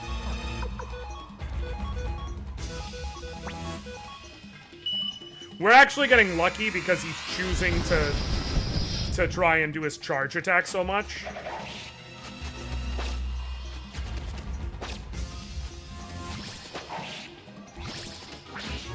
Yeah, now you just saw it.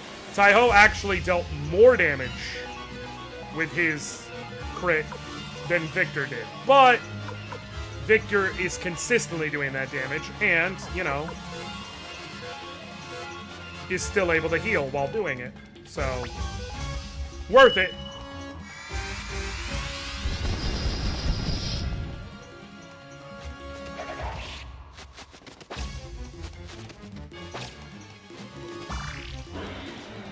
Damn. I don't know why I'm so lucky in terms of his AI, but I'm good with it.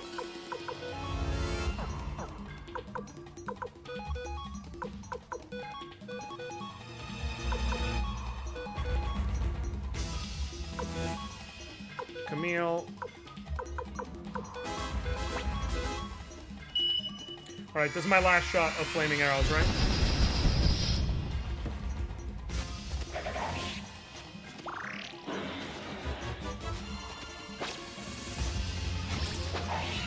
Nice.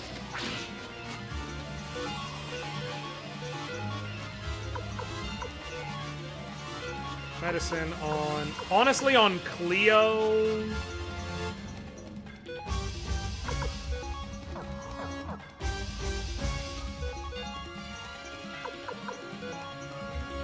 Because if he starts attacking... I mean, if he uses Fire Breath, she'll be in trouble.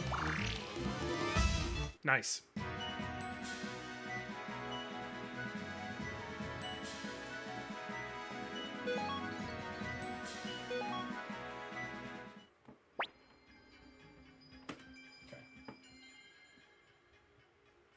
Serves you right, acting like a big shot when you're already dead. Look, the fog. Guess this one was responsible for creating it all. There. Now the castle is finally ours. How about we give it a name? Sounds like fun. How about Dragon Castle? Orange Castle! I say we call it an Anoriand Castle. What name would you like, young master?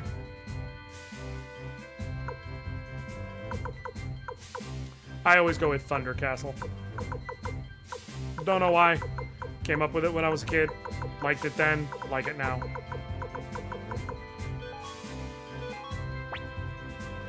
Thunder, huh? I like it. Let's go with that. Well played, Gremio.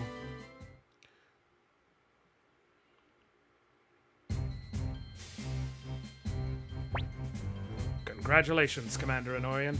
Let this day be known as the founding day of the new Liberation Army. Great idea. Let's celebrate tonight. Hey, what about my money? Now isn't the time for such trivialities, lady. There'll be time for that later. It's been a while, Anoriand. You finally started on your own path. Today, I come bearing gifts. Here is the first one. Please accept it. This is the stone tablet of promise. Your true strength is in the comrades who share your vision. Go forth and recruit others. The names of your new friends will be carved onto the tablet. As for your other gifts... Long time no see. Remember me? I'm Luke, Lady Leknot's #1 apprentice. His powers should serve the Liberation Army well. Anorian, history has only just been set in motion. Do not lose heart. We shall meet again someday. So, looks like I'll be joining you. Thanks for having me.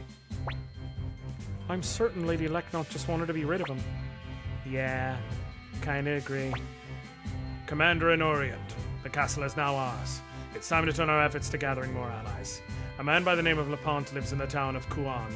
I suggest we recruit him. He's certain to be useful.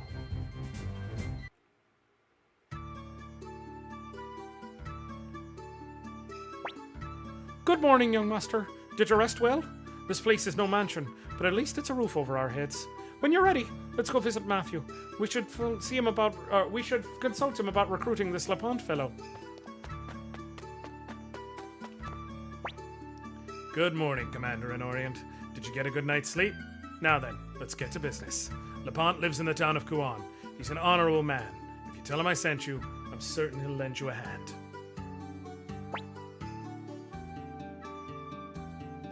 Hey, Anoriand. Of course you're taking me with you, right? Master Anorian, I'll join you as well. And now I gotta fill the last 2 slots. And like I said, for right now, I'm just going to bring Tai-Ho and Camille because it's not gonna matter for this segment because I'm just, you know, there's no boss fight. And I'm just gonna try and breeze through the Lepant section in terms of the battle parts so that I can get to the other side of it and not end the stream immediately, but I will end the stream with a recruiting rush, and then I can say, all right, we'll figure out who we're gonna use in this section next stream.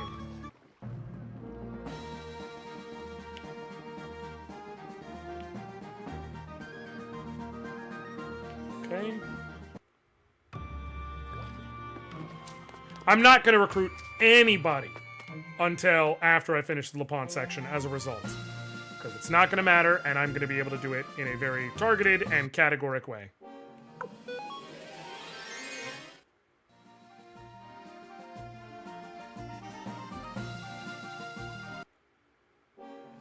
Leave me alone. I'm just trying to get to Kuan. I don't know why I did that voice. I don't know. This fucking guy. My apologies. Master Lepant is too busy to see you right now. And just when will he be available? Well, it could be tomorrow, the day after, a month from now, perhaps in a year's time. And then this son of a bitch. So, you went to Lepant's mansion? Bunch of amateurs like you could spend years banging the front door. You'd still never see him. How about it then? Care to hear my proposal? I can get you a meeting with Lepant. Tell us your proposal. Okay then. This isn't the right place. Let's get a room at the inn. Fucking Krim. Fine then. Let's hear this proposal of yours.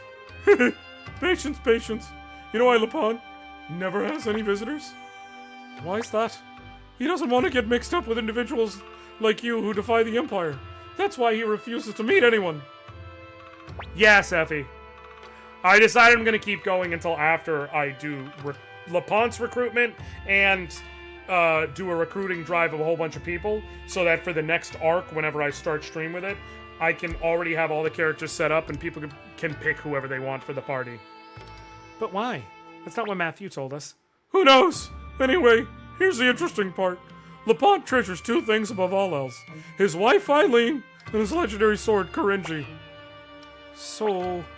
If you're still cringy, Lapont will come after you no matter what.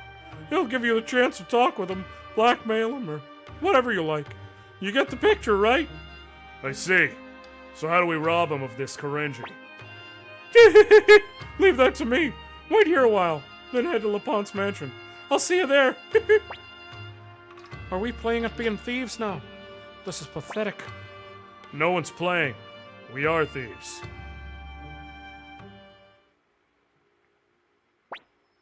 It's time.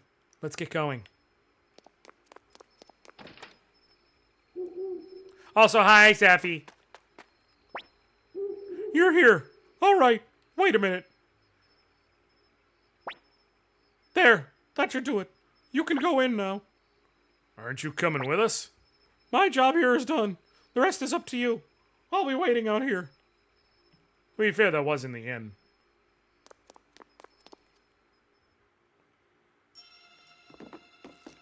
But I can get not liking the higher fidelity backgrounds versus the sprite work. Okay, I will do one recruitment in here because why the fuck would I come back for it? Which is Rock! This is Rock. He's big, he's strong, he's a himbo.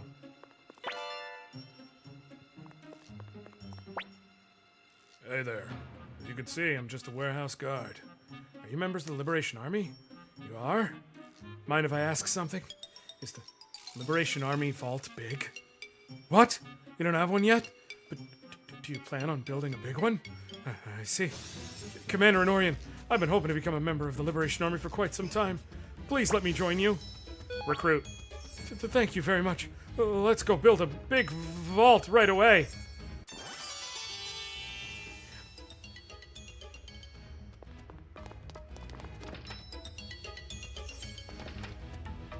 He is a himbo, and his whole hyper fixation is vaults.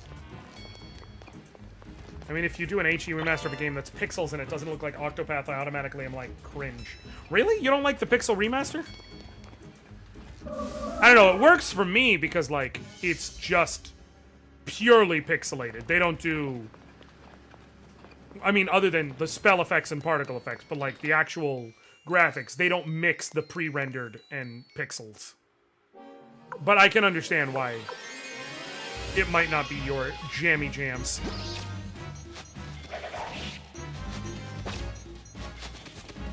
Slot Man!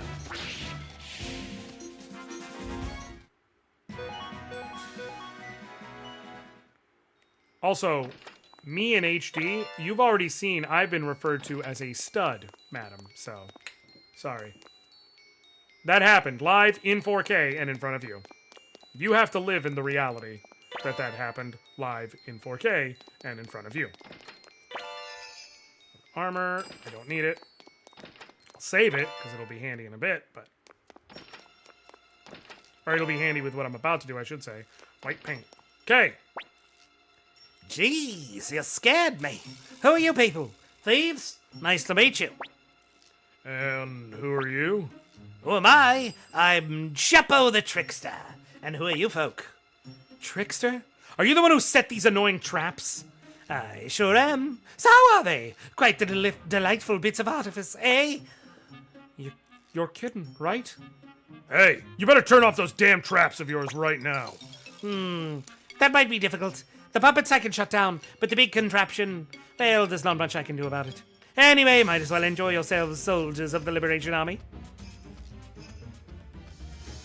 Believe it or not, he just joined us. He's also one of the worst characters in the game. Okay, so you're supposed to go across to the other side. There is nothing you can do here. It is pure dumbass luck where you land. There is no pushing the button to see where you land. If you land on either of the purple ones, the -10 experience, all your characters get -10 experience. Land on the green, they get +10 experience. Land on the blue treasure chest, and you get a medicine.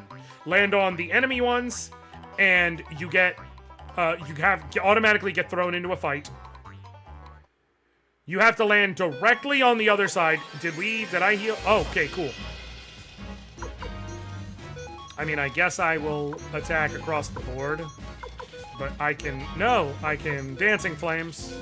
because, again, no boss fight in this section. Who cares? He reminds me of someone. I swear to God, if this is going to be a lead-in to me, I will physically fight you.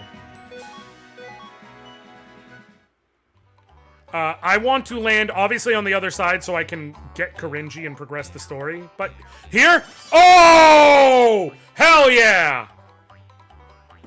I just needed to land there at least once. I got the Dragon Incense. I'm going to put that in Victor's inventory for now.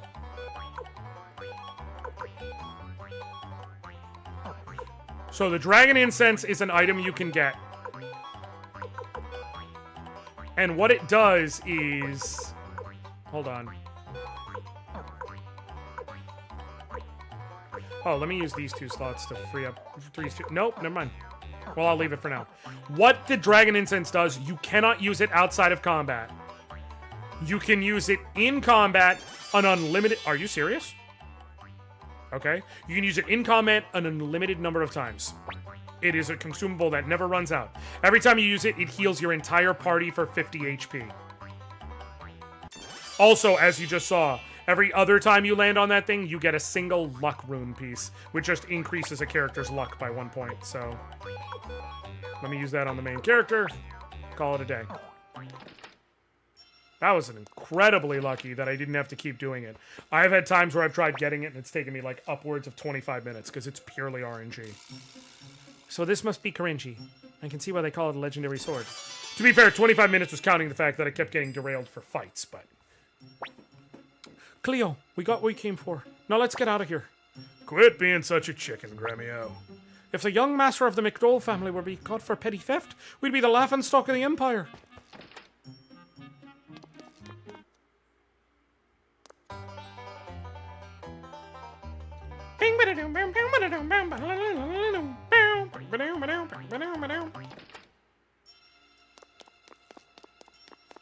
I think my favorite is the fucking Jews harp in that song.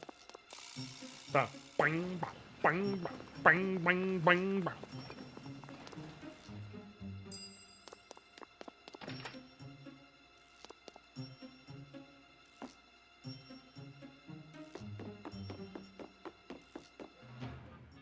Okay. Now let's go back to that slime ball ass motherfucker. What took you so long? Do you have it? Ah, well done. Well, let's hurry back to the inn. Well, must say I'm impressed. I snuck in there once myself, but I ran into some strange puppets. Ran off without taking anything. You knew about them, but you still made us go. Hey, all's well that ends well, right? Anyways. For those of you who were not here earlier in the stream, suffice it to say, our team has been offered tea before. You must be tired. How about some tea? Tea? Did you say tea? Tea? Come. Nothing like a cup of tea to relax. Crin, What is it? how about you drink it first?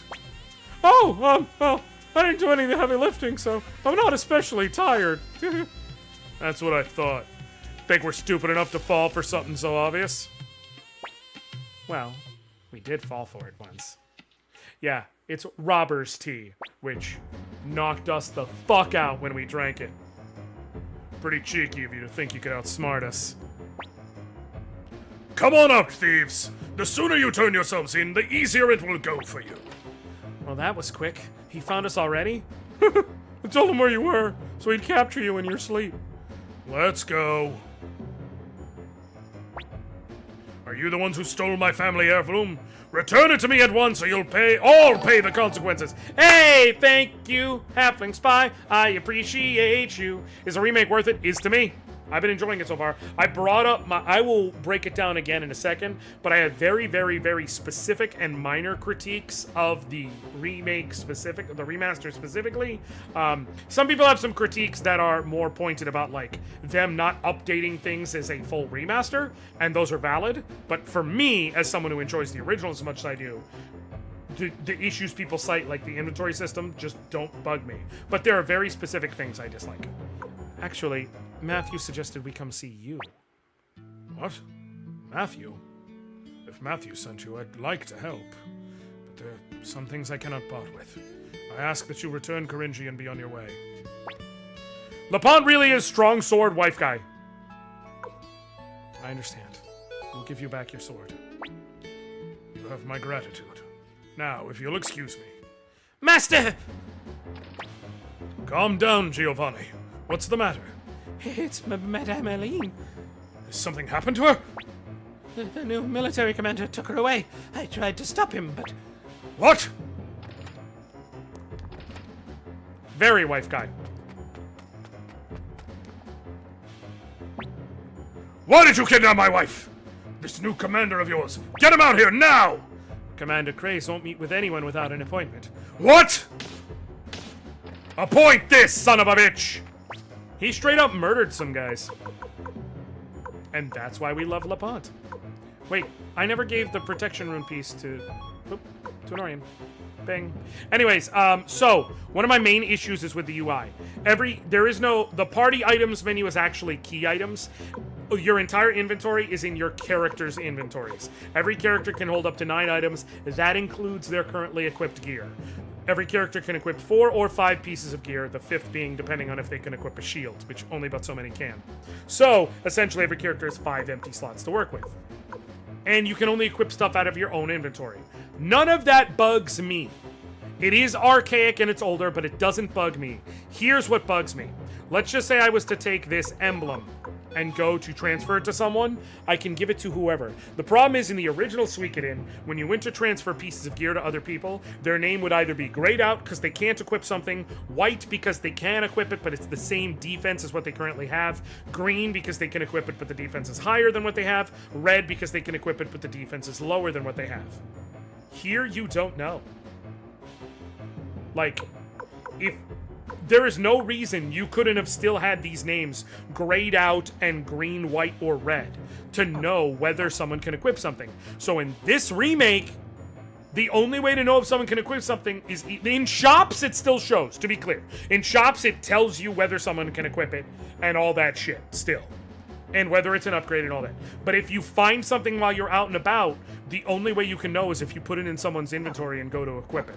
And that's just, again, you don't find enough armor while in dungeons for it to be truly frustrating, but it is annoying. Who the hell are you? Don't you know this mansion belongs to Commander Craze? Shut up, thief! You're one to talk!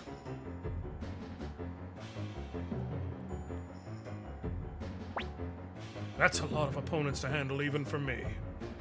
Hold on. It's you folk. Perfect timing. Lend me a hand. The pawn is joining the party. Please remove one party member. We will drop... Taiho. No, Camille, because Taiho's inventory has an open slot.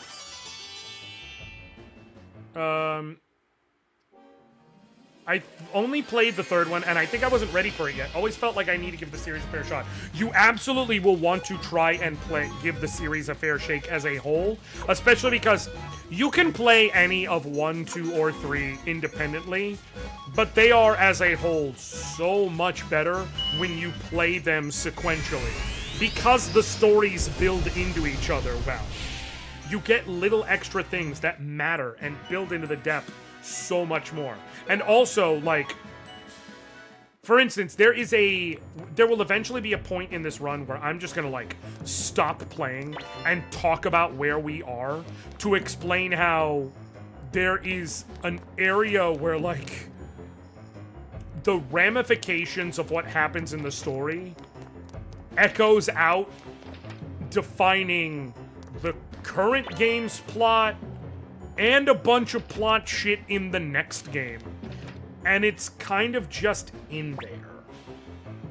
You again, Anoriand. Thanks to you, I've been exiled to this country town in the middle of nowhere. First you interfere with my promotion, and now you interfere with my pleasure. What? Give Eileen back at once, you miserable filth! You're beyond redemption. Oh no, a whole gaggle of troops. Whatever will I do other than instantly end them all in a storm of flames? Yeah, fuck Craze. I'm about to show you the one thing this game does that I'm truly, truly a fan of.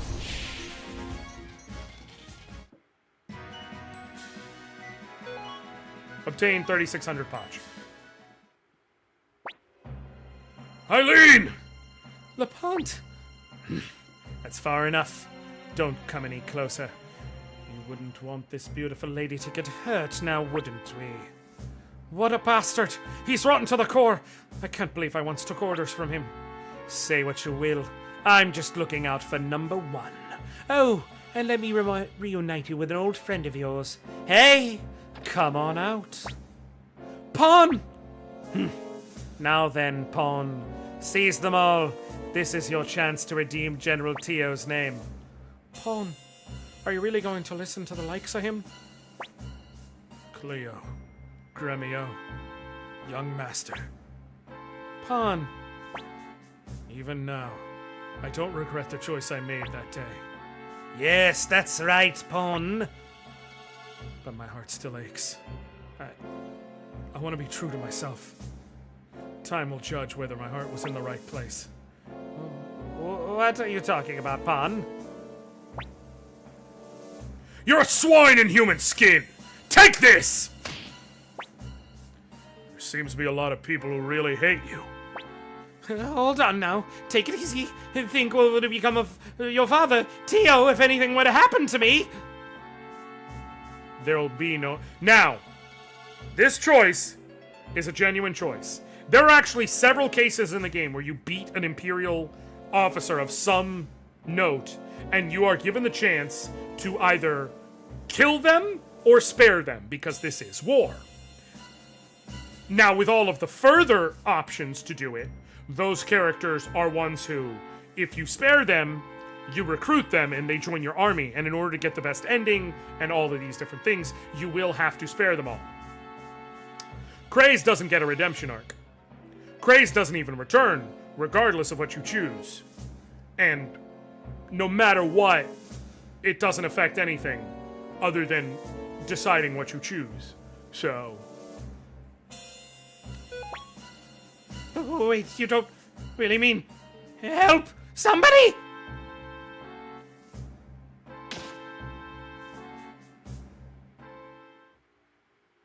he did. Right. It exactly, character. It's a shame. Loading a gun. You kill Kraze, that's what you do. Young master, Master Anoriand, please let me join the Liberation Army. He deserved it. He deserved it before he threatened to assault that woman. By the way, I want to be clear, that just added on to the pile. I'm in no position to ask for forgiveness, but I'd still like to serve under your command. Pawn, We could use you on our side. Young master, thank you so much. I shall dedicate my life to your service, Master Anoriand. And now these two. Commander Anoriand, it appears I, too, am now a fugitive. I turned a blind eye to the Emperor's cruelties just to protect my family, and look where it's gotten me. Eileen, yes? I can no longer be your husband. Why, Lapont? I'm joining the Liberation Army. It's likely I won't be able to return here. You really are cruel sometimes. What kind of a woman do you take me for? If you come with me, you'll suffer. I've been ready for this, ever since I married you. Commander Anoriand, please allow me to be of help to you and the Liberation Army. Thank you so much. In truth, Lapont's been dying to help you all. Yep, cool.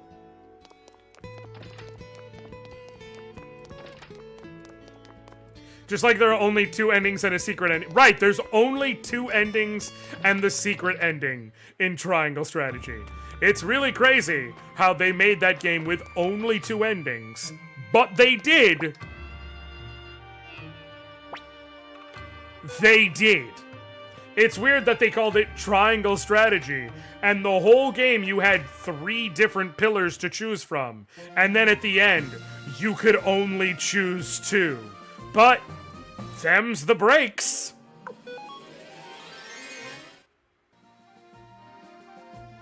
All right, we're about to start the mass recruitment drive, but I want to get through this story bit, and then I'm just going to fucking slam through them real quick.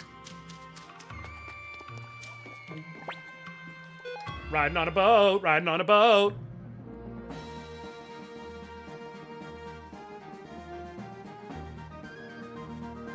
Also,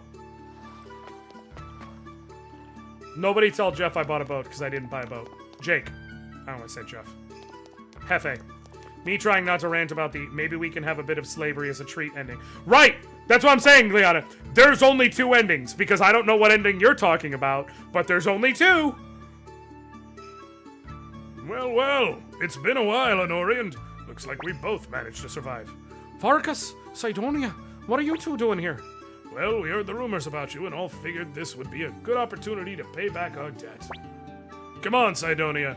You say something as well. Well met. Anyway, where's Lady Odessa? I'd like to pay my respects. Lady Odessa is... She dead, man. Odessa has gone north for reasons we can't discuss now. Commander Anoriand is our leader while she is away. North, huh? Wait, hold on. You're the leader now, Anoriand? I'm seeing you in a whole new light. Commander Anoriand, how about we hold a banquet in honor of Lapont, Varkas, and Sidonia, and all our other new friends? All right, let no expense be spared. Well said. You really are a leader of the people. Well then, I'll cook up some of my best dishes. So, I have a very negative opinion of triangle strategy, so I usually stay out of discussions about it, but I didn't know about this ending that doesn't exist. Now my opinion is worsened. Yeah. I actually enjoyed triangle strategy, although I understand why it's polarizing. The big thing about it being... I'm not gonna... That's just a whole bunch of dialogue. Anoriand, that rune on your right hand, it's mine! Assassination attempt. I could fight him, or I could just... Here's the thing. Finger of Death. I think he might... I don't remember if he's immune to it or if the battle just ends. Yeah, I love triangle strategy, but that ending being a thing is at least somewhat frustrating. Yeah, he is the only, like, quote, regular enemy that you can't kill with it. Because of story reasons. Because he, like, dissipates after 3 attacks. You technically can't kill him. You would need to be able to deal 2,000 damage in 3 turns. Which would require you leveling up to, like, level 99. Which you're not... And even then, I don't know if you can, because you won't be able to sharpen your weapon. No, in fact, now that I think about it, you can. You would probably have to be, like, up in the level 99 and get 3 straight crits. Not happening. Master Anoriand, are you all right? You bastard! How dare you infiltrate the Liberation Army's headquarters? Liberation Army, my foot. You really think you can defeat the Empire? What a bunch of fools you are! What? Watch your back, Anoriand. Lady Windy will stop at nothing to take what she wants.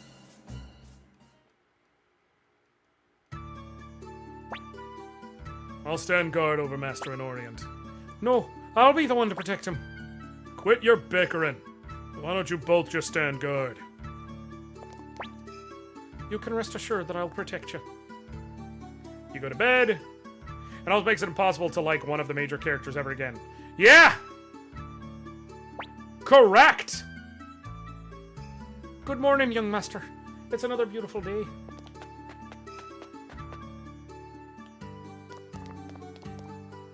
Because it's hard not to be like, I know you have that in you now. I know you have that in you. It's just lurking.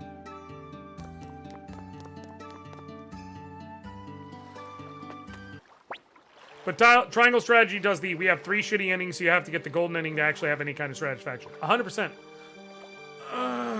Hey guys, it's Link. He's soaked to the bone. Did he swim all the way here? Hurry, let's get him inside. I wonder what happened. It's rare enough seeing an elf around these parts. What could have possessed him to swim all the way out here? He must have had a very good reason.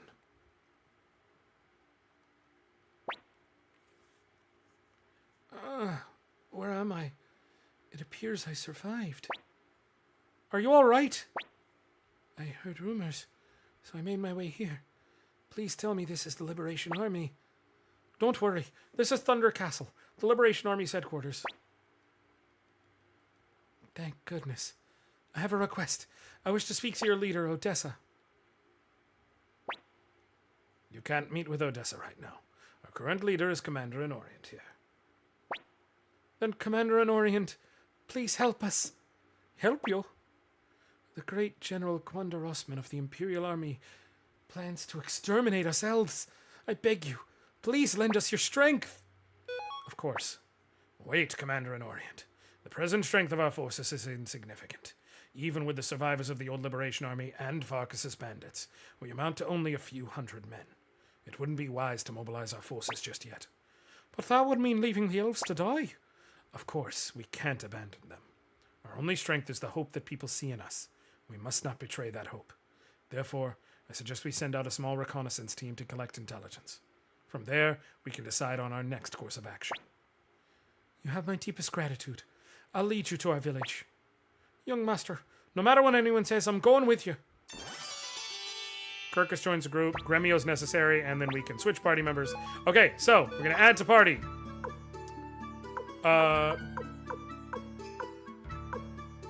Lapont and Chuppo and I guess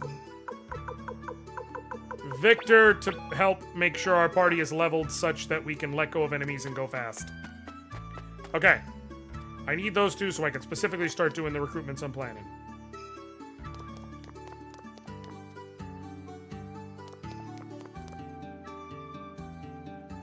Okay.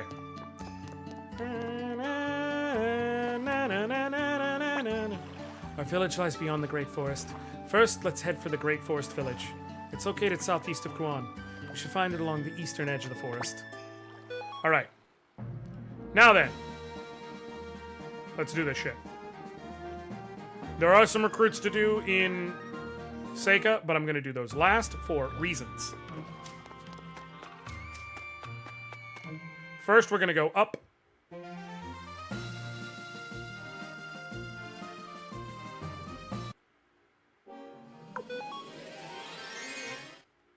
We are now doing mass recruitment drive, folks. You're going to see every recruitment you can do in this area, other than Rock, obviously, because I got him by talking to him in Lapan Smashin', so I didn't have to go back. But every optional recruit you can do at this area at this point of the game, right now. Here's Old Onal, the town gossip. Hey, you! That's right, I'm talking to you. Aren't you the new leader of the Liberation Army? Nothing gets past Old Onal here. I also happen to know the Liberation Army is short on people. Well then, how about I lend you a hand? Recruit. That's the spirit. I'll be getting myself right on over to Thunder Castle then. Don't worry, I already know where it is.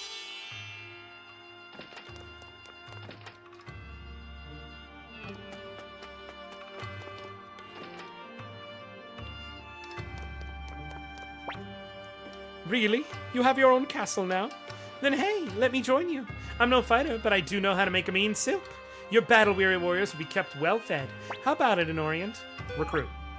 Great. I'll bring my stuff over right away. Marie runs the inn. Onal, you can just talk to her to get, like, hints about where you're supposed to go next and things like that.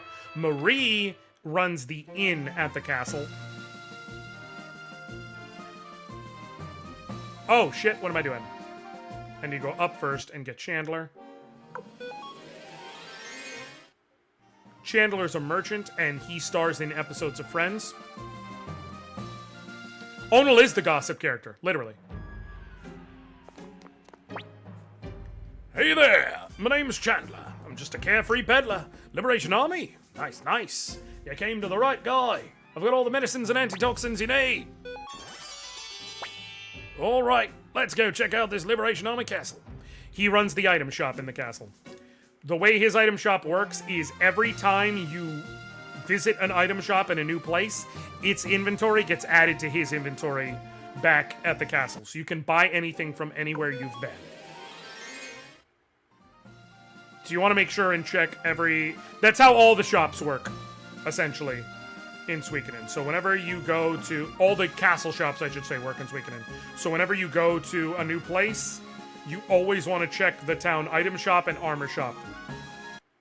So you can add it to your possible buying inventory.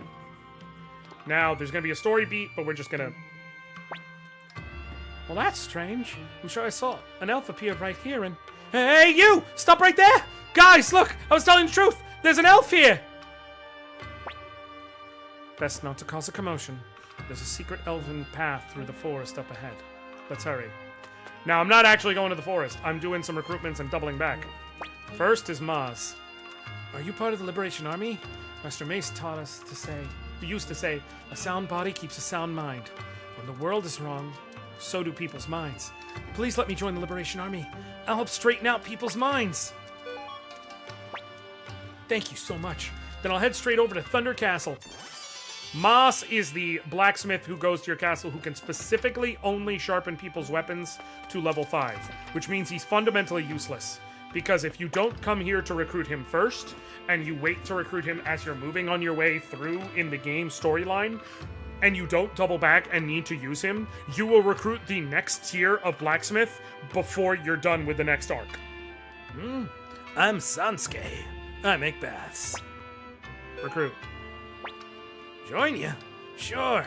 Found some great wool, so I can even build you a bath.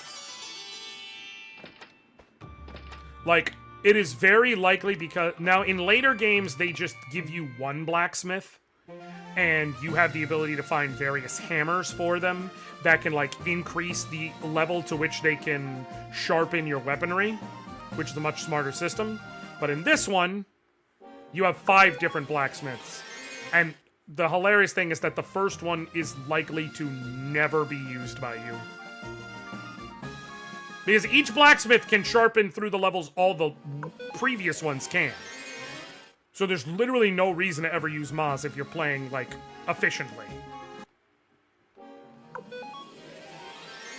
This also starts off a whole thing where, like, future games give you 5 different characters of some variety, but, like, in the second game it's squirrels, in the third game it's dogs, in this one it's blacksmiths. Aha! Now there's a familiar face. Still keeping up with what I taught you about using that staff? So the stories are true. Anoriand, you really are the leader of the Liberation Army. No, I'm not judging. It's the path you've chosen. Still, I'd hate to imagine what Tia would think. All right, kiddo. Your old pal Kai has got your back. As a master with this bow staff, I'm worth at least 100 men! Kai is the stick fighting master who taught McDole how to fight with his staff. And he is the only character in this game who gets a unite with McDole. Fun fact. It's the master pupil attack, and they basically get to unleash a regular attack against every enemy. Like, they deal 1 times their normal damage, but they do it against every enemy. Because it requires McDole to... Wait, I didn't need to come back here, right? Yeah, because I can't get Lorelei yet. There's no reason to go back there. Alright, so now, having done all that...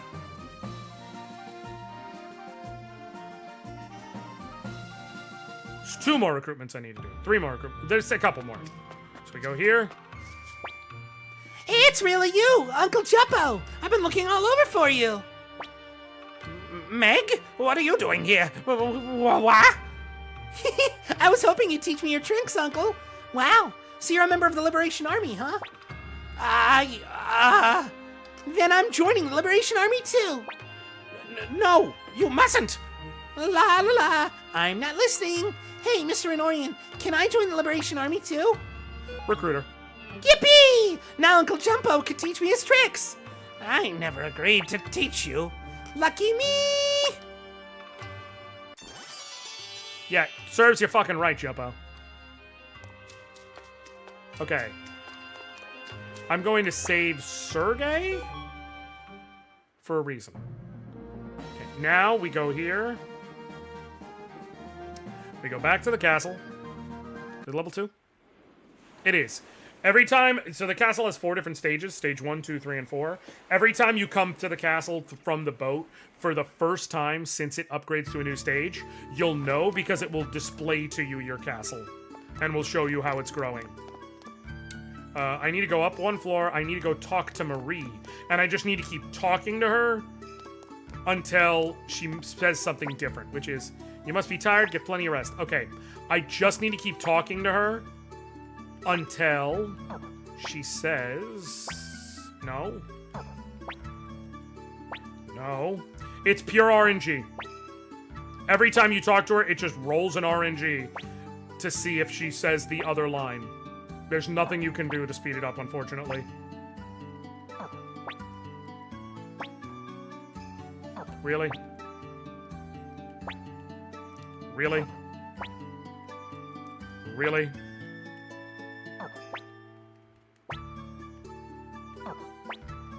I'm actually starting to get upset.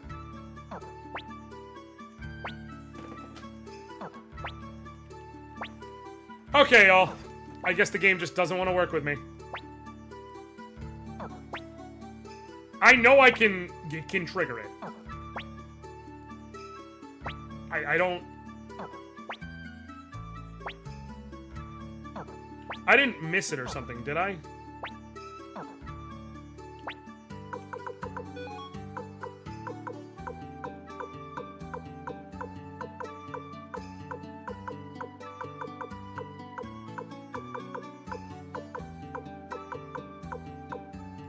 Nope.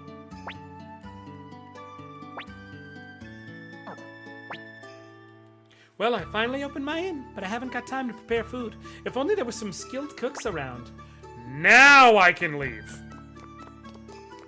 And now, having gotten the castle to level 2, and Marie having said that, I can recruit 2 more characters in Seika. Then we head to Kaku and recruit the last 2 characters I'm going to do. And then, like I said, before next stream, I will take everyone and sharpen their weapons, get them properly equipped, all that good shit, so that come next stream, I can just be like, hey, here's our party slots, here's the situation, who are we throwing in right now? And y'all can decide, because there's literally not a set of characters. I can have confirmed to myself that there is literally not a set of characters you can throw at me that I won't beat the game with. Ah, I see Madame Marie has joined the Liberation Army. Now that's someone I'd be happy to work with. Commander Anoriand, how about I join your army too? Fighting isn't the only important skill, you know. Recruit. Thank you so much. I'll cook up exquisite meals that make your mouth water.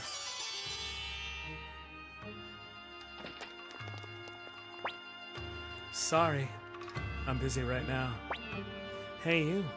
Why don't we have some fun together? I mean it. My family's rich, you know. Hey, Sheena. Dad. I thought you were going on a journey to broaden your horizons. Well, as you can see... By broaden your horizons, you meant chasing after women? You come after me.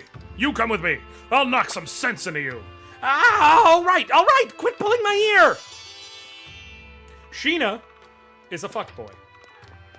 That is Sheena's character archetype. He is a fuckboy. He's decent statistically.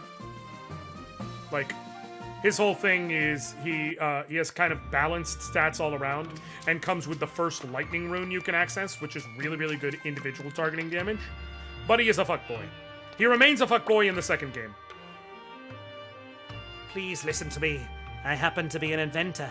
After much hard work, I've devised something that surpasses even the work of the dwarves. But not a single castle lord understands the significance of my creation. What did I invent, you ask? I call it an elevator. Recruit. What? You? You're the leader of the Liberation Army? Why, of course! Of course I'll assist you. Liberating inventions require a liberated world!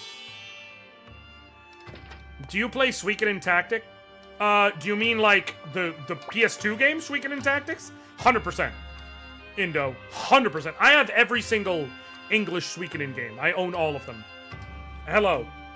I literally fly this flag behind me because Suikoden 2 is my favorite game of all time. So how about it, boss? Want to play around? Tell you what, you win, I'll join you. All right, let's do this. Want to know how to play? No. Yes. Cool. Let's do it. Fuck it up. Nice! Didn't even have to work for it. a lucky guy. Lucky guys can accomplish anything. Think I'll throw my chips in with you. I own a copy of Suikoden 1 and Tactics, and now this remaster. Nice! Suikoden is my childhood. I remember playing this Suikoden 1 when I was 11 years old. Same! Same, Indo. I discovered it at a Toys R Us with my mom when I was much younger. Like, I was allowed to get a game, and I found this, and I was like, wait, I can get 108 different characters? There are war battles, there's fun. Oh, this seems dope as hell. And I just was all in from that point forward. And I've loved the series ever since. And like I said, Suikoden 2 is my favorite game ever made. It is my comfort game. It's a game I can just relax and feel happy in. Okay. I am going to cut stream off here. I am going to... I will continue playing this for a bit. I'm going to keep the Unicorn Overlord. The Unicorn Overlord run will either remain on pause, or... and I'll bring it back once I'm done playing Suikoden, or I will just finish it off stream and continue. I don't know. I got to decide what I'm going to do. But I'm going to continue playing this because I can and because I want to and because I'm having fun. I will be back, I think, Wednesday. I think there's a, if I'm correct, Sephi will not be doing W this Wednesday because of a thing that's already pre-established. So I'll just go ahead and keep streaming this on Wednesday night. Thank you all so very much for hanging out with me. I love y'all. Appreciate y'all. Thank y'all. Till next time. Catch you later, fam.